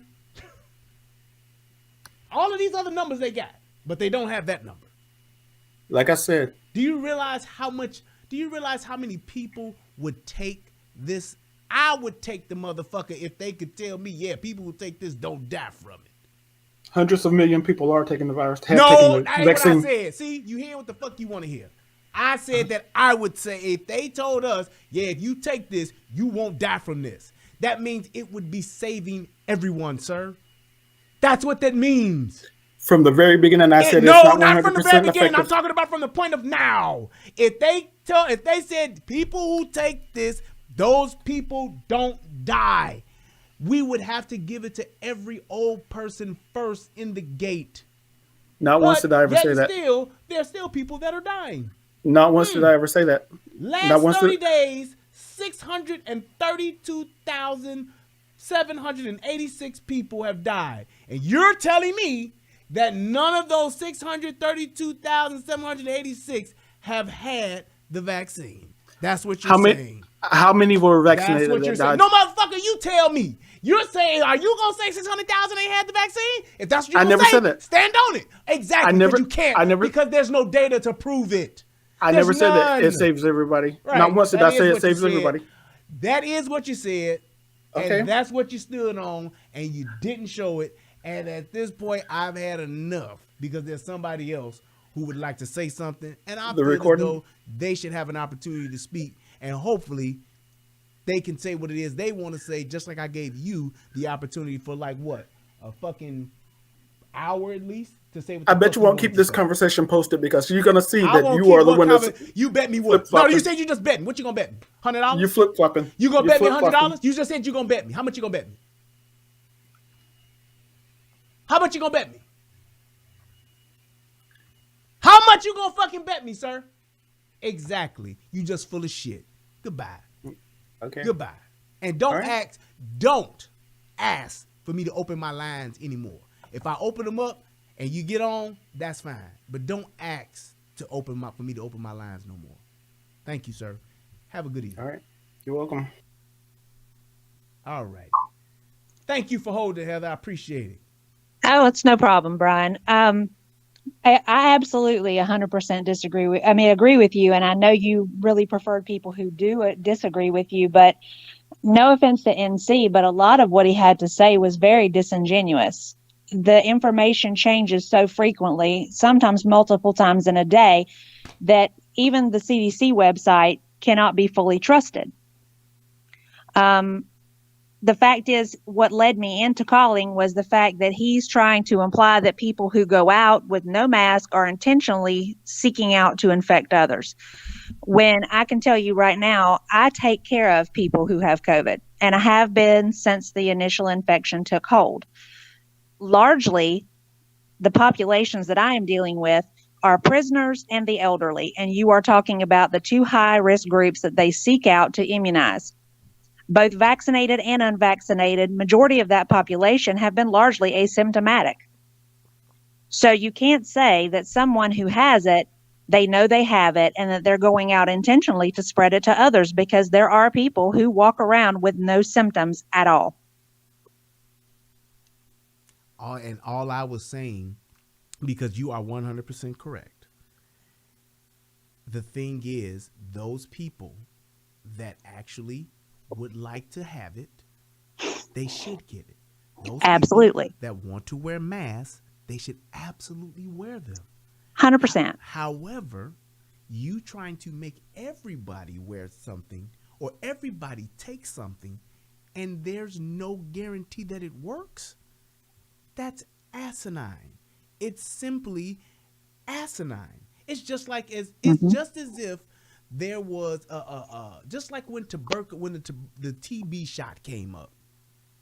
There's actually something that keeps you from getting tuberculosis. If tuberculosis is something that can kill you, then yes, we have a proven vaccine for TB. You take this, you won't get it. You'll live. Great. Then why not take it? Just like when people go over to Africa, they take malaria. They take the thing, not malaria, but they take the malaria pills or the malaria shot. Mm-hmm. Why? Because the people that go over there that don't get it, that don't have it, they will get malaria.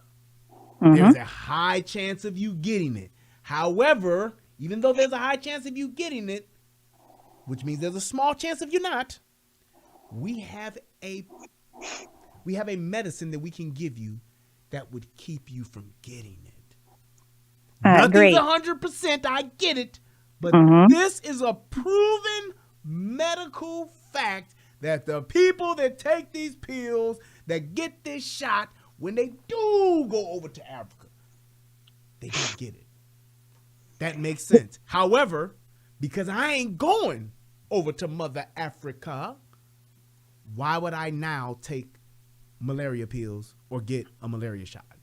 Well, for him to imply that there is all this statistical data based on research that they've done, they are looking at, vaccinated people who've contracted versus vaccinated people who haven't contracted. How's about there is a set of numbers missing? How about the fact that you've got a large populace of people who are unvaccinated? Why are we not seeing numbers on who has gotten it and who hasn't? That's the question that needs to be posed. You can take me as a primary example, Brian. I've been taking care of COVID patients for over a year now, both variants, and I have yet to contract COVID once. And I have to test bi-weekly every week without fail, or I cannot report to work. That is just a fact. And I am not vaccinated. There is not enough data available for me to soundly make a decision to submit to having that given to me. I'm not equipped. There's not enough there for me to say, okay, I can trust this. This seems fine. Exactly. But and it's just here we are, and I'm still clear. And to your point, I didn't catch the first strand of COVID. I didn't either. I didn't catch it. I just got this one. I got the Delta. My wife had it. My friends had it. People that were around me, grown people I work with, all had the first one. I didn't get it. But I got this one. And I got this one, and my wife didn't get this one. We are both unvaccinated. Mm-hmm. So it's like you're trying to get me to buy into something that you can't even prove yourself what's what, who's who, and how this actually works. You're just saying likely. You're using words like it helps. It's more likely that you will, more likely that you won't. It's potentially that you can, potentially that you can't. It's no guarantee science because it's so new. I don't understand why people won't acknowledge that. And just like somebody else said in here, people who don't wear masks have stronger immune systems. Well, and then you have somebody like me. I've been in nursing. This year is going to be 16 years for me. See? And I've been around every form of cootie you can possibly imagine. And I am in a perpetual state of exposure for 12 hours a day. And to date, still have not had it. And what bothers me about the whole conversation about the vaccines is I am literally beat over the head about the fact that I'm not vaccinated. Well, how dare you? You could kill someone's grandma. And my response every time that happens is I was like, you weren't worried about your grandma the last 10 flu seasons that rolled through. So why are you worried about it now? And each one of them could have took out. Exactly. Each one of them could have took her out. But Amen, sir. I don't understand why people won't be able to say, wow, yeah, that you got a point there. And it's like, and that's what's so troubling to me. It's like how we as people get, sold on one thing, and that's okay to get sold on one thing. But then when somebody comes along and say, well, hey, there's some things you might want to question here, and you might want to ask this question or find some data on this, and they're just like totally like, nope, I just want to do this. Nope, that's not true. Nope, I'm gonna show you and say, hey, I see you just bought that new Impala. However, here's a slightly better vehicle. This is a Cadillac. And I mean, it's along the same lines of what you have, but it has a lot more technology in it. It's a much better ride. Why don't you at least just come over to the dealership and take a ride? Because I can give it to you for the same exact price. We'll be like, no, no. I'm going to stick with this. And it's like you're not even open to even saying, I ain't got to do nothing, but I could at least take a ride because I could get a better vehicle potentially. I might not like it, but there's a chance that I just may like it. And that's true. My whole thing that I want people to be able to do here. It's not about us all agreeing and being on the same page and us saying, yeah, we all say the same thing. It's not about that. It's about saying, hey, if you think one way and I think another way, that's fine. Let's talk about facts, truth, put a little logic in there, and let's see what we can learn from each other. I think we're also lacking a level of honesty that's needed right now too, because in all sincerity, with this vaccine situation going on, because I have in both populations people who are receiving vaccines, people who had not contracted Delta, but who are now having health issues secondary to being vaccinated. It brings to mind specifically a female patient that I have in the nursing home. She didn't contract the first strain of COVID, but she chose to get the vaccine because she said, well, if it helps somebody else, then I would rather do it. And now she's having neurological symptoms, and she's only been 3 weeks this is only 3 weeks after her second vaccine, which she never had prior to taking either. And you know what people will say to that? And you know what people will say to that? Oh, well, that's just how it goes. Oh, okay. So you telling me that my child, who perfect health, no issues, no problems whatsoever, I'm gonna give my child the shot for your safety, and then once I do, my child got the shot, but now she has a heart condition. That's just whatever. She has like the doctor said. Now, there are cases where people get inflamed hearts or enlarged hearts. I should just let my kid be subjected to that and the issues and the problems that can have short term and long term. Mm-hmm. I should let my kid suffer that because it makes you feel better because you know that, yeah, I got the shot and you got the shot too. That's my problem with people. The fact that you can't even acknowledge that. It's coming down to, well, I'm sorry about your loved one's problems, but they can be a sacrificial lamb so that I feel safe. So I feel safe. Not that I can prove to you and guarantee you that I'm safe. Exactly. I feel safe. I feel better knowing everybody got it. It's going to sound probably very cynical, but at this point, I'm not so much worried about herd immunity because that's coming. That's on its way. You cannot avoid herd immunity when you're talking about consistent exposure. What I am more worried about is the herd mentality that we currently find ourselves in, because our governmental systems have proved over and over again throughout the years that they cannot be trusted. But you have people bending the knee saying, yes, sir, whatever you say, sir, I'll do whatever you want. You just tell me what you want. And that causes me more of a problem than the prospect of a virus that I am more likely to survive than not. Yep. It scares the crap out of me. I'm not going to lie. I bet you this. If it wasn't as much money involved in this thing as there is, and as much money that's on the table to be gotten as it is, we wouldn't even hear about it. because that's just why you can guarantee that. That's just why you don't hear about H1N1 vaccination. That's just why you don't hear about bird flu vaccinations. That's just why you don't even hear about flu vaccinations anymore. Mm-hmm. That it's also the same reason that they don't talk about treatment regimens. Yes. That's why HCQ is such a big no-no to talk about. Yep. HCQ is actually a large reason as to why majority of my elderly population survived COVID. Yep. Because my main providers in the facility, once everyone started popping off and started having major symptoms, they threw everyone on HCG twice a day, in addition to the vitamin D that they recommend to go along with it. And 95% of that population survived it with little to no secondary after effects. And there it is. And see, and my thing is, it's all this. It's my thing is this: when you're talking about, who gets what, who does what, it should all be a choice. It should just all be a choice.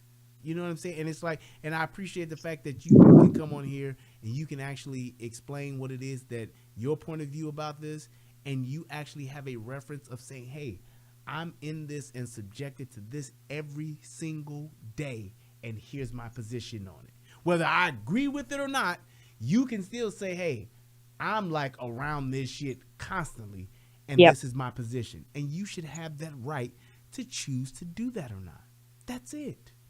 Well, and I've explained to people over and over again, I have actually placed myself into that. And there were several people that worked with me that said, I didn't sign on for this, and they quit as soon as it all went to hell. Mm-hmm. And I tell people every day, because like when people are like, oh, you're a hero. I said, I'm not a hero. Yeah. I said, I signed up for this. I said, I knew when I went through this program to start working in the nursing field, there has been some sort of viral issue or some sort of illness issue that has come around at least every decade from now through 120 years ago. I knew it was a chance. I knew that going in. I knew the risk, but I chose to do it anyway. Don't pat me on the ass and tell me that I'm a hero because I'm doing the things that you're afraid to do. Exactly. But don't beat me over the head because I want to be able to make the decisions for myself that I am advocating for other people. That and that in itself, it's like how we've gotten just as a populace to where we've moved away from, hey, why don't we give everybody the option or the choice to do what they want to do with their bodies, to where we're in a point of just, well, I feel that you should just listen and do what they say. Right. I just don't understand it, and it's scary because when you get to the point to where you give up your choice and your freedom of choice to someone who don't even know you, then you're putting yourself in a position to where whatever rights, privileges, and freedoms you lose, you deserve it. Exactly. You really do deserve it. If they if they take away any and everything from you, you've given them the power to do it.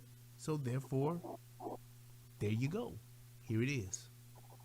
It just makes you want to ask if you bend the knee to this, what is the next thing they're going to ask you to bend to? And they don't understand that once you've already bent the knee, you're down there anyway. Yep. So it's just a matter of just keep applying pressure, and I'm get on one knee and have somebody stand over you and try to get up and see how difficult it is.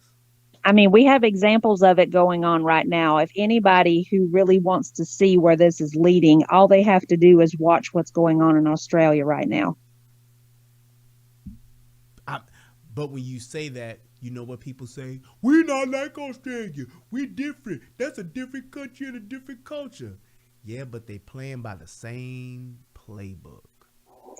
It is still humans, no matter how you break it down. They may live on the other side of the world, but they still have the basic mindset that any human would get. Once they get comfortable, and you take an inch, eventually you're going to give a mile. That's it. And people are not for some reason. People are wearing blinders to it. It's the constant encroachment, and I'm gonna tell you why people put on the blinders. Just like the other person that was in here earlier, that Nancy lady. You it's because people are afraid to assume the worst, or they're afraid to think that maybe this group has malicious intent for me. That then, because once they acknowledge that, then now they know they have to assume, accept responsibility for it, and they have to do something about it. So I'd rather deny it and think, oh, my government would never do that.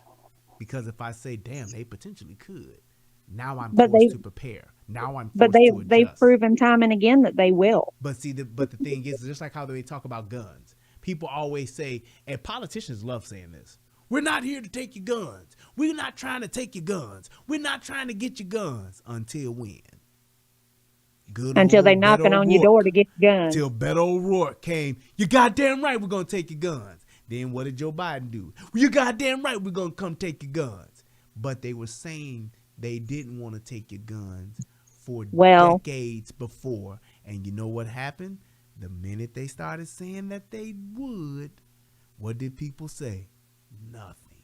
Well, yeah, the other I'm side. gonna tell you. You had the other side like us that was like, oh hell no, you hear he's saying it. But Brian, if you can't tell by listening to me, and I'm surprised you ain't giggled at me yet, I am a little country. Yes, indeed, I hear it. And I'm gonna tell you, if they want my guns, they can come get them, but they gonna get them one bullet at the time. I tell them if they come get mine, it'll be from my dead cold hands with my slide locked back and my barrel smoking. Absolutely. Because I'm sorry, let's be realistic. Anybody who wants to take away your ability to defend yourself against people who could possibly do you harm have malicious intent. Exactly. They want you to be a victim. Just think about it, take it to a much lighter aspect. Do you remember the people in school that you kind of like called the nerds? Those guys. That was me. I was the nerd. The nerds of the school. They never, caused any trouble. They weren't confrontational, but yet and still, any and everybody that wanted to could bully them and pick on them whenever they wanted. And they may not have did it every day, but they still did it whenever they wanted to. And it was to the point to where and that's one of the reasons how I knew that I was a sheepdog at a very young age.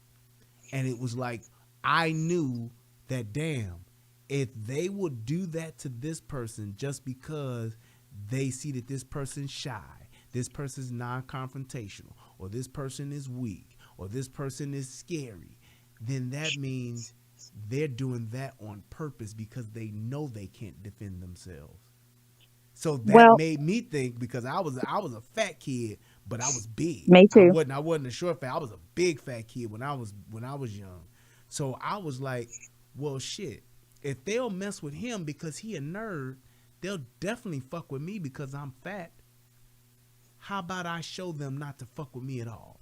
And once that clicked in my head, when I was like in around about 7th grade, 6th grade, I became that guy. You can do what you're going to do, but you're not going to do it around me. Because if I let you do it around me, then that means I'll let you do it to me.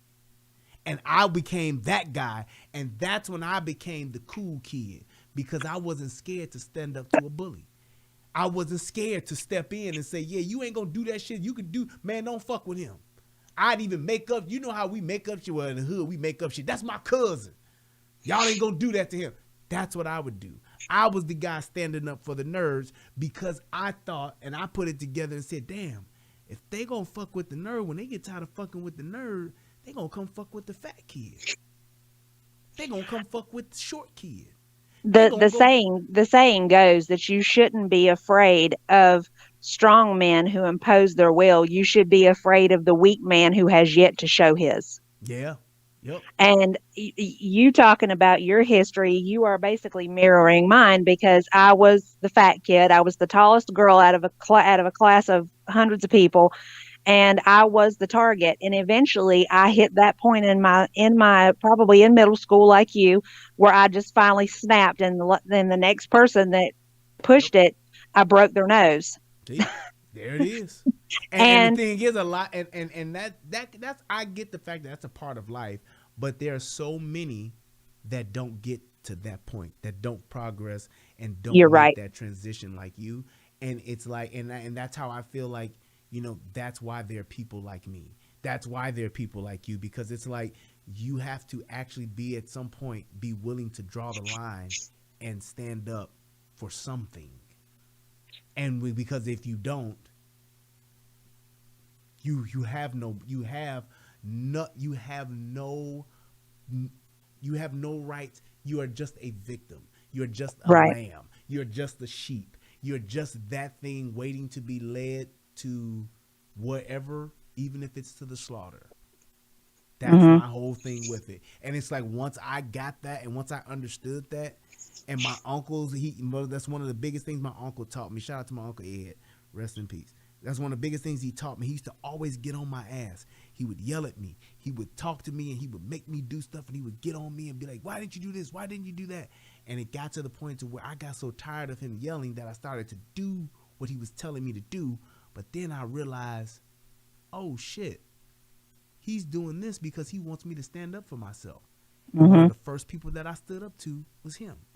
And when I finally did, he smiled and he said, that's what becoming a young man is about. You speak your mind no matter what. You say what it is you feel, even if you're wrong. You say it, and then you let me correct you. But you have to speak up. And that's I always say, he's the one that gave me my bark. He's the one that made me say, well, wait a minute, why are you always yelling at me to tell me to do stuff? And he started laughing and said, that's what I want you to do.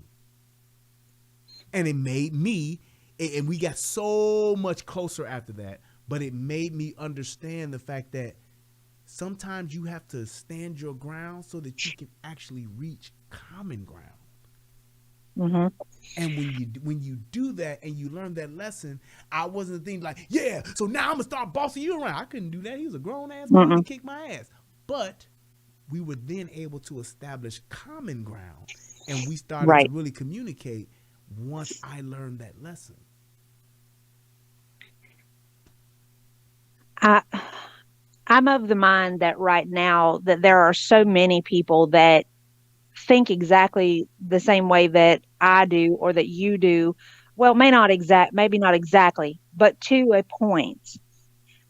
And the fact is that there are enough of us that if we all said, you know what, this has gone too far, that it would absolutely make a change to things. But there's been so many repercussions where people are losing their inability to pay their bills, or they're literally being ostracized from their own families or their communities because they're willing to put themselves in harm's way for basically the rest of the group who are not willing, that it's dialing back that want to protect others.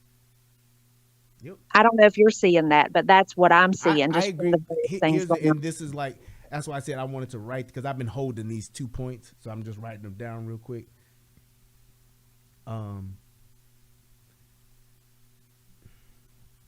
The way that I've seen it, what I have heard said was, if you're not willing to stand up to this, then you deserve whatever you get. You're right. And that's exactly how I look at it. Because the thing is this, we have to realize that when we stand up for things, and when we actually, whatever it is you're standing up for, let it be something that you can actually speak to and be able to actually prove, so that it's not a thing of you just saying, this how I feel and this how I feel. I feel this way, but you feel this way. And because when you get into your feelings, then you start to get into creating things that are not true. You begin to start to think things that you can't, because it's all about me and how I feel. I feel so mad that I want to go and I want to break a window.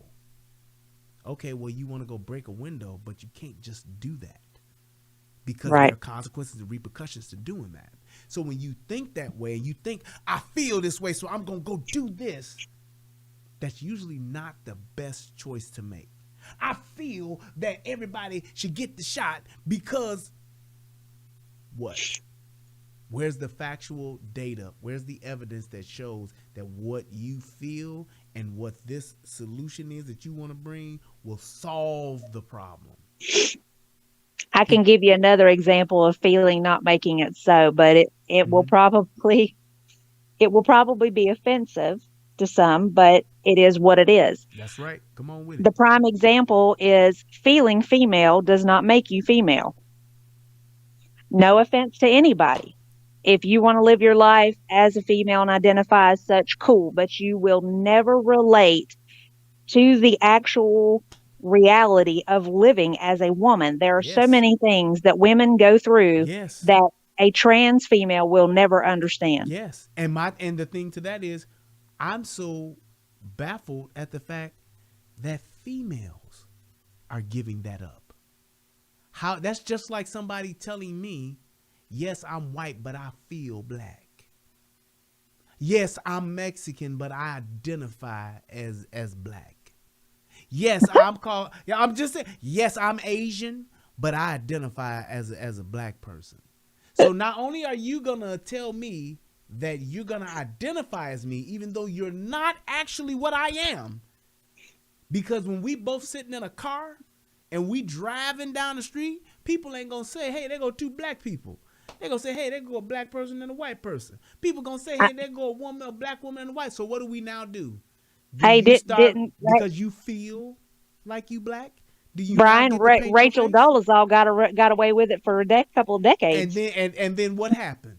she got outed. Exactly. So that's what but based on this logic that we have today, if you feel like you black, should you not get to paint your face, put on makeup, darken your complexion, go ahead and take some foundation and get some Nestle cocoa or something and start putting it on your face? That's how you feel. That's how you identify.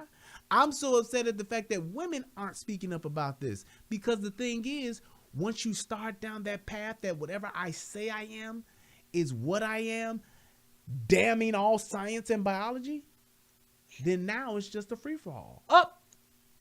Today I don't have to go to work because I'm identifying as a dog today. So I'm going to go to the dog park. The crazy thing is there are people doing that now too. Yep. Hey, what do you mean? Nope, I don't have to do that because today I'm going to tell you as a rhino. So have you met anybody who tells you that they identify as white? I have to ask, because I don't. Most people that I know don't. I have not. And if I did, I would definitely create a lot of distance between me and that person. Okay. I asked the question because, like, I had somebody say, well, you're white. You know what that's like. And I'm like, dude, I actually, to be honest with you, and this is probably going to be like a white thing to say, I don't walk around saying, hey, I feel white. The only time that I feel my whiteness is when my ass gets a sunburn. And then, hell yeah, I feel white because I'm bearing the repercussions of lack of melanin. But it is what it is. I didn't choose it. Though, and even myself to that point, I've gotten sunburned before, and I say, "Oh shit!" It's one of those things to where there are certain things that aren't just because you're white, or because you black, or because you Mexican, because you Asian. My skin at some point is not as likely to burn as quickly as yours, but I still have. Even when I went on vacation, I used to always get sunburn here on my arms because I love being out by the pool and I love being out, in that area, or in the sun area. So I would always get it right here. And I said, shit, I got to start putting something on because I don't like it when my skin starts peeling and all that stuff. It's not like, it hurts and it's tender, but it'll itch and it'll peel. It's just different, but it still happens. My thing is this. What if I didn't have that happen and said, oh, yeah, I'm sunburned too. And you looked at my arm and said, well, where? Well, I feel it. That's the difference. It's like you saying, well, yeah, I'm black. Yeah, I feel black too sometimes. Yeah, but you're not. Right. It's just that simple. It's like, yes, you can say that you're this thing, but if you're not actually that thing, in spite of your feelings, there's still a scientific, biological part to this that we can't ignore. Right. That's just all it is. I'll give you the last word. Well, I mean, we've covered a lot. I mean, in all sincerity, I think I'm going to kind of backtrack just a little and say, ultimately, no matter whether I have taken my scrubs and that stethoscope off at the end of the day, my promise to the people in my community doesn't change. Whether or not I'm on the clock, whether or not I'm directly caring for you or not, I am your advocate. My choice and my promise to the people around me as a nurse is I will advocate for your ability to make a decision for yourself. However, it has to be an informed decision. And at this point, if the information available is not adequate to make an informed decision, then I am not for having decisions forced upon them. The fact is that that everybody wants to say healthcare is a human right. Okay, that's fine, and I agree. Everybody should have the right to get the treatment that they deserve, but they should also be allowed to make decisions on that treatment based upon clear and reliable information. Exactly. And so long as it does not stay that way, I will continue to say, I don't agree with this, and I'm sorry, but I cannot and I will not sell my soul to push this narrative that is being put into place. I just can't. Because at the end of the day, when the time comes that I lay down the job and I go on about with my life, however long that might be, I want to be able to go to bed at every single night and sleep the sleep of somebody knowing that I did the appropriate thing as a advocate for the people in my community. Very well said. And I thank you for just being, in the field that you're in. I just thank you for just being a person that is willing to just serve others. I really do. It's like I've been in that situation, being a public servant, but from a law enforcement side. But there are so many people that just serve us as people, from different aspects, and I think that they should all be acknowledged the same. That was just one of the biggest things. Like during 100%. The pandemic, people talked about, this group's essential, that group's essential. I think that we're all essential. Exactly. We're all essential, and it's just one of those things to where I don't try to just let people tell me what things are. I try to look at the whole picture and see things for just what they are. And yes, we can all have hopes and dreams to be other things and to get to other plateaus and to go to other levels. But I really just want to look at things for what they are, and then seeing where the work is to be done to become better versions of ourselves or whatever that thing is to make it a better version. So yes, sir. For that, I agree 100%. Thank you so much. Thank you for having me on. I appreciate you letting me speak. I do too. Thank you so much. Have a good night, fact, before you go, where are you from down south? Florida. Ah, all right, there we go. The free state of Florida. Yes, indeed. Your boy, where our next president is working the magic down here. Your boy DeSantis. He is something else. I like him. I got a video that I need to do about him that I'm going to do about him in maybe a couple of days. I may do it tomorrow, but I like DeSantis. I think DeSantis could definitely make a run for the commander-in-chief. So I think so too. I mean, yeah. I'm really not all for him hitting in for 2024 because. Yeah, I don't think he should go right now, but I definitely think he should definitely be looking 2028 or something like that. Oh yeah. Yeah, eventually. Yep. Oh yeah, absolutely. But I've told a few people when they've asked me, I was like, I'm not ready to let go of him yet. We need him a little while longer. Yes, indeed. Indeed. Yeah, he's going to end up, and I've said it, and people have laughed at me when this first got started. I said he's going to be president eventually. I said I hope y'all are ready for that. I said, and the Democrats know it too, and that's why they absolutely hate him. Yeah. I think he'd be good. At this point, I'm just kind of holding on, trying to keep some hope and some stability, and not just for me, but for everybody around me, till 22, so we can see whether or not we actually have a fighting chance to come back out of all this insanity we're living in right now. Yeah, I definitely would say just one of the biggest things I learned from this, and I'm going to let you go. One of the biggest things I learned from just this past election is that I am so thankful that we have 4-year terms. Yes. Because either way the pendulum swings, it's so good to have 4-year terms. It really is. So, but the exit plan is built in. Yes, Indy, I appreciate it. You do the same. Thank you. You too. All righty. Bye. Bye.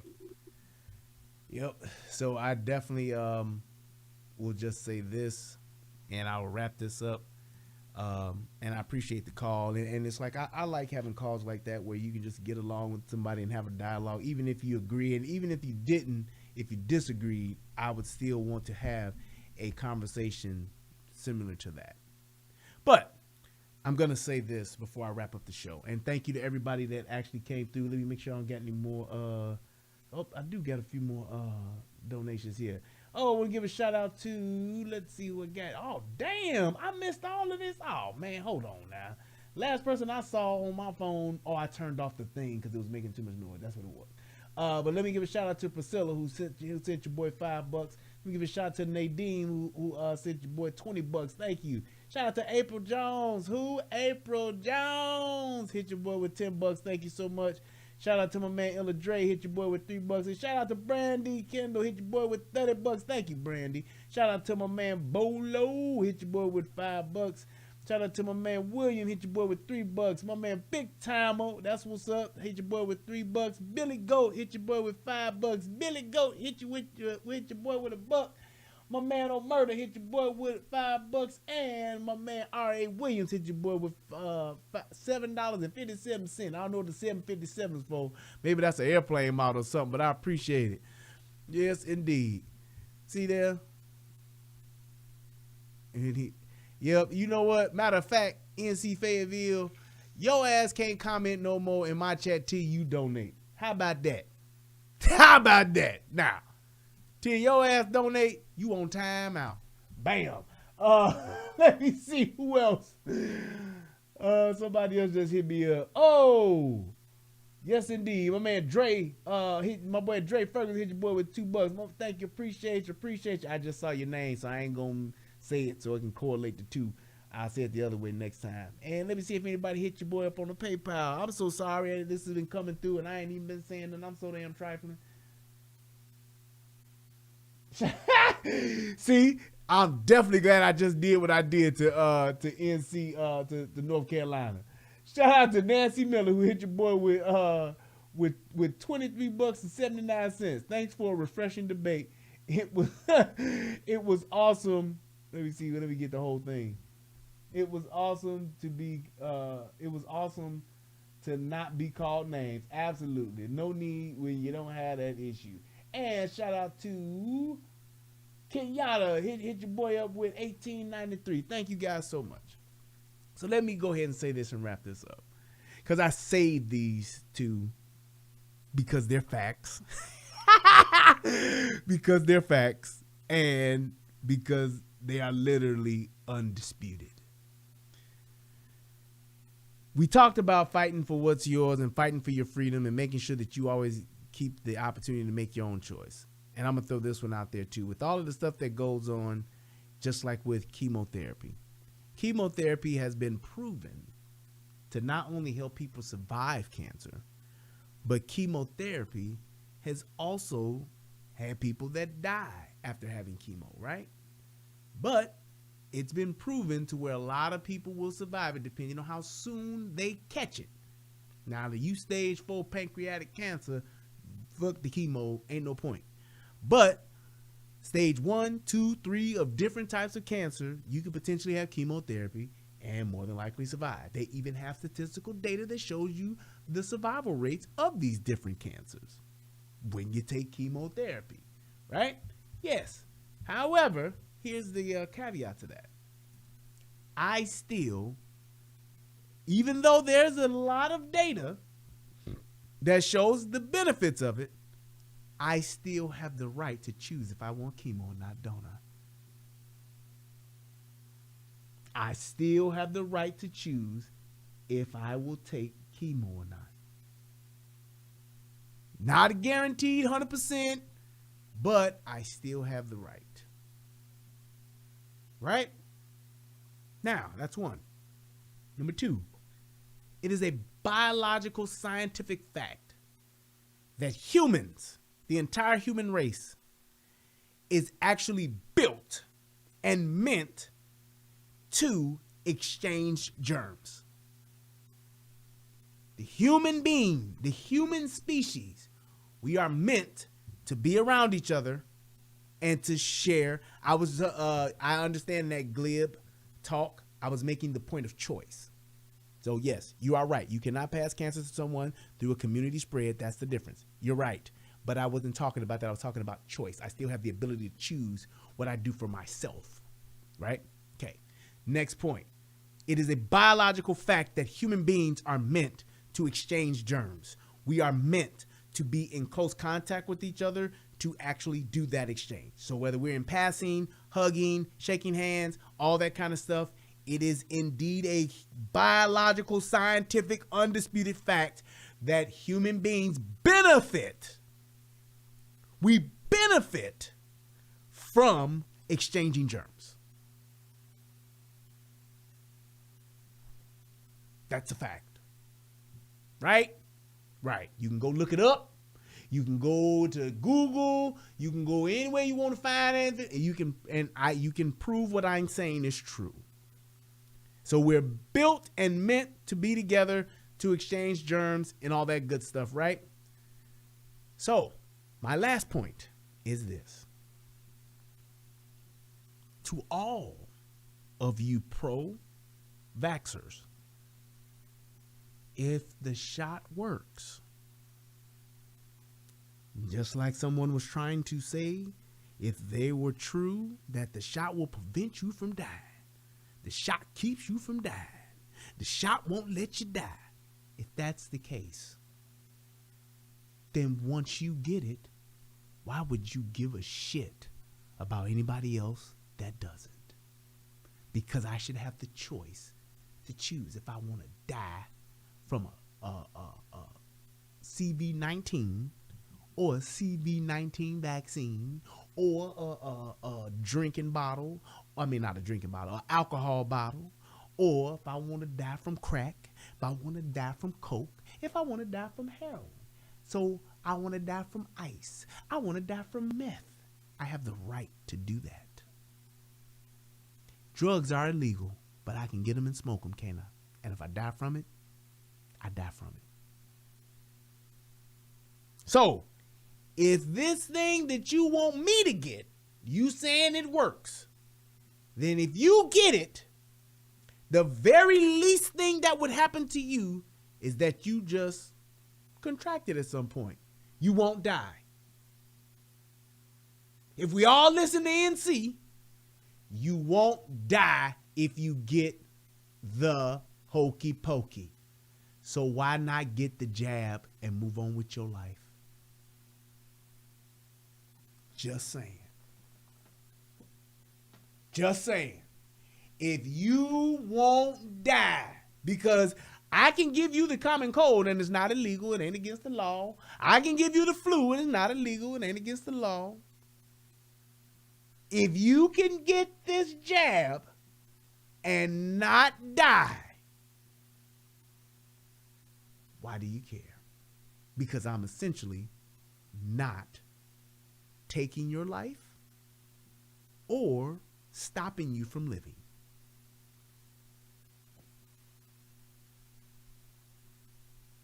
That's just what it is. Thank you, Laura Lulu 100. You also have the right to sign a do not resuscitate order. CPR can save your life and bring you back to life. CPR can keep you amongst the living, but you have a right to say, no, I don't want you to resuscitate me. If my body stops working and I begin to die, let me.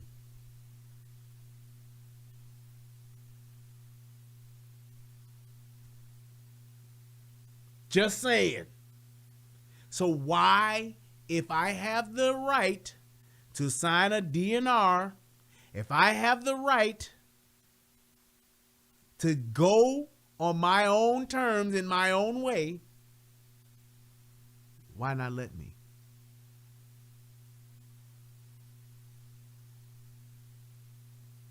Why not let me? That's it. The problem glib talk, you cannot find a hospital bed in Texas, Florida, Mississippi, and Arkansas. The willingness to stress the system hurts everyone. That's not true. The problem with these hospitals is that because of the private nursing market, these nurses are not working these regular hospital jobs. They're actually working the private jobs because they make double, in some cases triple, the amount of money. So there's not enough staff to actually put in the buildings. And also because a lot of motherfuckers don't want to go back to work, there's a shortage in that respect. There is no building in Texas that is and I can tell you this for damn sure, there is no building or no hospital in Texas that is at capacity. None. The buildings that are at capacity that can't house people, it's because they don't have nurses, they don't have staff. Because motherfuckers don't want to go back to work because they've been getting free money from the government. So you don't have orderlies. You don't have facilities people. You don't have maintenance workers. You don't have people that do the bedpans. You don't have the CNAs. You don't have the RNA. You don't have them. Everybody's at home or they're out getting a whole lot more money than what they was. You thank your good old government for that.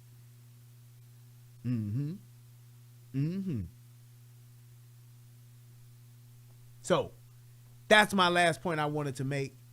If you can just take the shot for yourself, you should be fine. Shouldn't be a problem. Let all the rest of us who don't want to take it not. We just won't. We're good. We want to take our chances with ourselves. We should have that right. If I can do it for cancer, if I can do it for a DNR, why can't I do it for the good old CV? That's it, and that's all. I want to thank everybody for tuning in tonight. This was a good show, in spite of the ups and downs we had with just the inconsistencies. I wish we could have had a little bit more honesty and just genuineness, and less disingenuousness. But nevertheless, facts, truth, logic prevails. Go back and watch it on the replay. And go ahead and keep conflating your own answers. But the facts still remain. If it works, if it's so great, why don't you take yours and go on and live your life? That's all I got to end it with. If it works and it's so great, why not just take it for yourself and go live your life? Thank you, everybody, for tuning in. I appreciate you guys. Until next time, please click that like button. If this is your first time here, hit the subscribe button. I hope to see all of the people that I have just saw for the first time, like Glib Talk and the others.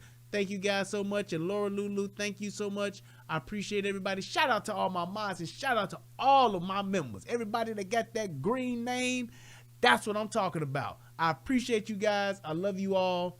Peace and good night. Go to that channel. Now you may be asking, why would I do that, Brian? Because it's two of the hottest channels on the internet. Come over there, give me your thoughts, give me your opinions, have conversations, because that's what it's all about. We talk about some of everything: politics, relationships, guns, law enforcement, community stuff, anything that's happening. I'm willing to have a conversation about it, so come on over. You don't got nothing else to lose, and you ain't got nothing else to do. So come to my channel, subscribe ASAP, and join in on the fun. Twice the entertainment, 2 channels, twice the fun. Come on and have a funky good time with your boy. Peace, and I'm out.